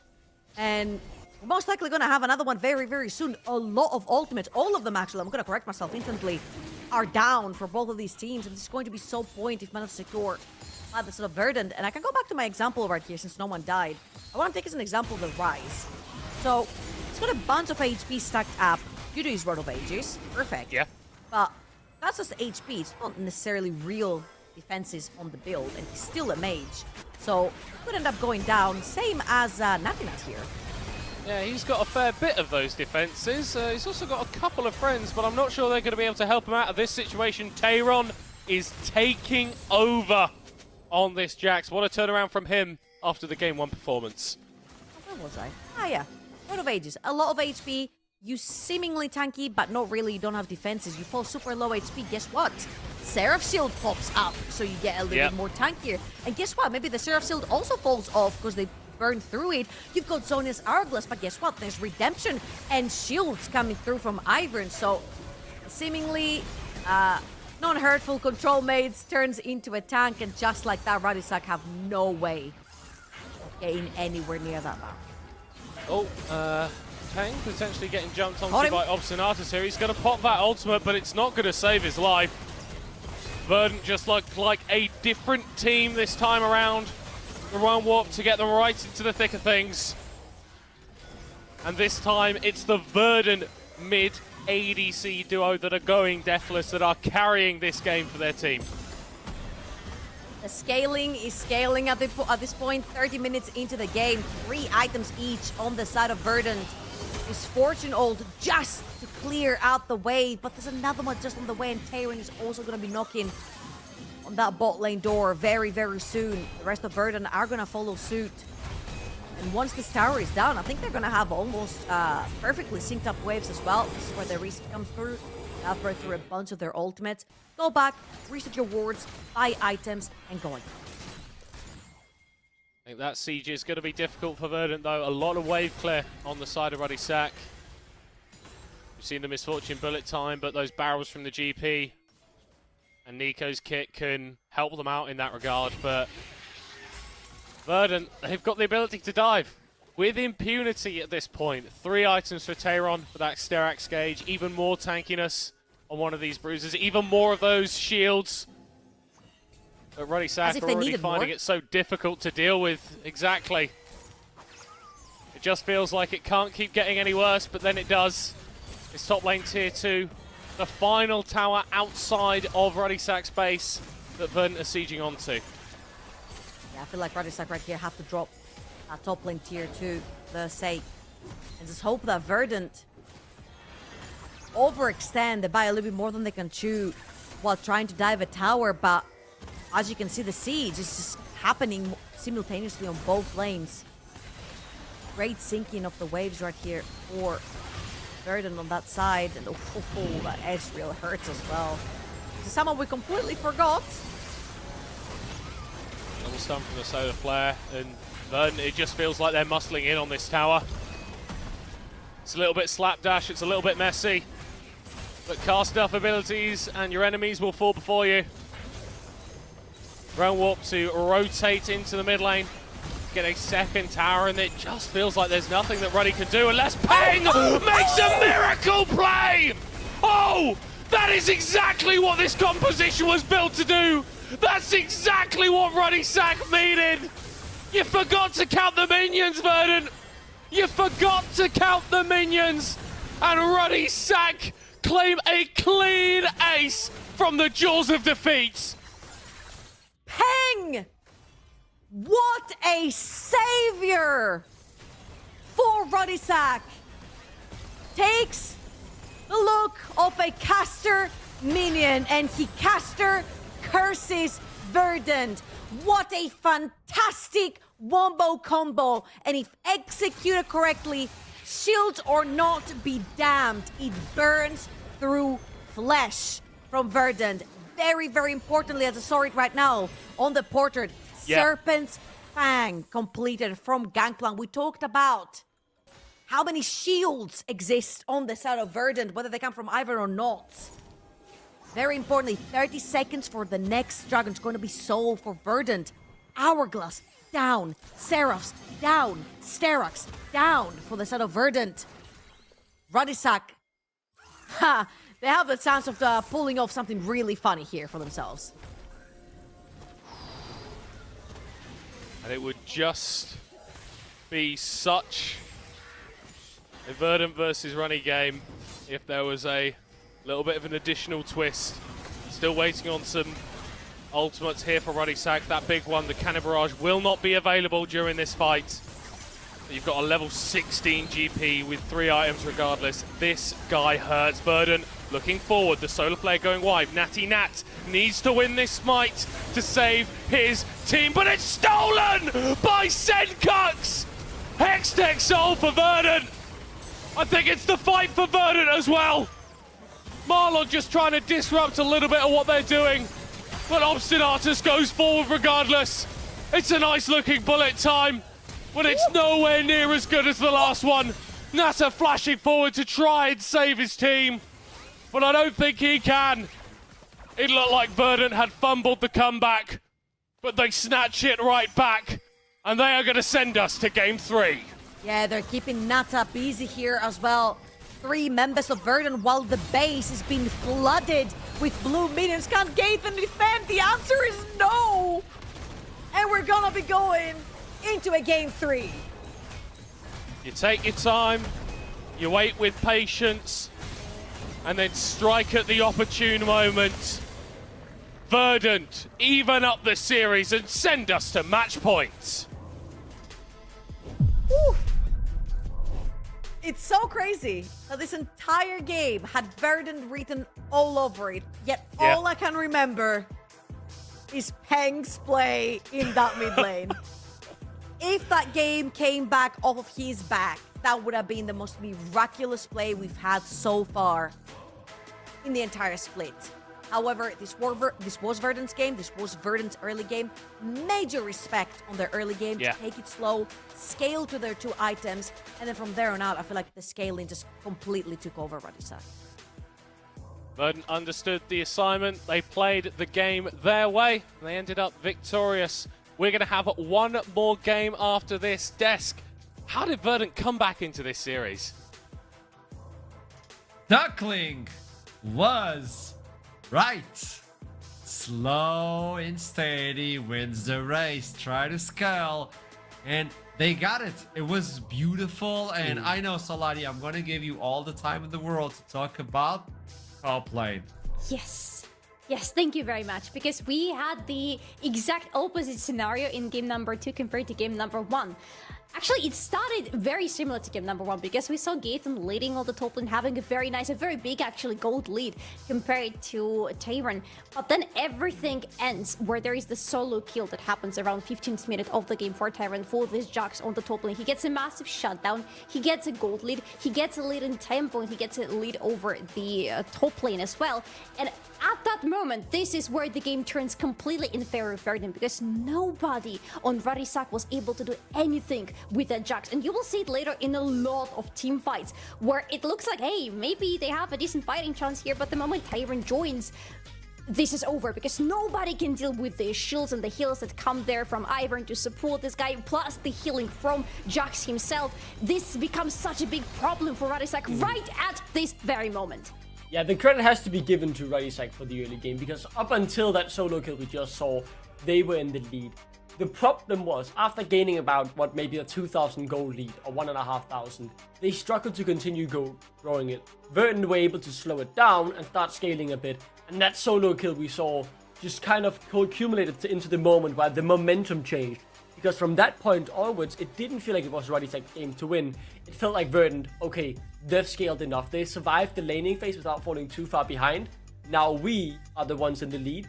And I mean, it was still close. There was one fight in particular that was balancing on a knife's edge, where Verdant were able to get it over the top around 20 minutes in, where the shields from the Iron were enough to keep the Tavern, whose game completely changed after being individually 1,000 gold behind in the laning phase after the solo kill. And well, the young rookie took matters into his own hand alongside me. Just enjoy this fight, man. Relentless, never stopping, always sustaining. Never stopped clicking, regardless of HP level. Look at this.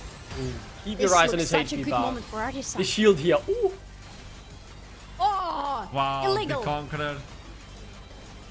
The healing as well with the Sundered Sky. It's all coming together. That was still the big shutdown for Nata, who really held on to hope this game. But Verdant, when they cleaned up that fight, you knew it would take a miracle for them to lose the game. And despite the miracle shining bright, it ended up not being enough because you had simply won the game on scaling. That is the issue with the team compositions that are very wombo combo oriented, right? You can get a miracle once and a beautiful fight where you take the victory in your pocket, as Radic's had, when just so happened that Verdant were so sure that they were winning the game, they forgot to count the minions, and they kind of didn't see the fact that there was a melee minion going through the ranged minions there. It doesn't matter, you know what? Beautiful ultimate right there from Fang, followed up immediately by the ultimate from Nada, from that misfortune. And at that moment, you look at Radic the second think, if only they can do that one more time. That's all it takes, one more time. At the Dragon Feet, you win the game despite all the odds, but unfortunately, that was the one-time miracle. Yep. I mean, at least we got to see it, right? It did look very good in that one game, and you can see the goal winning it created. But after that 50 minute, you can see the goal lead stops to grow for the side of Radic's. It kind of remains still between the 10th and 15th minute, and that was the main issue. And when that solo kill came in, you could see the momentum swung rather, maybe is the right word, up until the miracle, and then we had a bit of a cliff there, but Verdant able to climb back. Dominant game in the end, really. They were in control once they gained the lead at that 20-minute mark, and one final game to decide who remains in the upper bracket. I think whoever's in the losers bracket already, they are fearing whoever is going down there, because both of these teams, well, they got hands. Oh yeah. Oh yeah. This is one where you don't want to face, regardless of the team you look into. You're like, no, boss, I'm done. I'm done. Even though this is third game, this is going to decide everything to who moves forward on the upper bracket, who moves to the bottom. Radic picked blue side, by the way. It's time to lock in. One final time. Middlecott was asking for the CDs. We always get the CDs, but a well-disputed one, it's a blessing. I'll see you soon after the short break for the last one.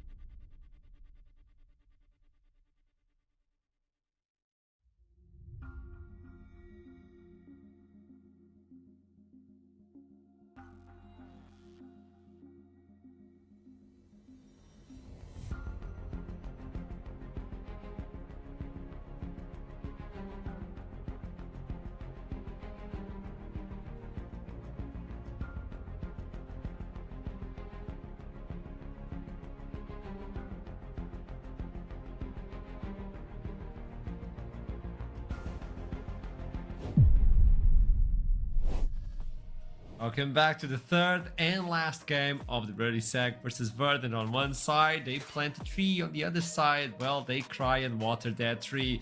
Ready took the first game. How will they be able to take on the third one? Because now Ready picks on the blue side. Will like pick and bench change a little bit? We don't know.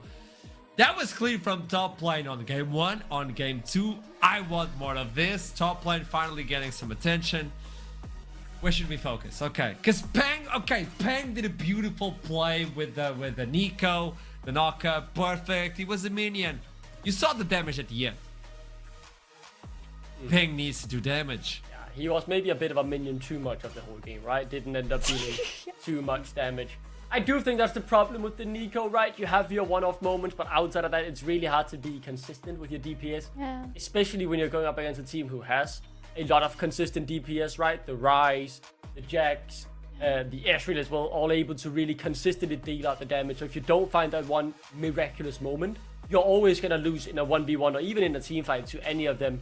Despite Nats's best attempt to be the DPS, they didn't have enough and they just always lost those extended plays.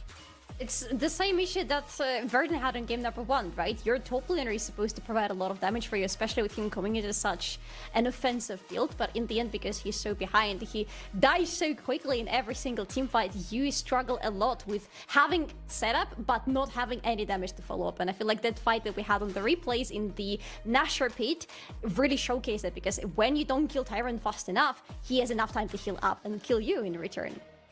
But the Jax, the Sion, the Jace as well, for instance, they're out of the table right now. So if they want to rely on something as a split, for sure, the Fiora that was banned, what else can they rely on in terms of champion pool to Camille. be as pivotal?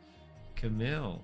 I want to see Camille, okay? I want to see that woman, okay? She's so potent. You can do so many fun things with her, and I would love to see Radissac to pull her out, because first of all, it fits into Gathan's general idea of how he wants to be playing the game, and second of all, it would fit with the idea of them trying to find those crazy angles onto the enemy.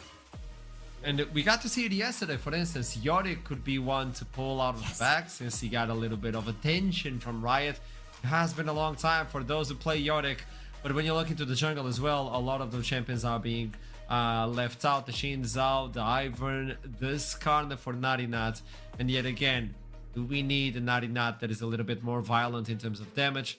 Or should he rely on something that, well, gives more potential towards the team? Let's see. I think the ban's still pretty safe to predict that they will remain largely the same. Leave I them don't on, see man. them changing much.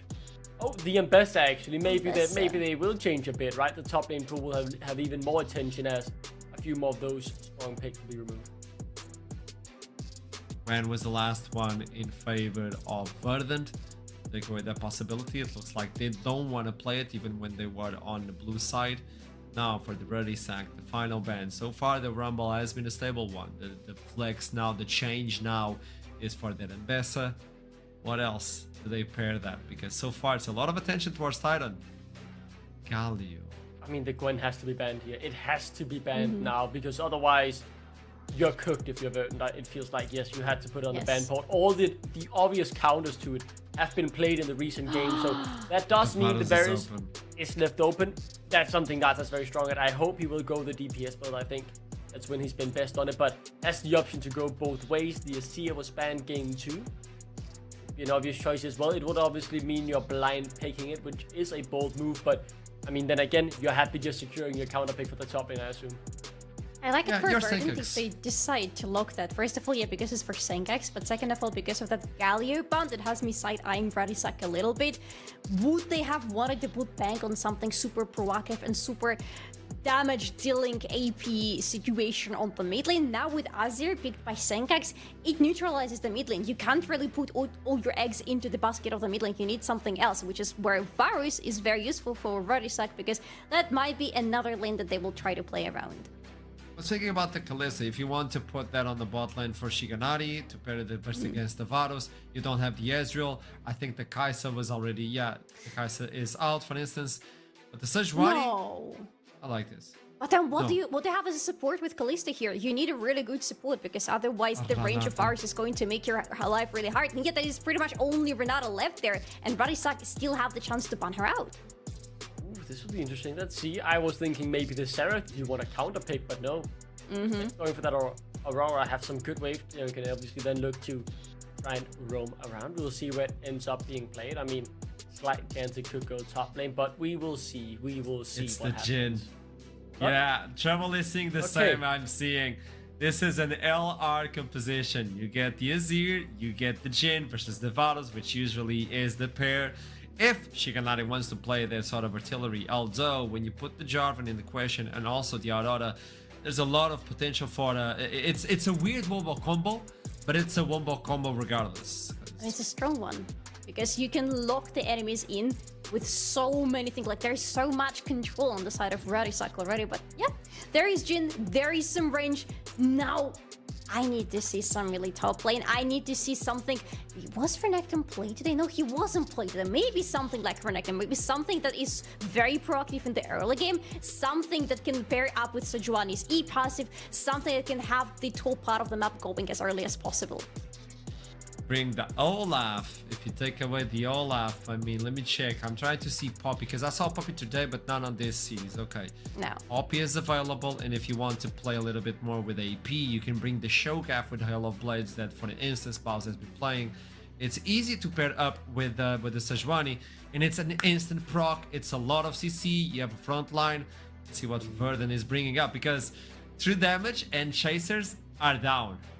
I mean, I get a lot of the engage reports have been played, but have they forgotten about something like the Braum or the Rakan that they've banned out so much of this series? Instead, the top lane, who heavily trimmed as the Rakan, there it untouched is. this time, locked in. I don't like the Jarvan here, I'm not gonna lie. I mean, I get how it will work with the Aurora, but I think all of a sudden, look at how mobile this team from Verdant is. It is really only the Jhin who can stay miles and miles away happily. So, I mean, don't have many movable targets.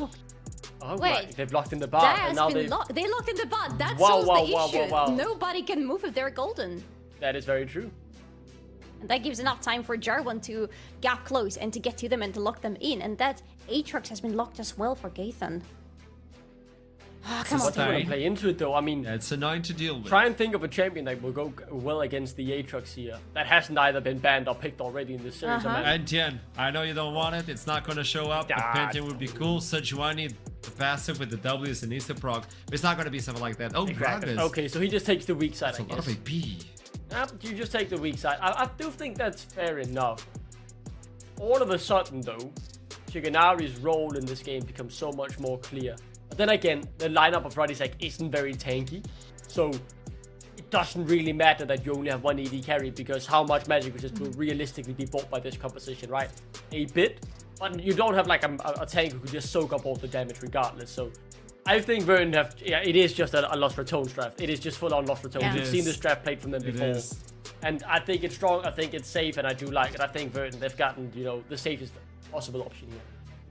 Okay, is it safe, but is it going to bring fruit into the table? Will this be the W for Verdant or for Ready? Final takes, final game, whoever wins moves forward. Man, Verdant. I think that's gonna be another tree planted. I think they're gonna take this one. I believe in the trees. Okay. W tree man. W Ivan, right? You made the segment about Ready and you now believe in the Verdant?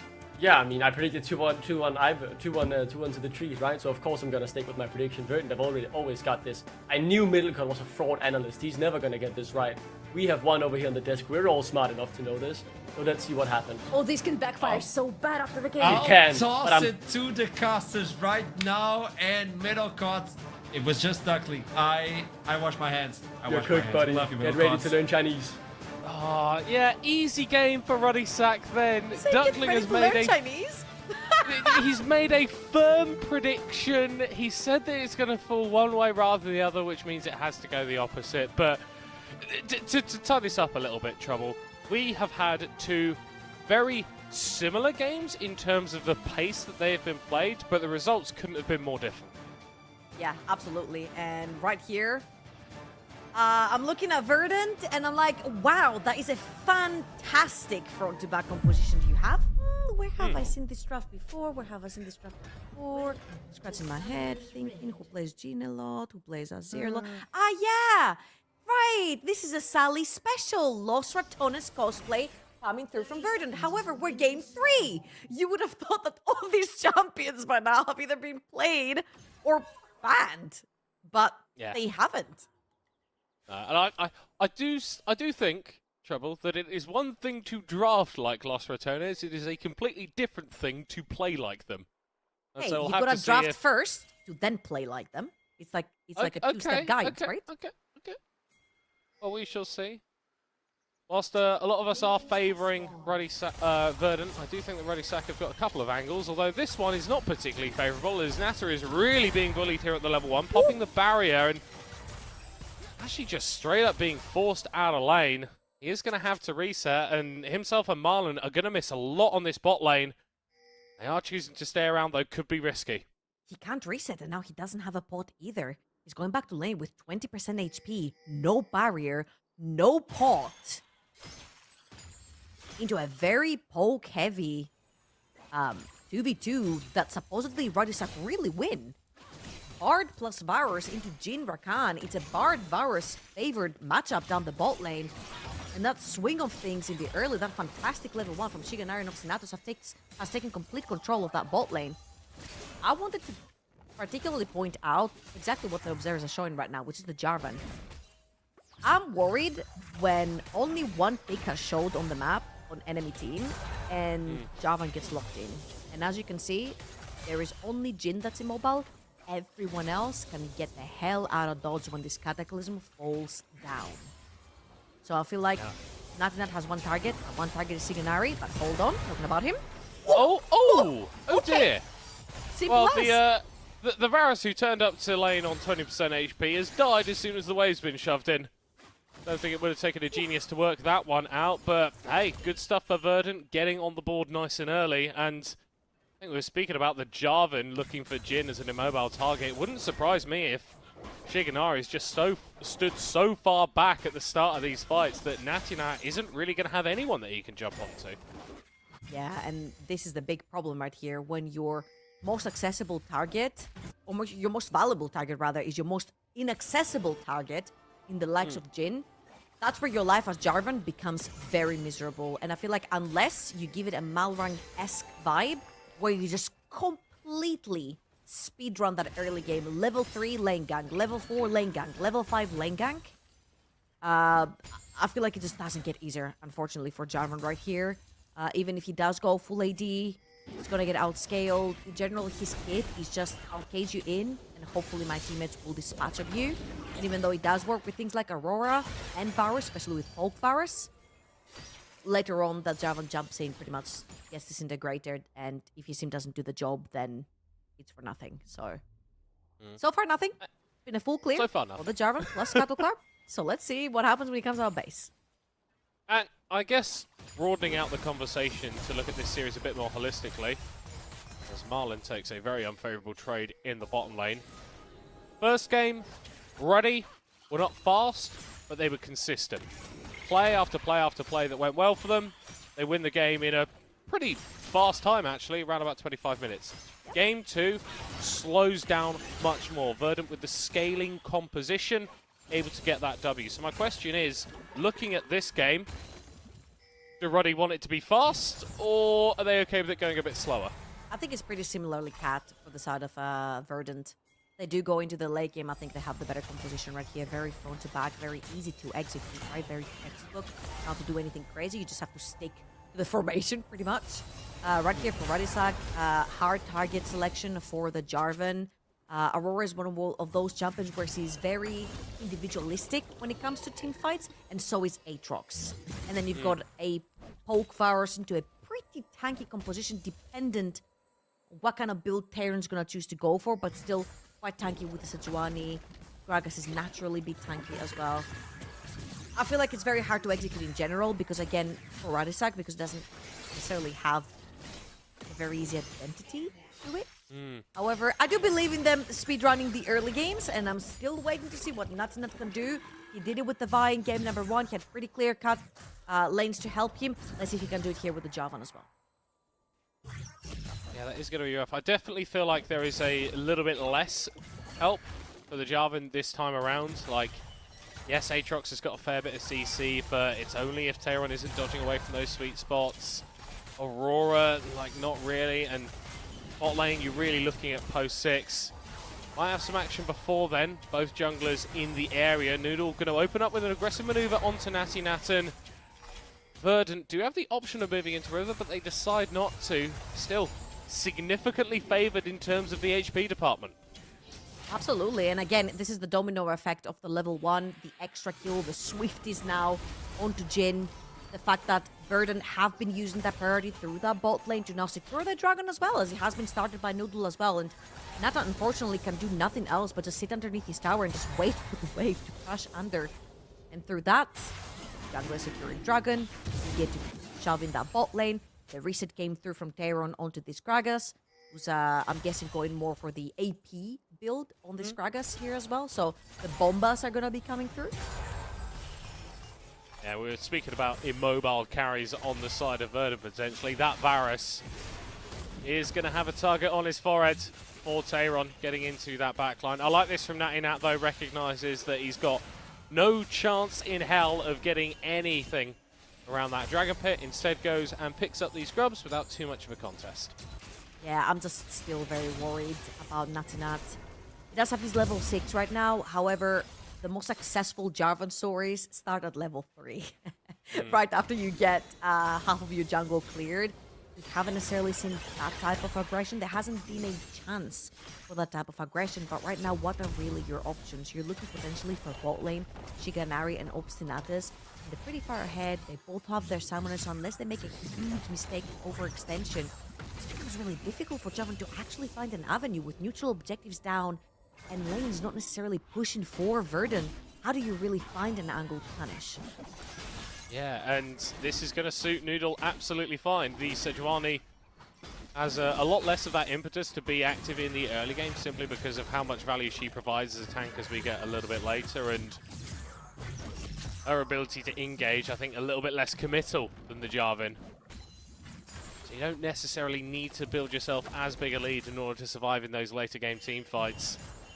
Still, just one kill in this game, 8 minutes in. It is favouring Verdant, but across the board, the gold is pretty much even. Yep. You see right here, Marlon is making his way towards the top side of the map. This is what Bard does the best. He roams the map, however, he will be spotted, but his sweeper will not spot. The ward right there, however, Tayron, I think, is all alone on this one. Yeah, no way out. Drops down the cask, but it will not save his life. First skill of the game for Roddy going into Gaithan's pocket, who's actually been able to do a pretty decent job in terms of building a lead over his opponent in CS. I think as it stands, if Roddy are looking for someone to carry them, it's that man in the top lane. Oh, absolutely. I feel like specifically if we're looking at around flanks, talking about flanks, Noodle is looking for bot side. Yeah, I think Nat is dead here. I think Natta is dead as a dodo. Obstinata's getting locked down. That tower doing so much work. There goes the fate sealed. Oh, that is absolutely fantastic from Marlon. Obstinata's just about able to get away, but I don't think Shiganari is going to be as lucky. There goes that magical journey, but no further chase going on for Natty Nat. Drops the Cataclysm on Obstinatus' head. A little bit later than maybe we would have liked, but these are the proactive plays that Ruddy need to be doing. Absolutely. We needed to see something going on in the early game, especially before that minute 10, and that's exactly what Ruddy Sack does. They deliver. Look at that bot lane. We also said mid lane and top lane are not necessarily really easy to hit. They'll take that kill onto Tayron, feed it over to Gaithan, and then instantly head towards that bot side where they knew that Nata was most likely going to be under attack, and that was the case. One too many tower shots tanked right there from Obstinatus, and Radisak were there instantly to punish with a mid lane roam from Peng as well. Now, of course, cashing out one kill too, Gaithan.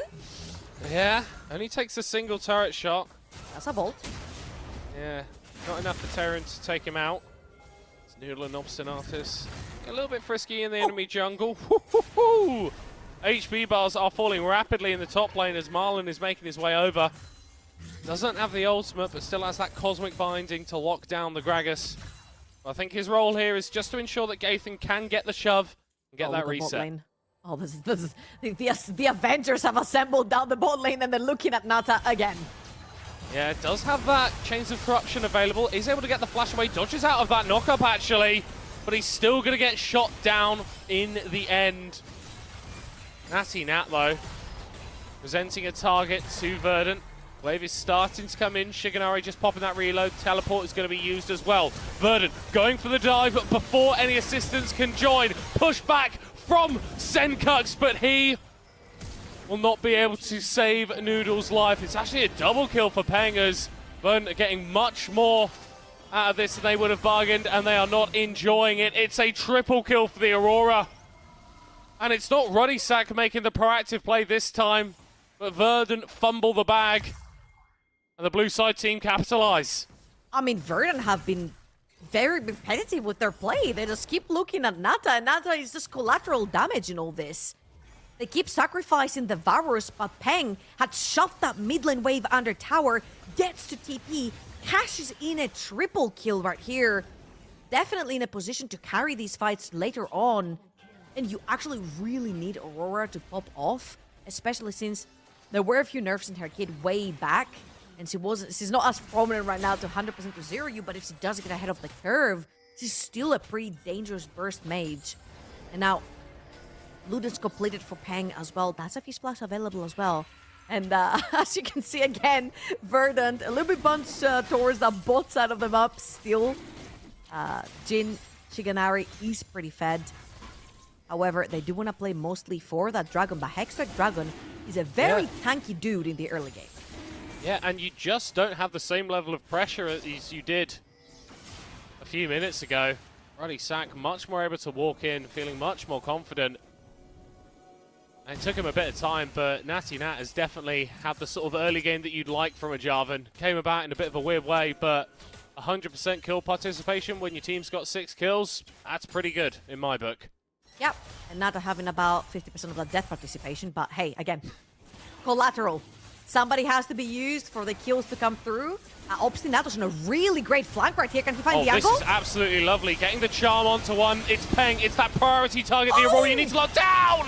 Oh, that tempered fate was beautiful from Marlon. Exceptional bar play coming out from the Ruddysack support. And they're going to get so much with this. The Dragon and a couple of kills. Wow, and if Verdant did not break their formation, Marlon broke it for them. What a fantastic ulti to stop the engage onto Peng, and Peng gets out with a sliver of health. By the end of this, the winner with 5 kills. Now coming out of base with boots completed and another half an item right at the alternator in his inventory. And Verdant have been pulling the trigger. It was a fantastic flank. But Obstinatos have nothing to say about this. They just didn't quite have enough damage to capitalize. Oh, Natty Nat opening up onto that Rakan. Should be able to make a grand exit over the wall. And maybe Verdant, who have drafted like Los Ratones. But Marlon has got a reckless tier bard right now. Very nice stuff coming out from the supports. And Ruddysack, they've finally got a sizable early lead in one of these games. I think more importantly, they're looking to increase it. Natty Nat pressuring Shigenari on the side. Verdant moving to respond, but this is at least going to be a little bit of damage on that top lane tower. And if I'm not wrong, I think this is Karia's skin as well on the Bard. So hey, we got Karia at home, apparently. Marlo's been doing a fantastic job, as you mentioned as well, and now Verdant are looking to try and find potentially a pick around Peng. It would be great to get that 446 gold shutdown that he has on his bounty poster on the wall right now. And again, Verdant, they've got a pretty good scaling team. However, they're a bit low when it comes to damage. Azir is more of a consistent kind of like AP, hyper AP carry kind of champion. You've got Bomba, of course, coming through from the Gragas. And Shigenari, who wants to play mostly from distance in this one with critical, with W's, with roots and all that. So the damage is not necessarily that high and that bursty, but they do have consistent damage and a lot of tankiness coming through. A great scaling composition. And Ruddysack right here are looking to push pedal to the metal. Try and push as far ahead as they can, especially now that Peng is 5-0. You can definitely leverage the gold lead on this Aurora to try and pull ahead. And I mean, that's exactly what Ruddysack are doing right now. He's going to be able to push that top lane tower. Nata dodges away from everything in the mid lane. The Tempered Fate just missing Obstinatus' backside as he dances on out of there. It's another play from Verdant. Didn't go as disastrously as the ones in bot lane, but it's fundamentally not working for them at the moment. Yeah, they can't really find picks right here, right? Very elusive on the side of Radisak. They are looking towards the bot lane. That's gonna tag a couple of those hits. Aaron is out. 4 members on the bot side of the map. And on the contrary, look at the other side of the minimap, it's going to be 3 members from Radisak. Pushing that top lane and then heading straight towards that Ring Trail to try and handshake neutral objective with that objective down the bot lane, which was their first tower. One main feature strength this time around. He was secured by neutral objectives and kills for Radisak earlier on. But it is going to be a Rift Trail, which, likely for Verdant, if they do open that mid lane, they could have very creative ways to play around Fog of War with things like the Gragas and Sejuani to catch someone pushing. I do wonder about their siege ability, though. Whilst the Azir and the Jhin, excellent for sieging. And then everyone else on the composition, excellent for pressuring those dives that can force players away from towers. It's not like Radisak are completely defenseless when it comes to the wave clearing game. Yes, Nata has been put a little bit behind, but Varus is still going to be able to offer a lot with a piercing arrow. Peng basically one-shots waves at this point. There's enough lockdown, which can get a little bit scary for you. We're talking about that Aatrox, we're talking about the Jarvan and the Bard as well. I don't think that Verdant can be diving with reckless abandon. They are, however, looking to deprive from the side of Radisak, of course, Verdant from any sort of access in their own jungle. And again, when you start losing towers around the map, the first thing that goes away is your resources. Your jungle is no longer your jungle. A lot of the resources in your jungle are taken away. Not only does your jungler start starving, but when your jungler starts starving, that means he spends a lot more time around the lanes. Therefore, a lot of loss of XP through sharing, etc. So this is kind of the domino effect when you start losing those towers. And the outer towers, sorry, 2 outer towers have gone down for the side of Verdant. Now, the game has slowed down just a little bit, but this is going to be 3rd dragon spawning in the game. Verdant did get the first one, luckily for them, so they don't necessarily have to contest that, since they do not have, I would say, 4 items right here. I think that was looking. Yeah. Verdant able to dance on out of there. Still not quite 2 items for Peng just yet. That could be impactful in this next fight. The Aurora is the carry for Radisak as it stands. And so if she is not fully unlocked, then things look a lot better for Verdant. They're starting to pick up some gold with these towers and with these kills. Nata ripped off the rift before assistance could be offered from Marlon. And with this Herald being summoned in the mid lane, that's a tower going in favor of Verdant.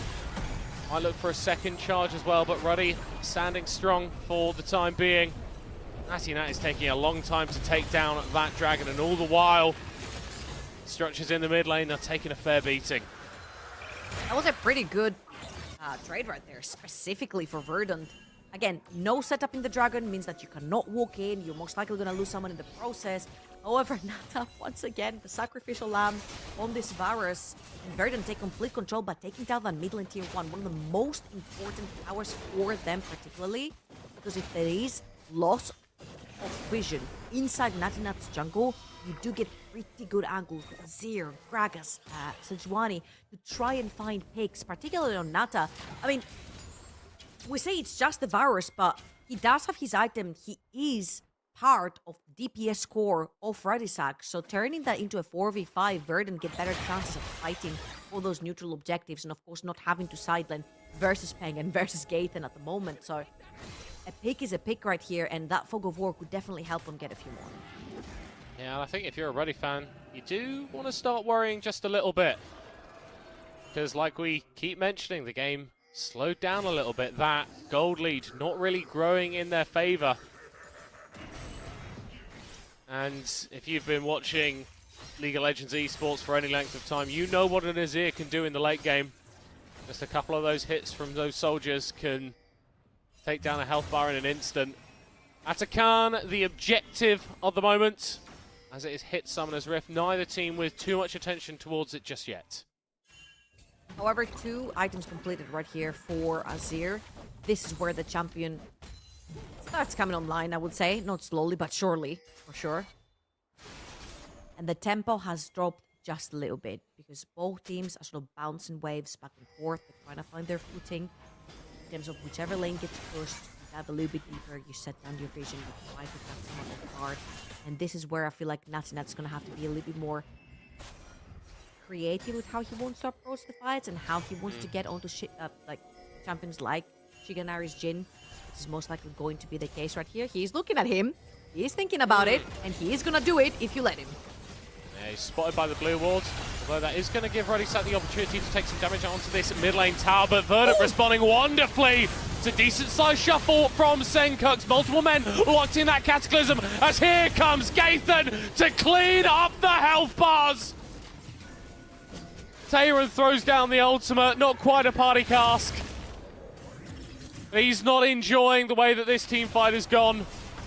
Rodisak already ripping away 3 members of Verdant, looking to make it a 4th as they chase down this Gragas. And just as it looked like Rodisak was starting to slow the tempo, they find another win in a team fight. That was such a confusing fight. Let's have a look at it one more time because I felt like a lot of ults just went in for the sake of going in. I feel like they were a little bit overzealous from the side of Verdant. They only catch Natinat in the Sejuani ult. And then Senkux goes all the way in to just push Bard out the way. Peng just dives straight back in. And as you can see, Gaithan's positioning was so beautiful to split Jhin from being able to walk forward and capitalize on those low HP bars. Now, I don't know if Shiganari wants to be there. Yeah, you need to be very careful here, mate. There goes Obstinatus with a knock-up for a little bit of peel, but the Jhin is still being chased down. The Cataclysm dropped on his head. And Rodisak will make him dead alongside his bot lane partner.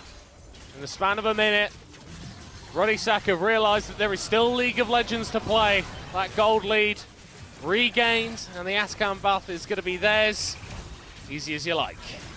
Honestly, I absolutely doubted that this Jarvan was going to be able to find targets with how slippery Verdant is as a whole. I'll take my hat off, and I will apologize. I was not familiar with Natinat's game. 100% kill participation for Natinat. He's been absolutely and utterly all over the map. Marlon on the Bard as well. Fantastic roams. And right here, that is a 6,000 gold lead for the side of Rodisak. Verdant are going to have a lot of farming to do, a lot of scaling to do if they want a chance back into this game. If there is a chance back into this game, they do have strong scaling late game champions. Gragas going more for a tanky build as well. He will be that front line they want. Oh no. Senkux, no flash. Oh, it's happened again. Yeah, he's able to put up that Emperor's Divide, but Gaithan's still trying to find access. There goes Peg! Godlike from the Aurora. It's been the supporting pieces for Rodisak that have made it happen. But you cannot ignore that man in the mid lane, Tayron. Able to slide himself on out of there, just a single kill, but more evidence that Rodisak well and truly understand the importance of this game. Winner faces Bulldogs in the next round. Loser heads to the lower bracket. Their Guardian Angel popped. No second chances from that point. And Rodisak, they have really gripped this series by the scruff of the neck. They are looking in cruise control. Honestly, if I'm Bulldog Esports, I'm kind of quaking looking at this Rodisak. The way that they have won both game 1 and they're looking to be winning that game number 3 is through sheer early game dominance. And something that Bulldog Esports is not very good at is that early game. Again though, sticking to this one, still only, I'm saying only because that's what it still was a couple of minutes ago, a 6,000 gold lead, majority of that lead in the mid jungle. Oh, you can't do that! Oh, you can't do that! Oh, Verdant are falling apart at the seams. And Rodisak are more than happy to pick up the pieces. Jungler dead for 30 seconds just as Baron spawned. It could not be timed better. Wonderful tempered fate from Marlon. An exceptional performance from the Rodisak support. Tayron bouncing back Natinat. But Verdant are not able to claim that kill. With the mid laner off the board as well. This Baron is as good as Ruddy's. Yeah, the coordination for Verdun seems a little bit stinky right now. What's not stinky is Peng's Aurora. Been absolutely dominating on that pick. Daron and Shiganari, they're looking for someone, for something, for a shot. Oh, there's the shot.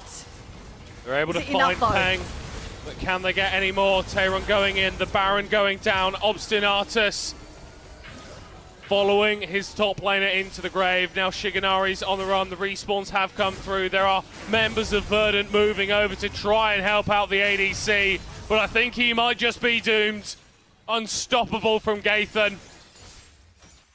And Ruddy Sack, they spend a little bit of blood, but they get the Baron buff. They get potentially a ticket to the next round versus Bulldog.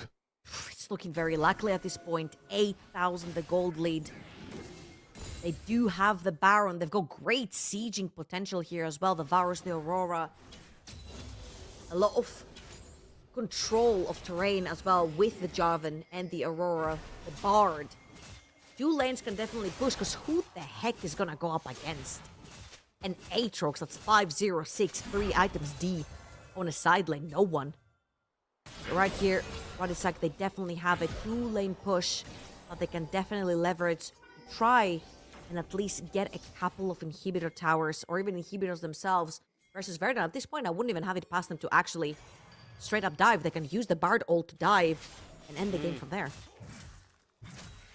And anyone that's going to be involved in a dive is Natty Nat.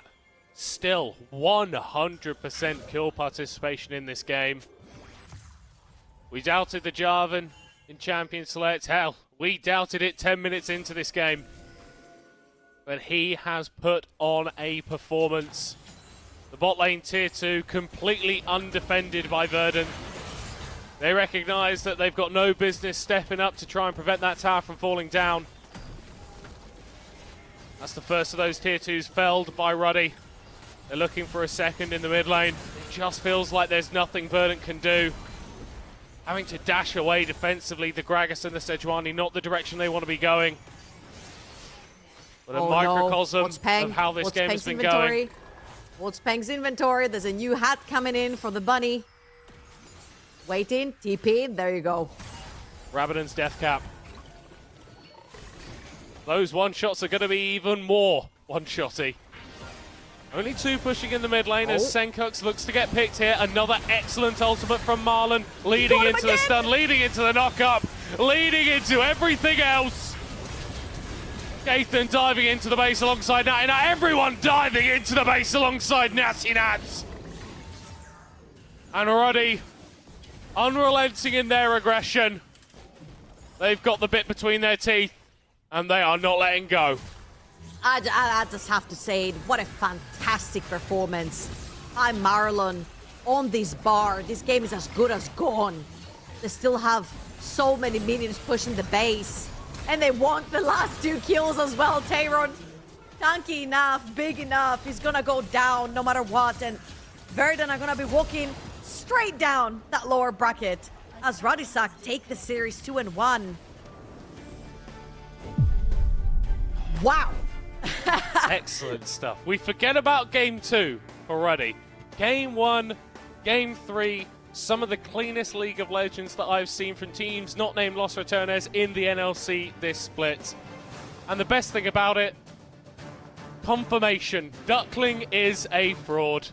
Ruddy Sack get the victory over Verdant. Very close fought series. A lot of credit needs to be given to Verdant. The way they came back in that game 2 was exceptional trouble. Yeah, it was a little bit more slow, more calculated, more scaling into the late game, front to back.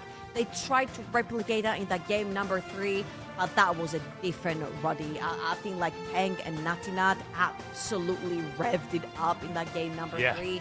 Again, like 100% kill participation on this Java. Natty Nat did not miss a single beat. If there was a kill on the map, it was initiated by this Javan, and it was not by any means an easy Javan game. If anything, it was the opposite. No. It's just the sort of thing that Natty Nat does. Ruddy Sack with the convincing 2-1 series victory over Verdun. Analysts, what do you make of that series? I apologize. I profusely apologize Marlon, I was not familiar with your game. Oh my, single-handedly, I will say the rest of everybody's like played up. But that bar performance, absolutely flawless. Every single fight, he might not have done the damage, he's a support.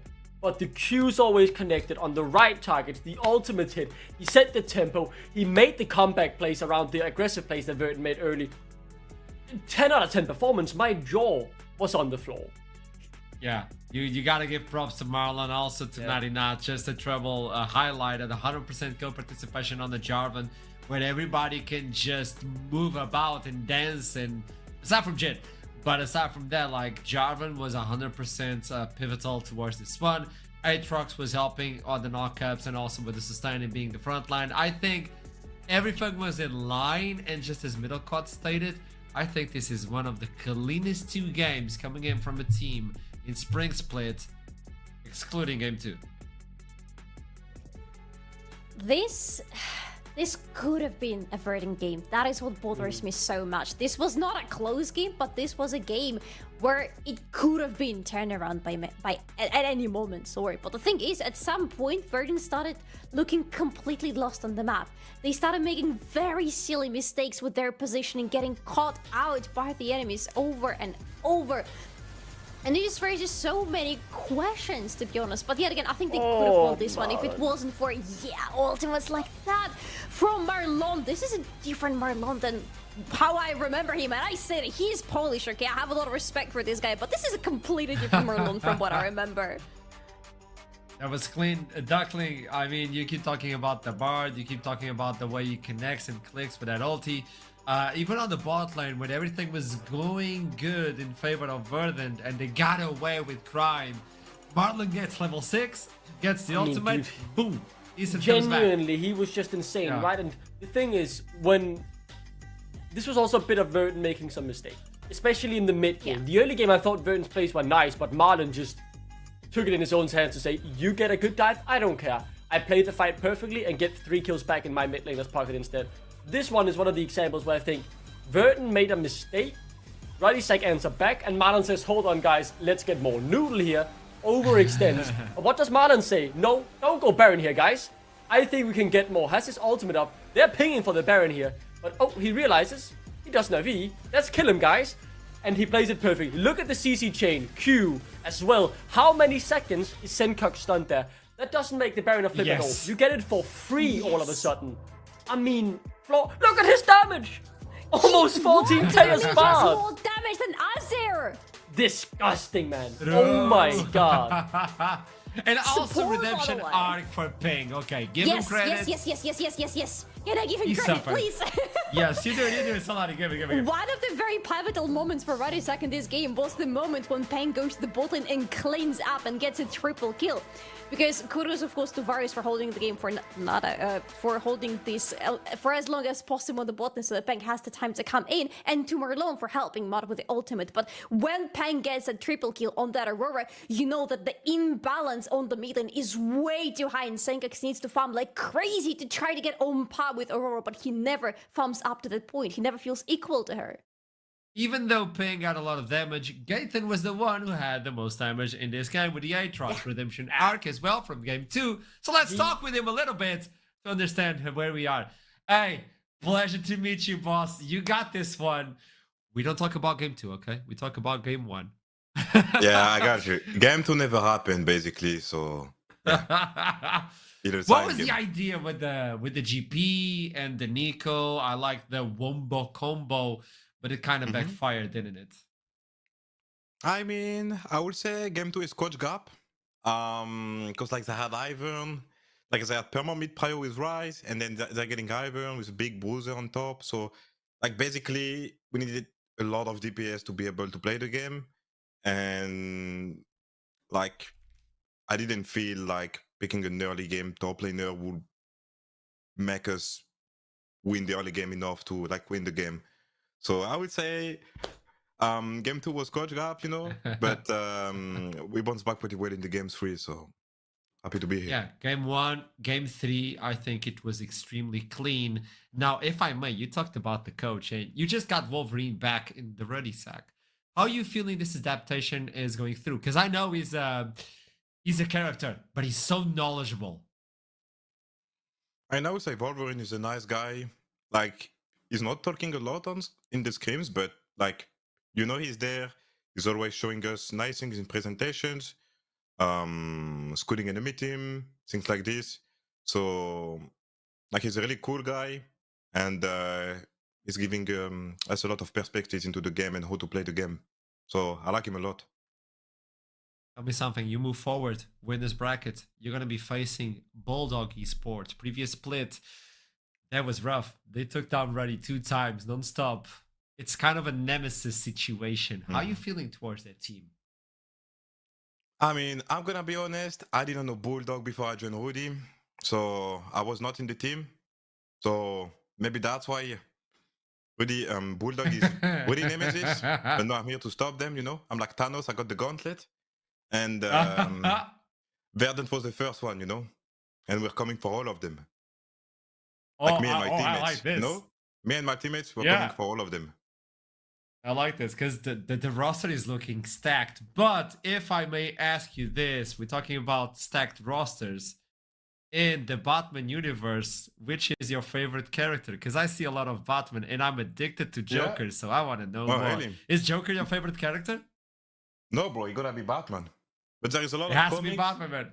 Yeah, there is a lot of comics, and actually my favorite one is this one, Show me.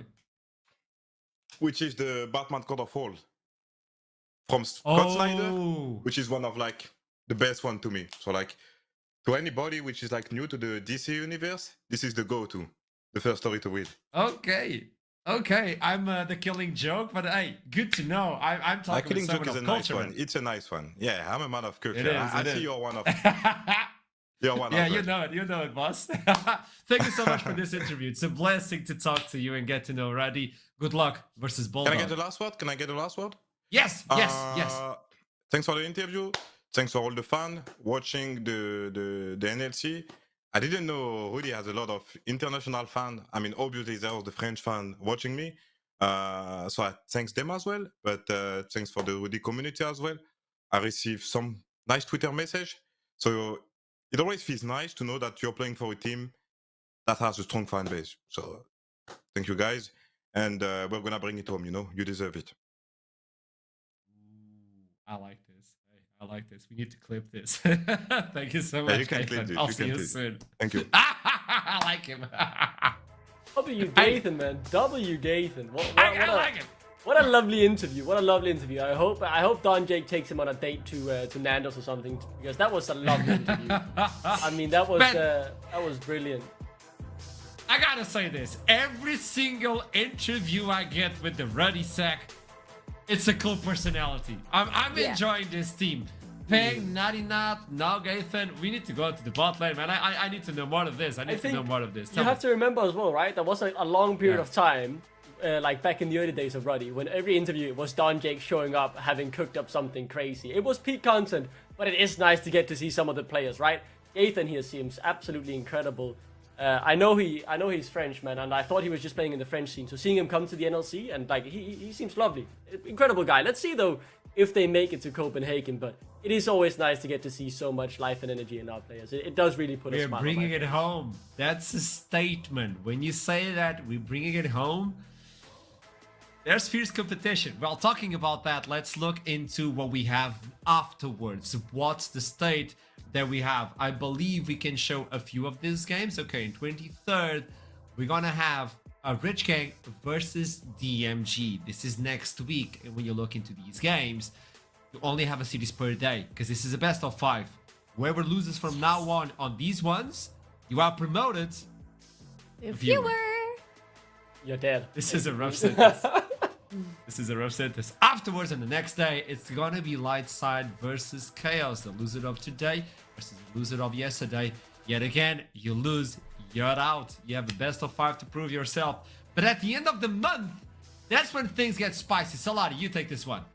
Oh, in the end of the month, we're going to see these teams again, and this is going to be the rematch of the rematches, with Los Ratones having to try to take down Nord, or maybe the other way around, we don't know, but that is going to be the most anticipated best of 5.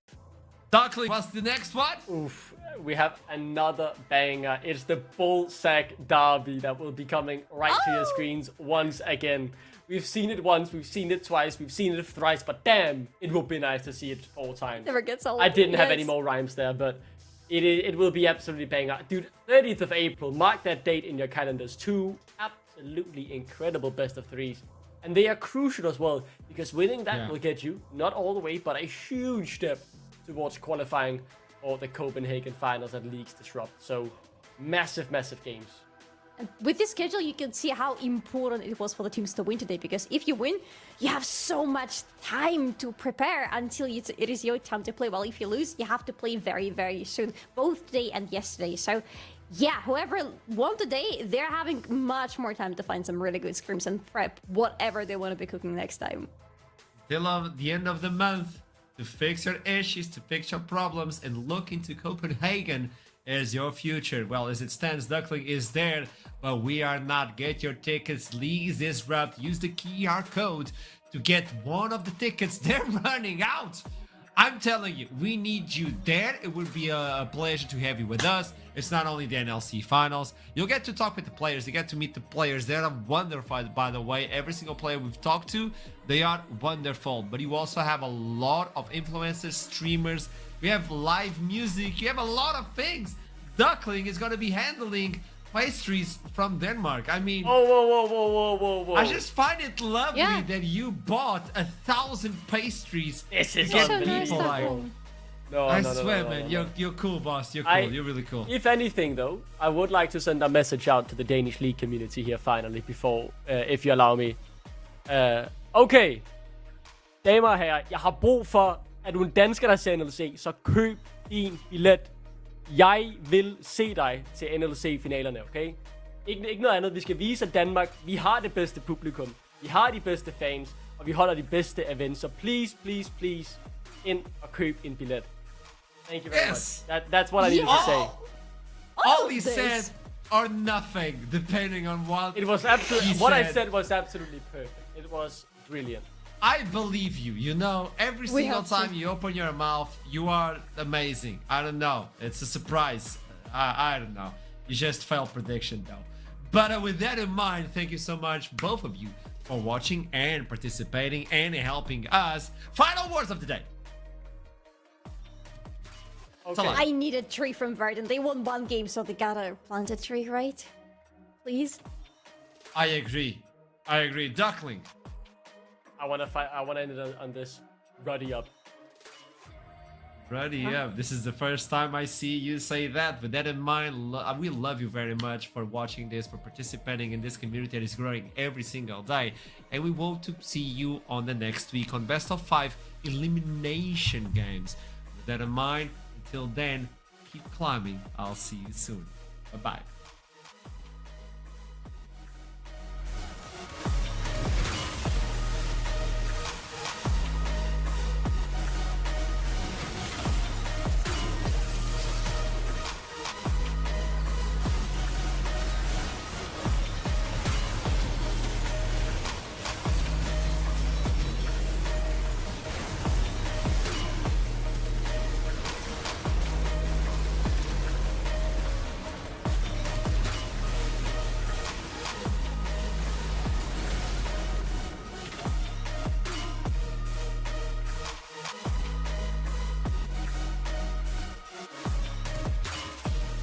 Let's get that scout crab over towards the top side. However, No!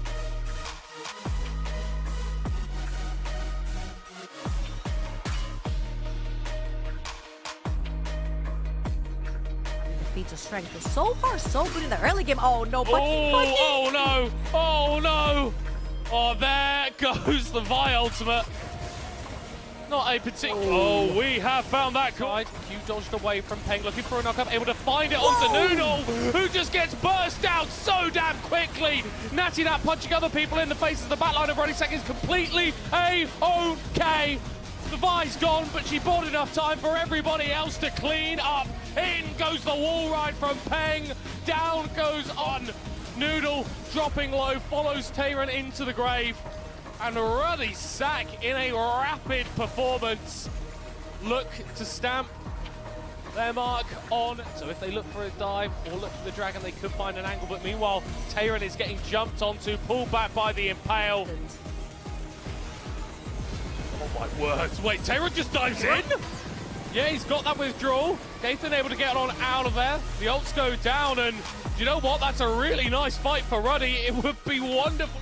Get a second tower, and it just feels like there's nothing that Ruddy can do unless Peng makes a miracle play! Oh, that is exactly what this composition was built to do. That's exactly what Ruddy Sack needed. You forgot to count the minions, Verdant. You forgot to count the minions. And save his team, but it's stolen by Senkux! Hextech Soul for Verdant. I think it's the fight for Verdant as well.